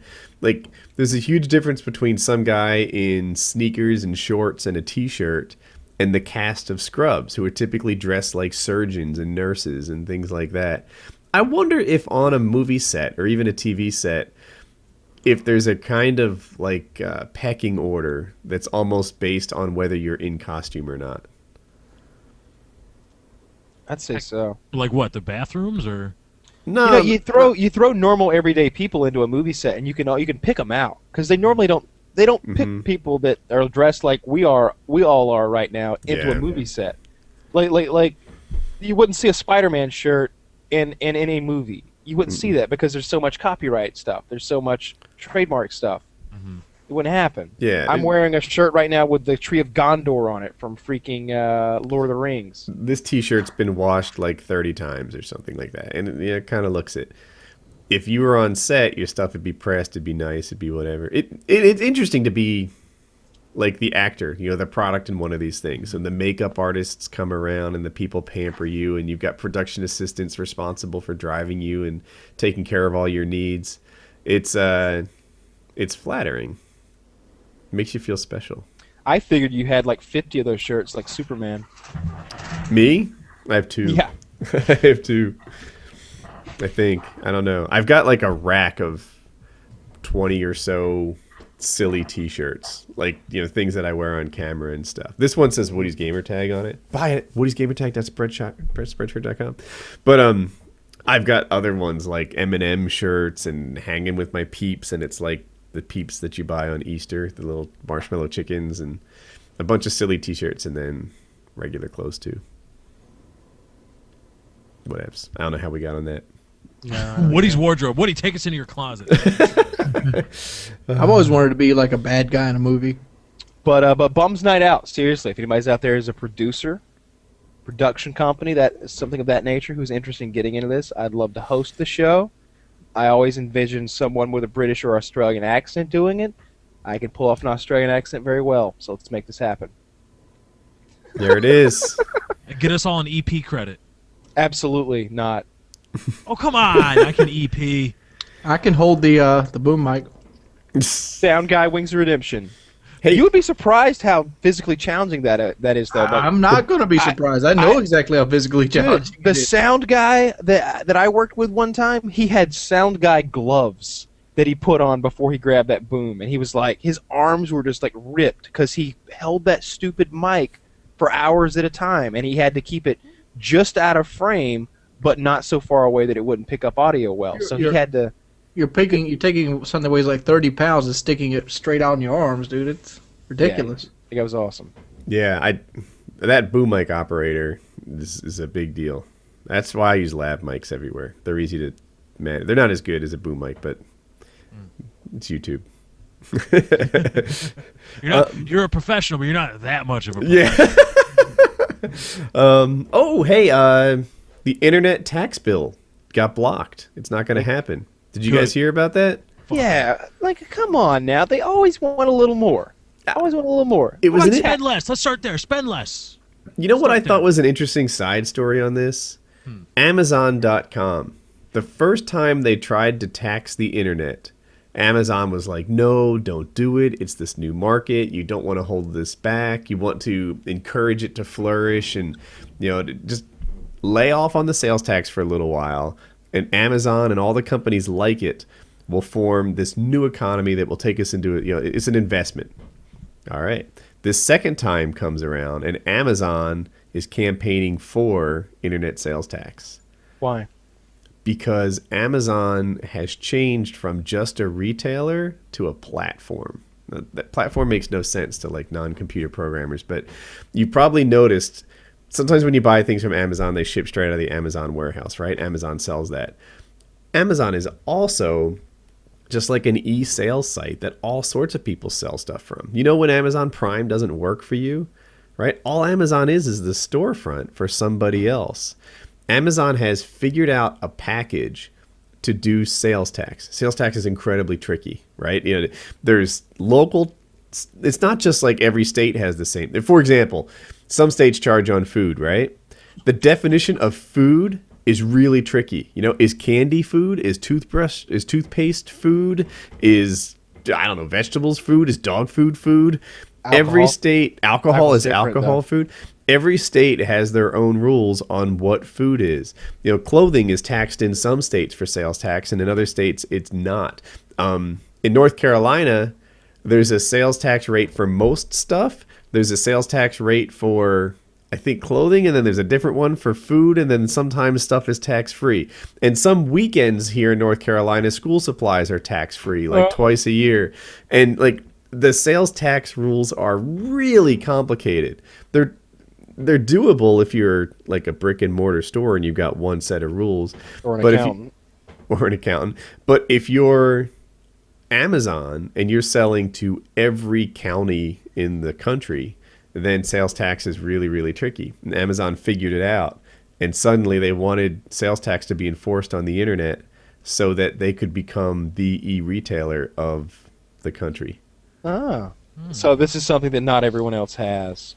Yeah. Oh, well, if you were to ask me to like figure out your sales tax for you, oh my goodness, it would take years of research and development to build a software package that properly enforced sales tax. Amazon apparently has done it, and now they're like, yeah, charge for sales tax.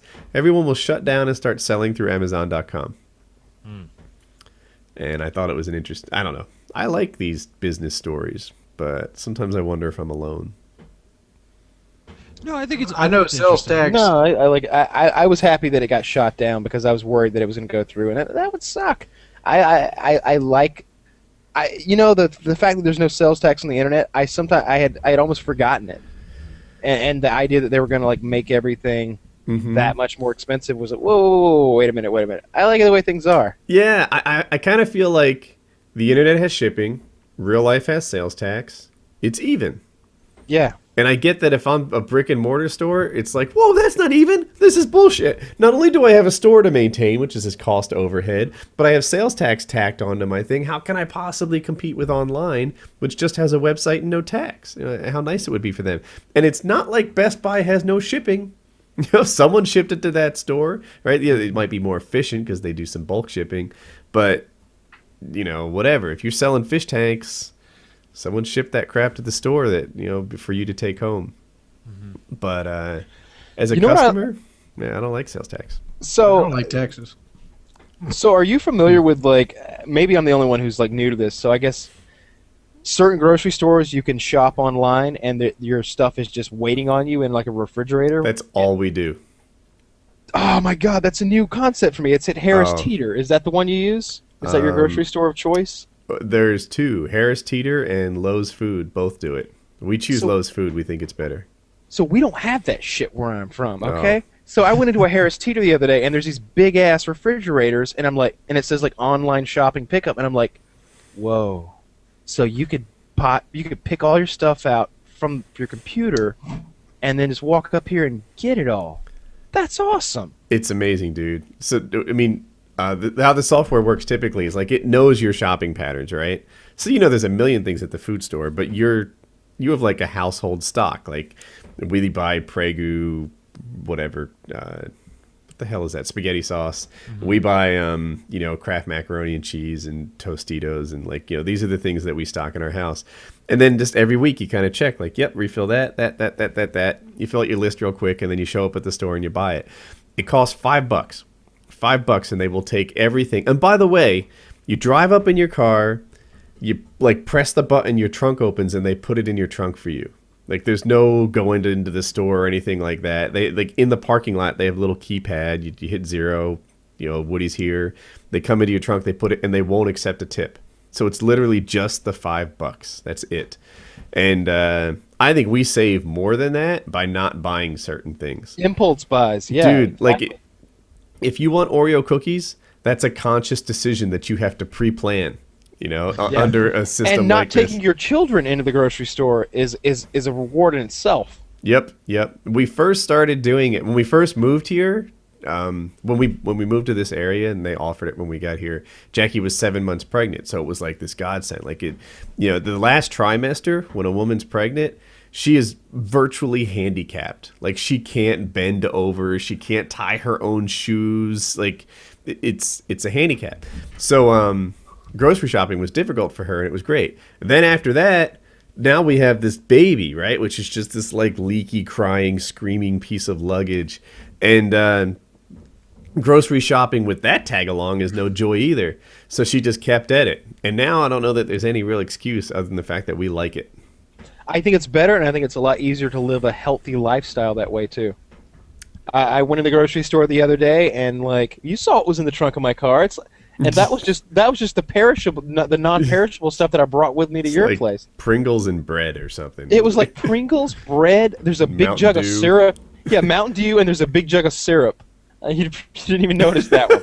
Yeah, a whole jug of syrup that I bought. Yeah, it's just a mess. Yeah. Yeah, but when you buy your stuff online, you kind of consciously choose, what you're going to be eating that week. And Jackie makes out like a menu almost, like, these are the dinners I'll probably be serving. She orders off that, and that's how we do it. I really wish they had that in Atlanta. That Yeah, would be my house is more along the lines of fend for yourself. You live In terms of alone though, grocery right? Shopping? No, I live like 9 people in my house. My brother lives here. His girlfriend lives here. My cousin Charlie stays here 5 or 6 days out the week. I live here. My mother lives here. Her boyfriend lives here. My sister Doesn't lives your here. mom She has a live friend next that door? stays. Huh? I thought your My mom grandma lived in... lives next door. Oh, okay. My mama recently is going through a divorce, so she had to move back in. Okay. My mother, my stepfather, got caught trying to molest my sister, and so she left him through the night, and she needed somewhere to go, so I told her to come back here. You need to she's hire been here that for about a year. Minnesota rapper. Yeah. And Deal with that shit. I got a homeboy named Sharif around here that can kind of deal with that kind of stuff. That's like your sister's sweet girl. She's 16, is that right? She's just turned 17. Okay.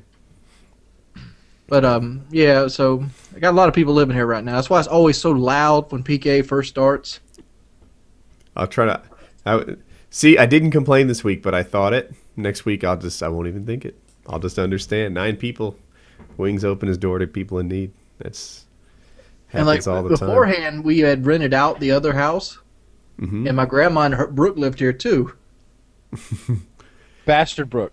Yeah, Bastard Brooke. I like Bastard Brook. I'm so missing out on money. I need to make a television show based off my grandma and her boyfriend. That might actually work. Like, there's some really crappy stuff on TV, man. That's why I think Bum's Night Out and Bastard and Bum's Night Out and the Bastard Brook Show could follow it. No, it's Gangster Grandma and Bastard Brook Forever in Love. That's the idea of the TV show, and just film their life. All right, that could easily follow bum fights. Or like my grandma, she's starting to get Parkinson's, and she's really a creature of habit, and she gets really angry real quick. So he'll be trying to tell her that she likes stuff in like Food Lion, and she'll take it and like throw it on the ground, like get that shit out my face. He's sitting there trying to pick it up.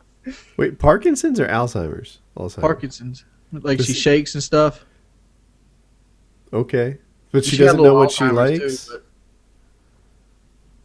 but she shakes and stuff, and like she's forgetful. She only has like a 5th grade education, so she don't really remember the name brands of stuff that she likes. Mm-hmm.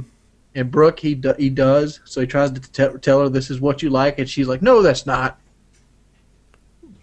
It's funny. You have to see it. It's funny, but it's also tough times, man. Like, that's... Well, she's not doing it because of Alzheimer's. She has a little bit of it, like a touch of it, but she's not like forgetting who people are. She's more along the lines of she don't remember the names of the brands. Like she'll like spaghetti sauce, like Prego and Ragu.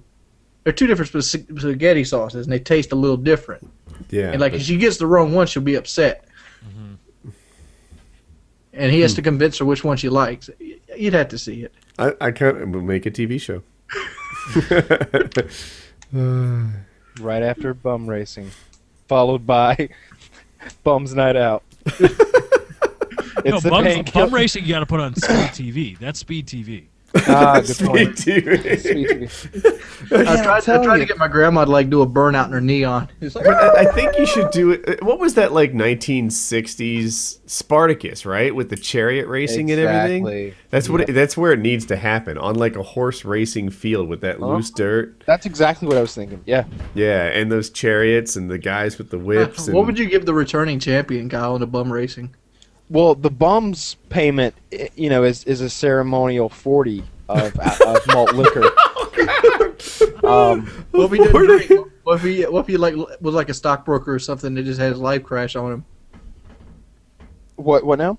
Martini? What if he's not like a druggie? Maybe he's like a. Oh, it doesn't legitimate matter. bum. No, I don't care. No, only dirty bums. I want real legit bums off the streets. You gotta go like recruit your bum.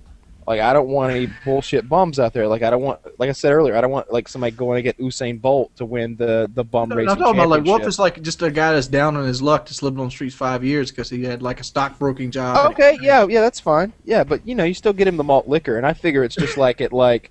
Where they shake the champagne up and like Tony Stewart's drinking it or whatever, or, like with the Grand Prix where they drink milk, but we got malt liquor.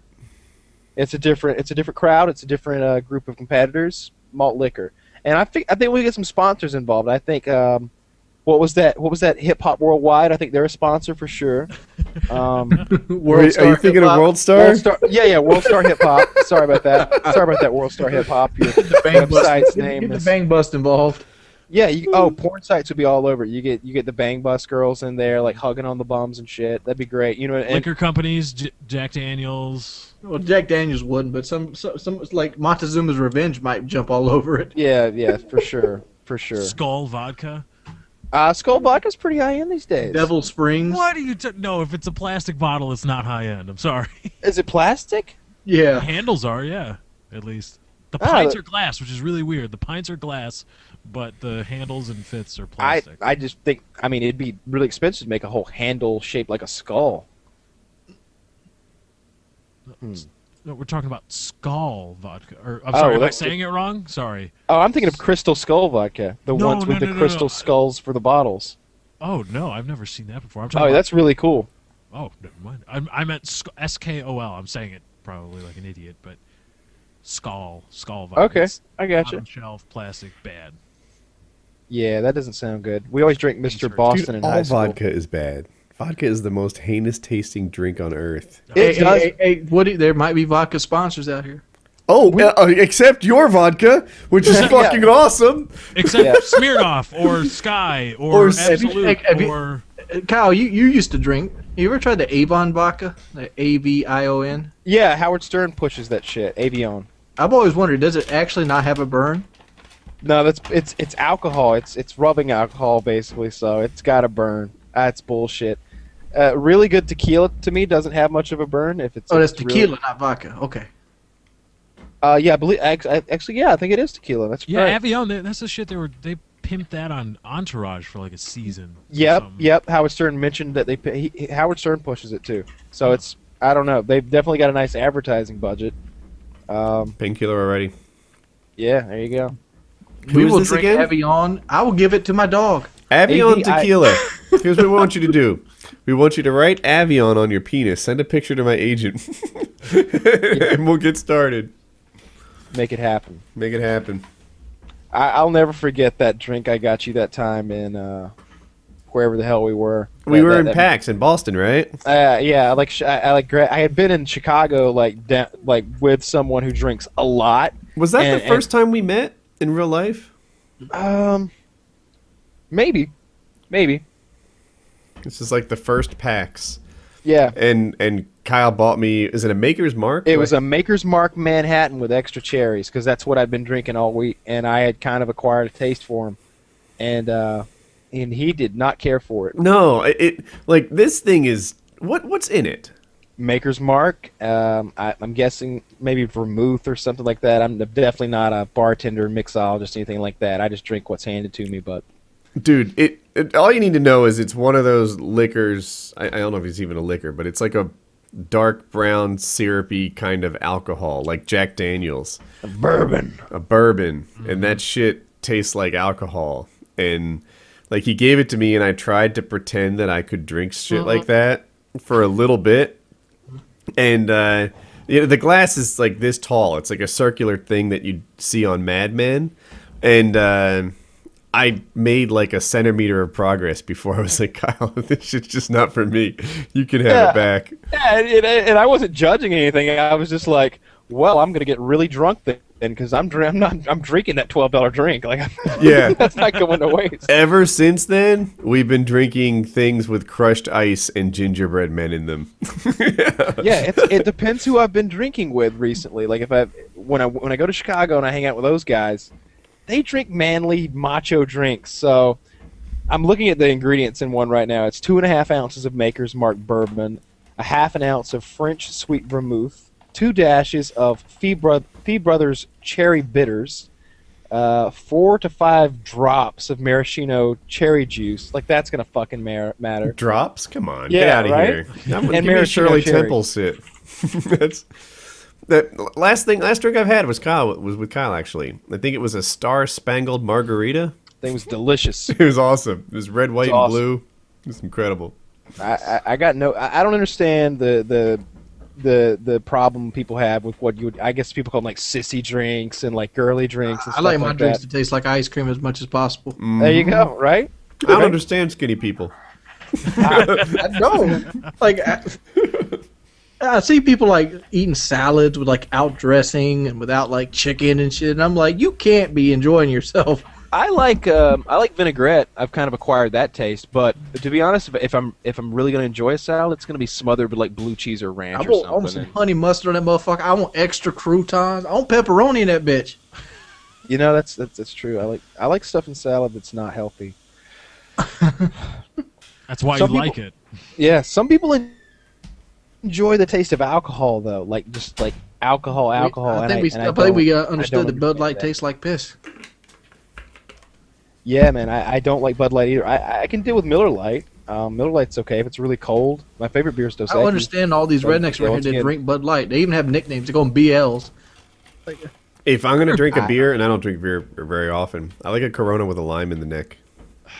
Yeah, You know. Ugh. Heineken sucks too. Heineken's good. What are you talking about? That's blasphemy. I'll tell you what. Shit, it's Samuel Adams. I don't get it. I'll never forget the time that my cousin and I went and bought like a 6-pack of Sam Adams. We got like it was like the taste. I don't know. It was like 6 different flavors of Sam Adams, 6 Like their different sampler. brews.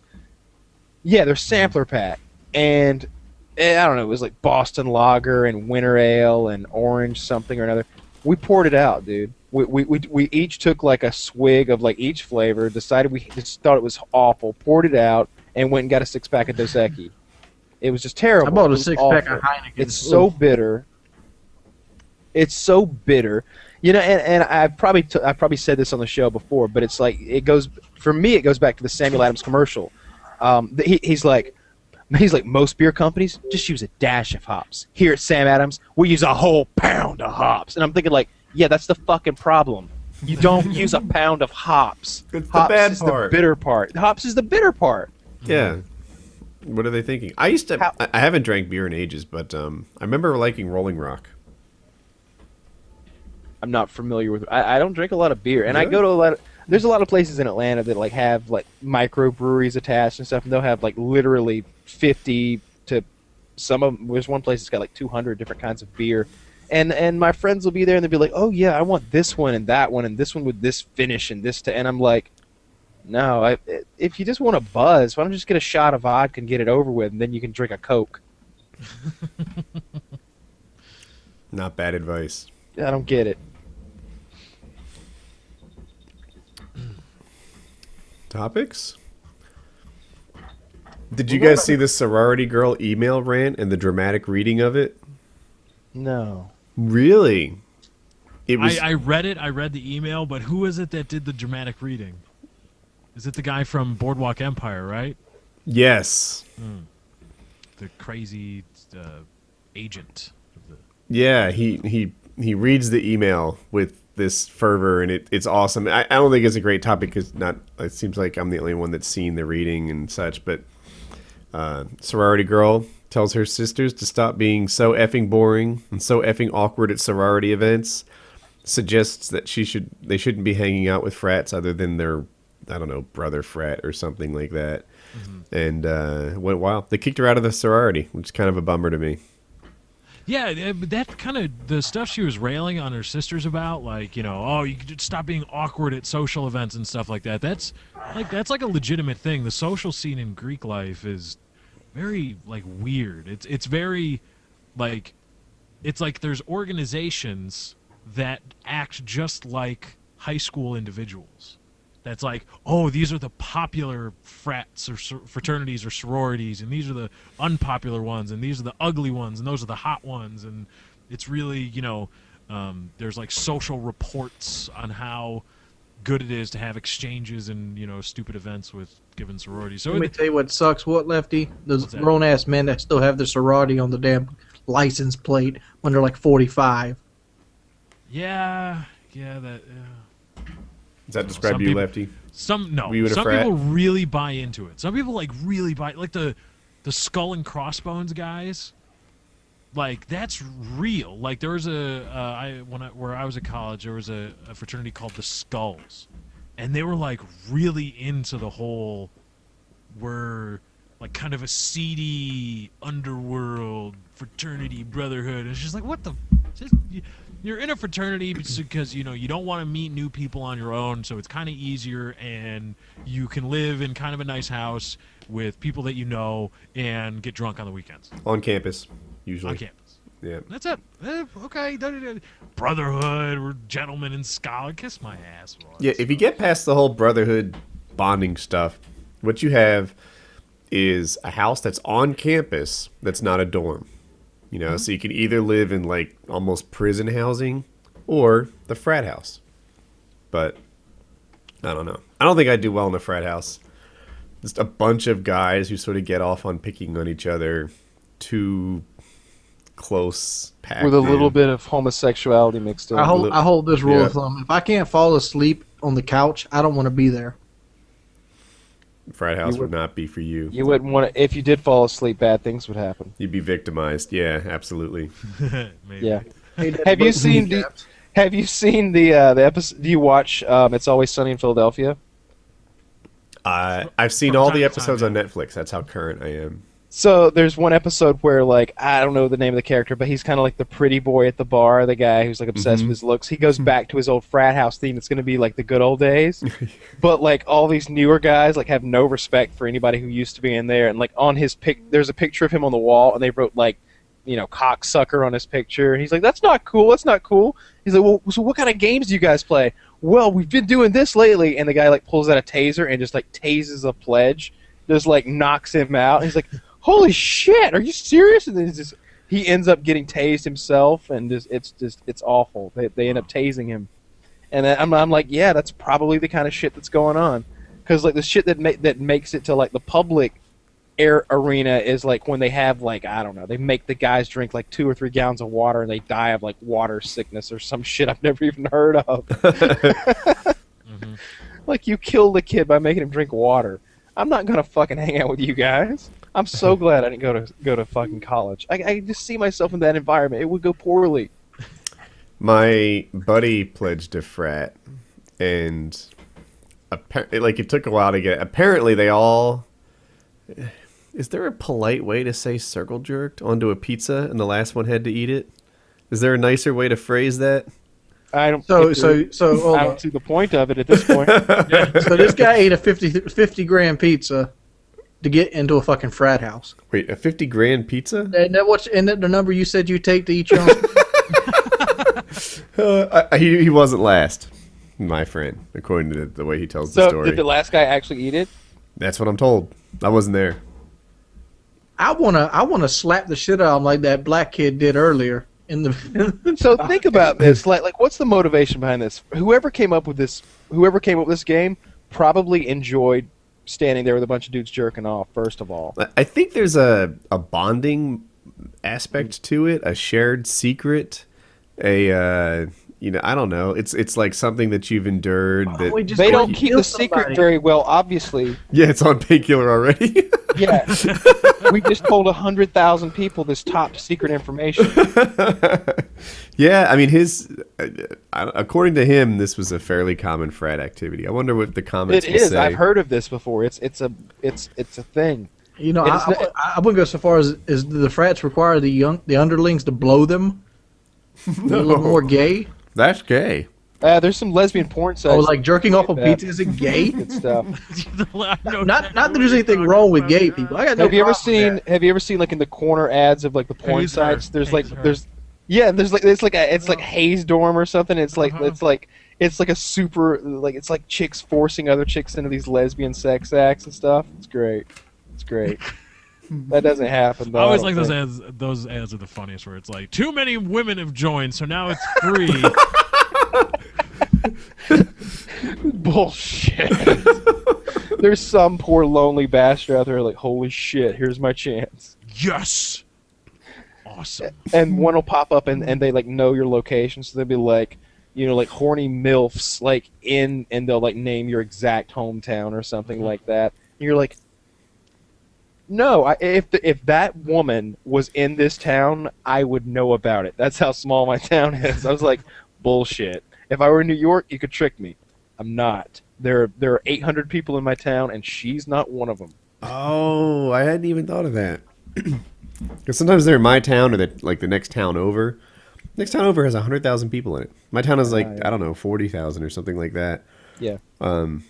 They do it the next time over to be believable. They're just like, they're suspending your disbelief. They're like, oh yeah, it could be real. Yeah.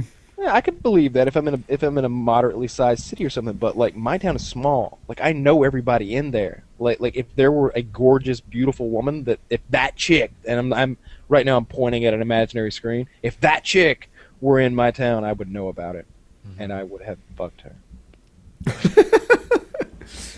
So, the past couple of weeks, Kyle's been the floating beard. This week, he's Bill Burr. What should he be next week? Robo Hitler. I had to change from Hitler because people were getting offended. People were mad at me. They didn't say Robo Hitler. I think Hitler in general. I don't know how dumb people have to be to hold me responsible for Kyle's avatar, but there are people out there that meet the qualifications, I guess. Yeah. So I switched from Hitler, went to Harley's beard, and we were talking about Bill Burr so much last week, and I kind of thought about it like that Saturday. I was like, I want to change my avatar. Maybe I'll change it every week. And I was like, Bill Burr is a perfect choice for this week. So I changed this last Saturday in anticipation for tonight. I'm not sure who I'm going with next, but I'm going to put a lot of thought into it, and it's going to be funny again. This video rocks. What video? Let me link it to you. It's called How to Use a GoPro. Oh, I've never mastered that. I'll admit there are people that think Dude, those things it's are not super the easy video. to use. The video and the thumbnail are both misleading titles. Okay. Like the thumbnail's like girls like breasts like in bras and stuff. Oh, I know this video. I recognize the thumbnail.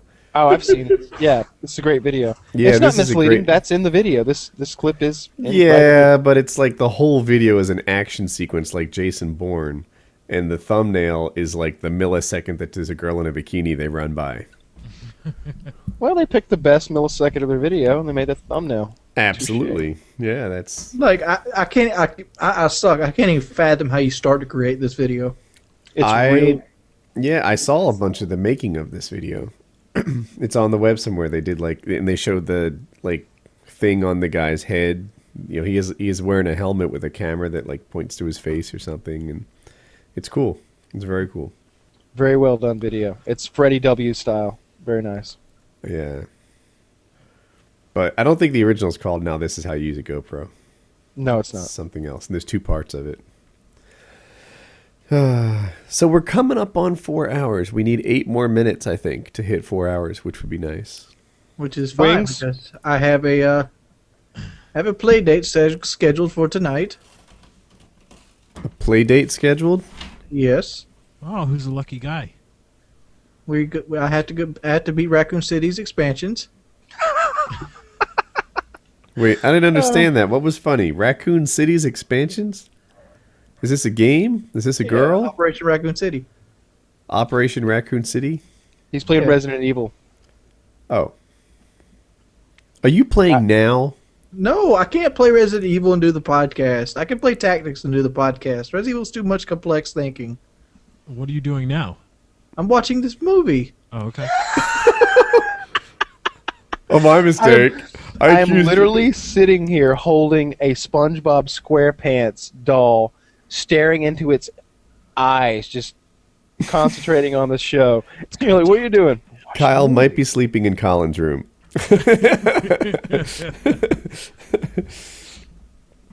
SpongeBob scares me. His eyes, they're so dead. He likes SpongeBob a ton a I little can while tell. ago. Now he's kind of moving past that.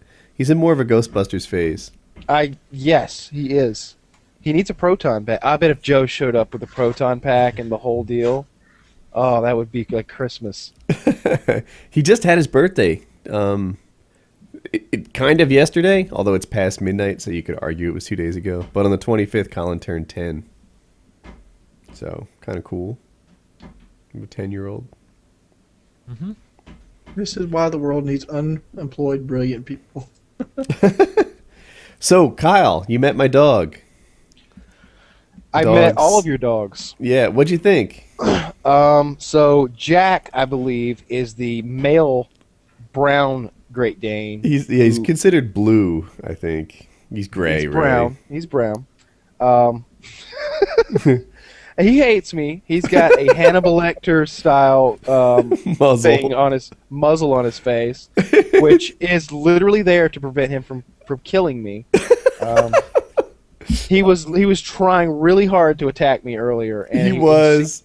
and I thought he had warmed up to me, and then I was like, "Hey," and he walked up to me, and he was like, "Hey, what's going on?" And I was like, I tried to pet him, and then he's like, "Arr!" which is all he can do with the muzzle on. But he was trying to bite me. He was trying to go He after has me again. a fabric muzzle that keeps his mouth closed, and he can't bark properly, so it sounds like this muffled, like, and he can barely stick his tongue out, right? So it's he's similar to the material that like a knee brace is made out of, like those stretchy, elasticy knee braces. and like he can't like bite or anything. All he can do is lick. So he's like with his tongue like darting in and out of a mouth that's hardly open. And Kyle sees him in this muzzle, and he doesn't say it, but his attitude is like, "Oh, who's a good boy? Did they put you in that muzzle? Let's get that off." And then he tries to kill him. Jack is no joke either. Like I don't know how tall he is. I think he might be like, if he stands up, he can put his hands on my shoulders or Yeah. his falls, Yeah. and he stands as tall as any human, and he's just this lethal killing machine. And we have 3 dogs, right? We have Buddy. He's the yellow lab, and he's just a softy, right? You know, Buddy's eyes are like black, and he looks up at you with like, he's just like, why won't you love me more? All I want is the love. He's just the sweetest dog ever. If a burglar came in this house, Buddy would just try to warm up to him with affection. Then we have Harley, who's somewhere in the middle. She's really playful. Even though she's only 7 months old, she's like gigantic. She's way bigger than like a normal dog.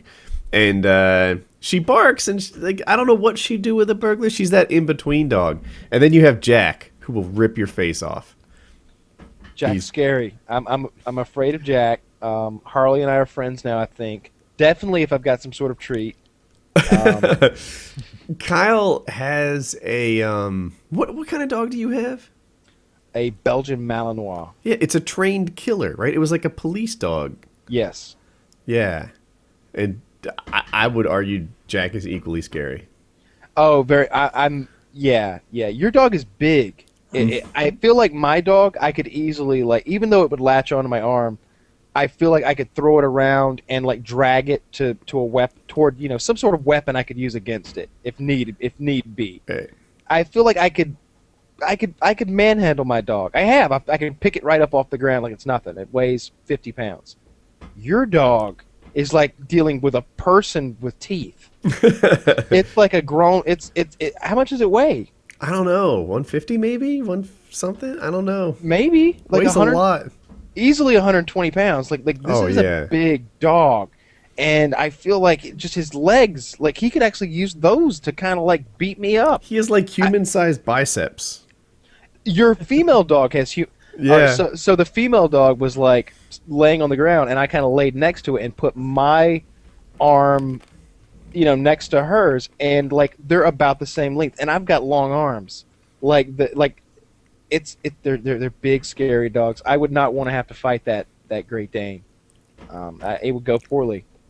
But Colin smacks it around if he wants to. Oh yeah. The dog would kill Kyle if given the chance. But if it blocks Colin's view to the television, he's like, whoop. Get out of here, dog! I hate dogs. Yeah. And the dog's like, oh, that kid. I know, goddamn. Yeah, Colin lays it down if he has to. I'm glad they're like super durable dogs. Like it's just it's the equivalent of like a newspaper on the nose type thing. He's not hurting anything.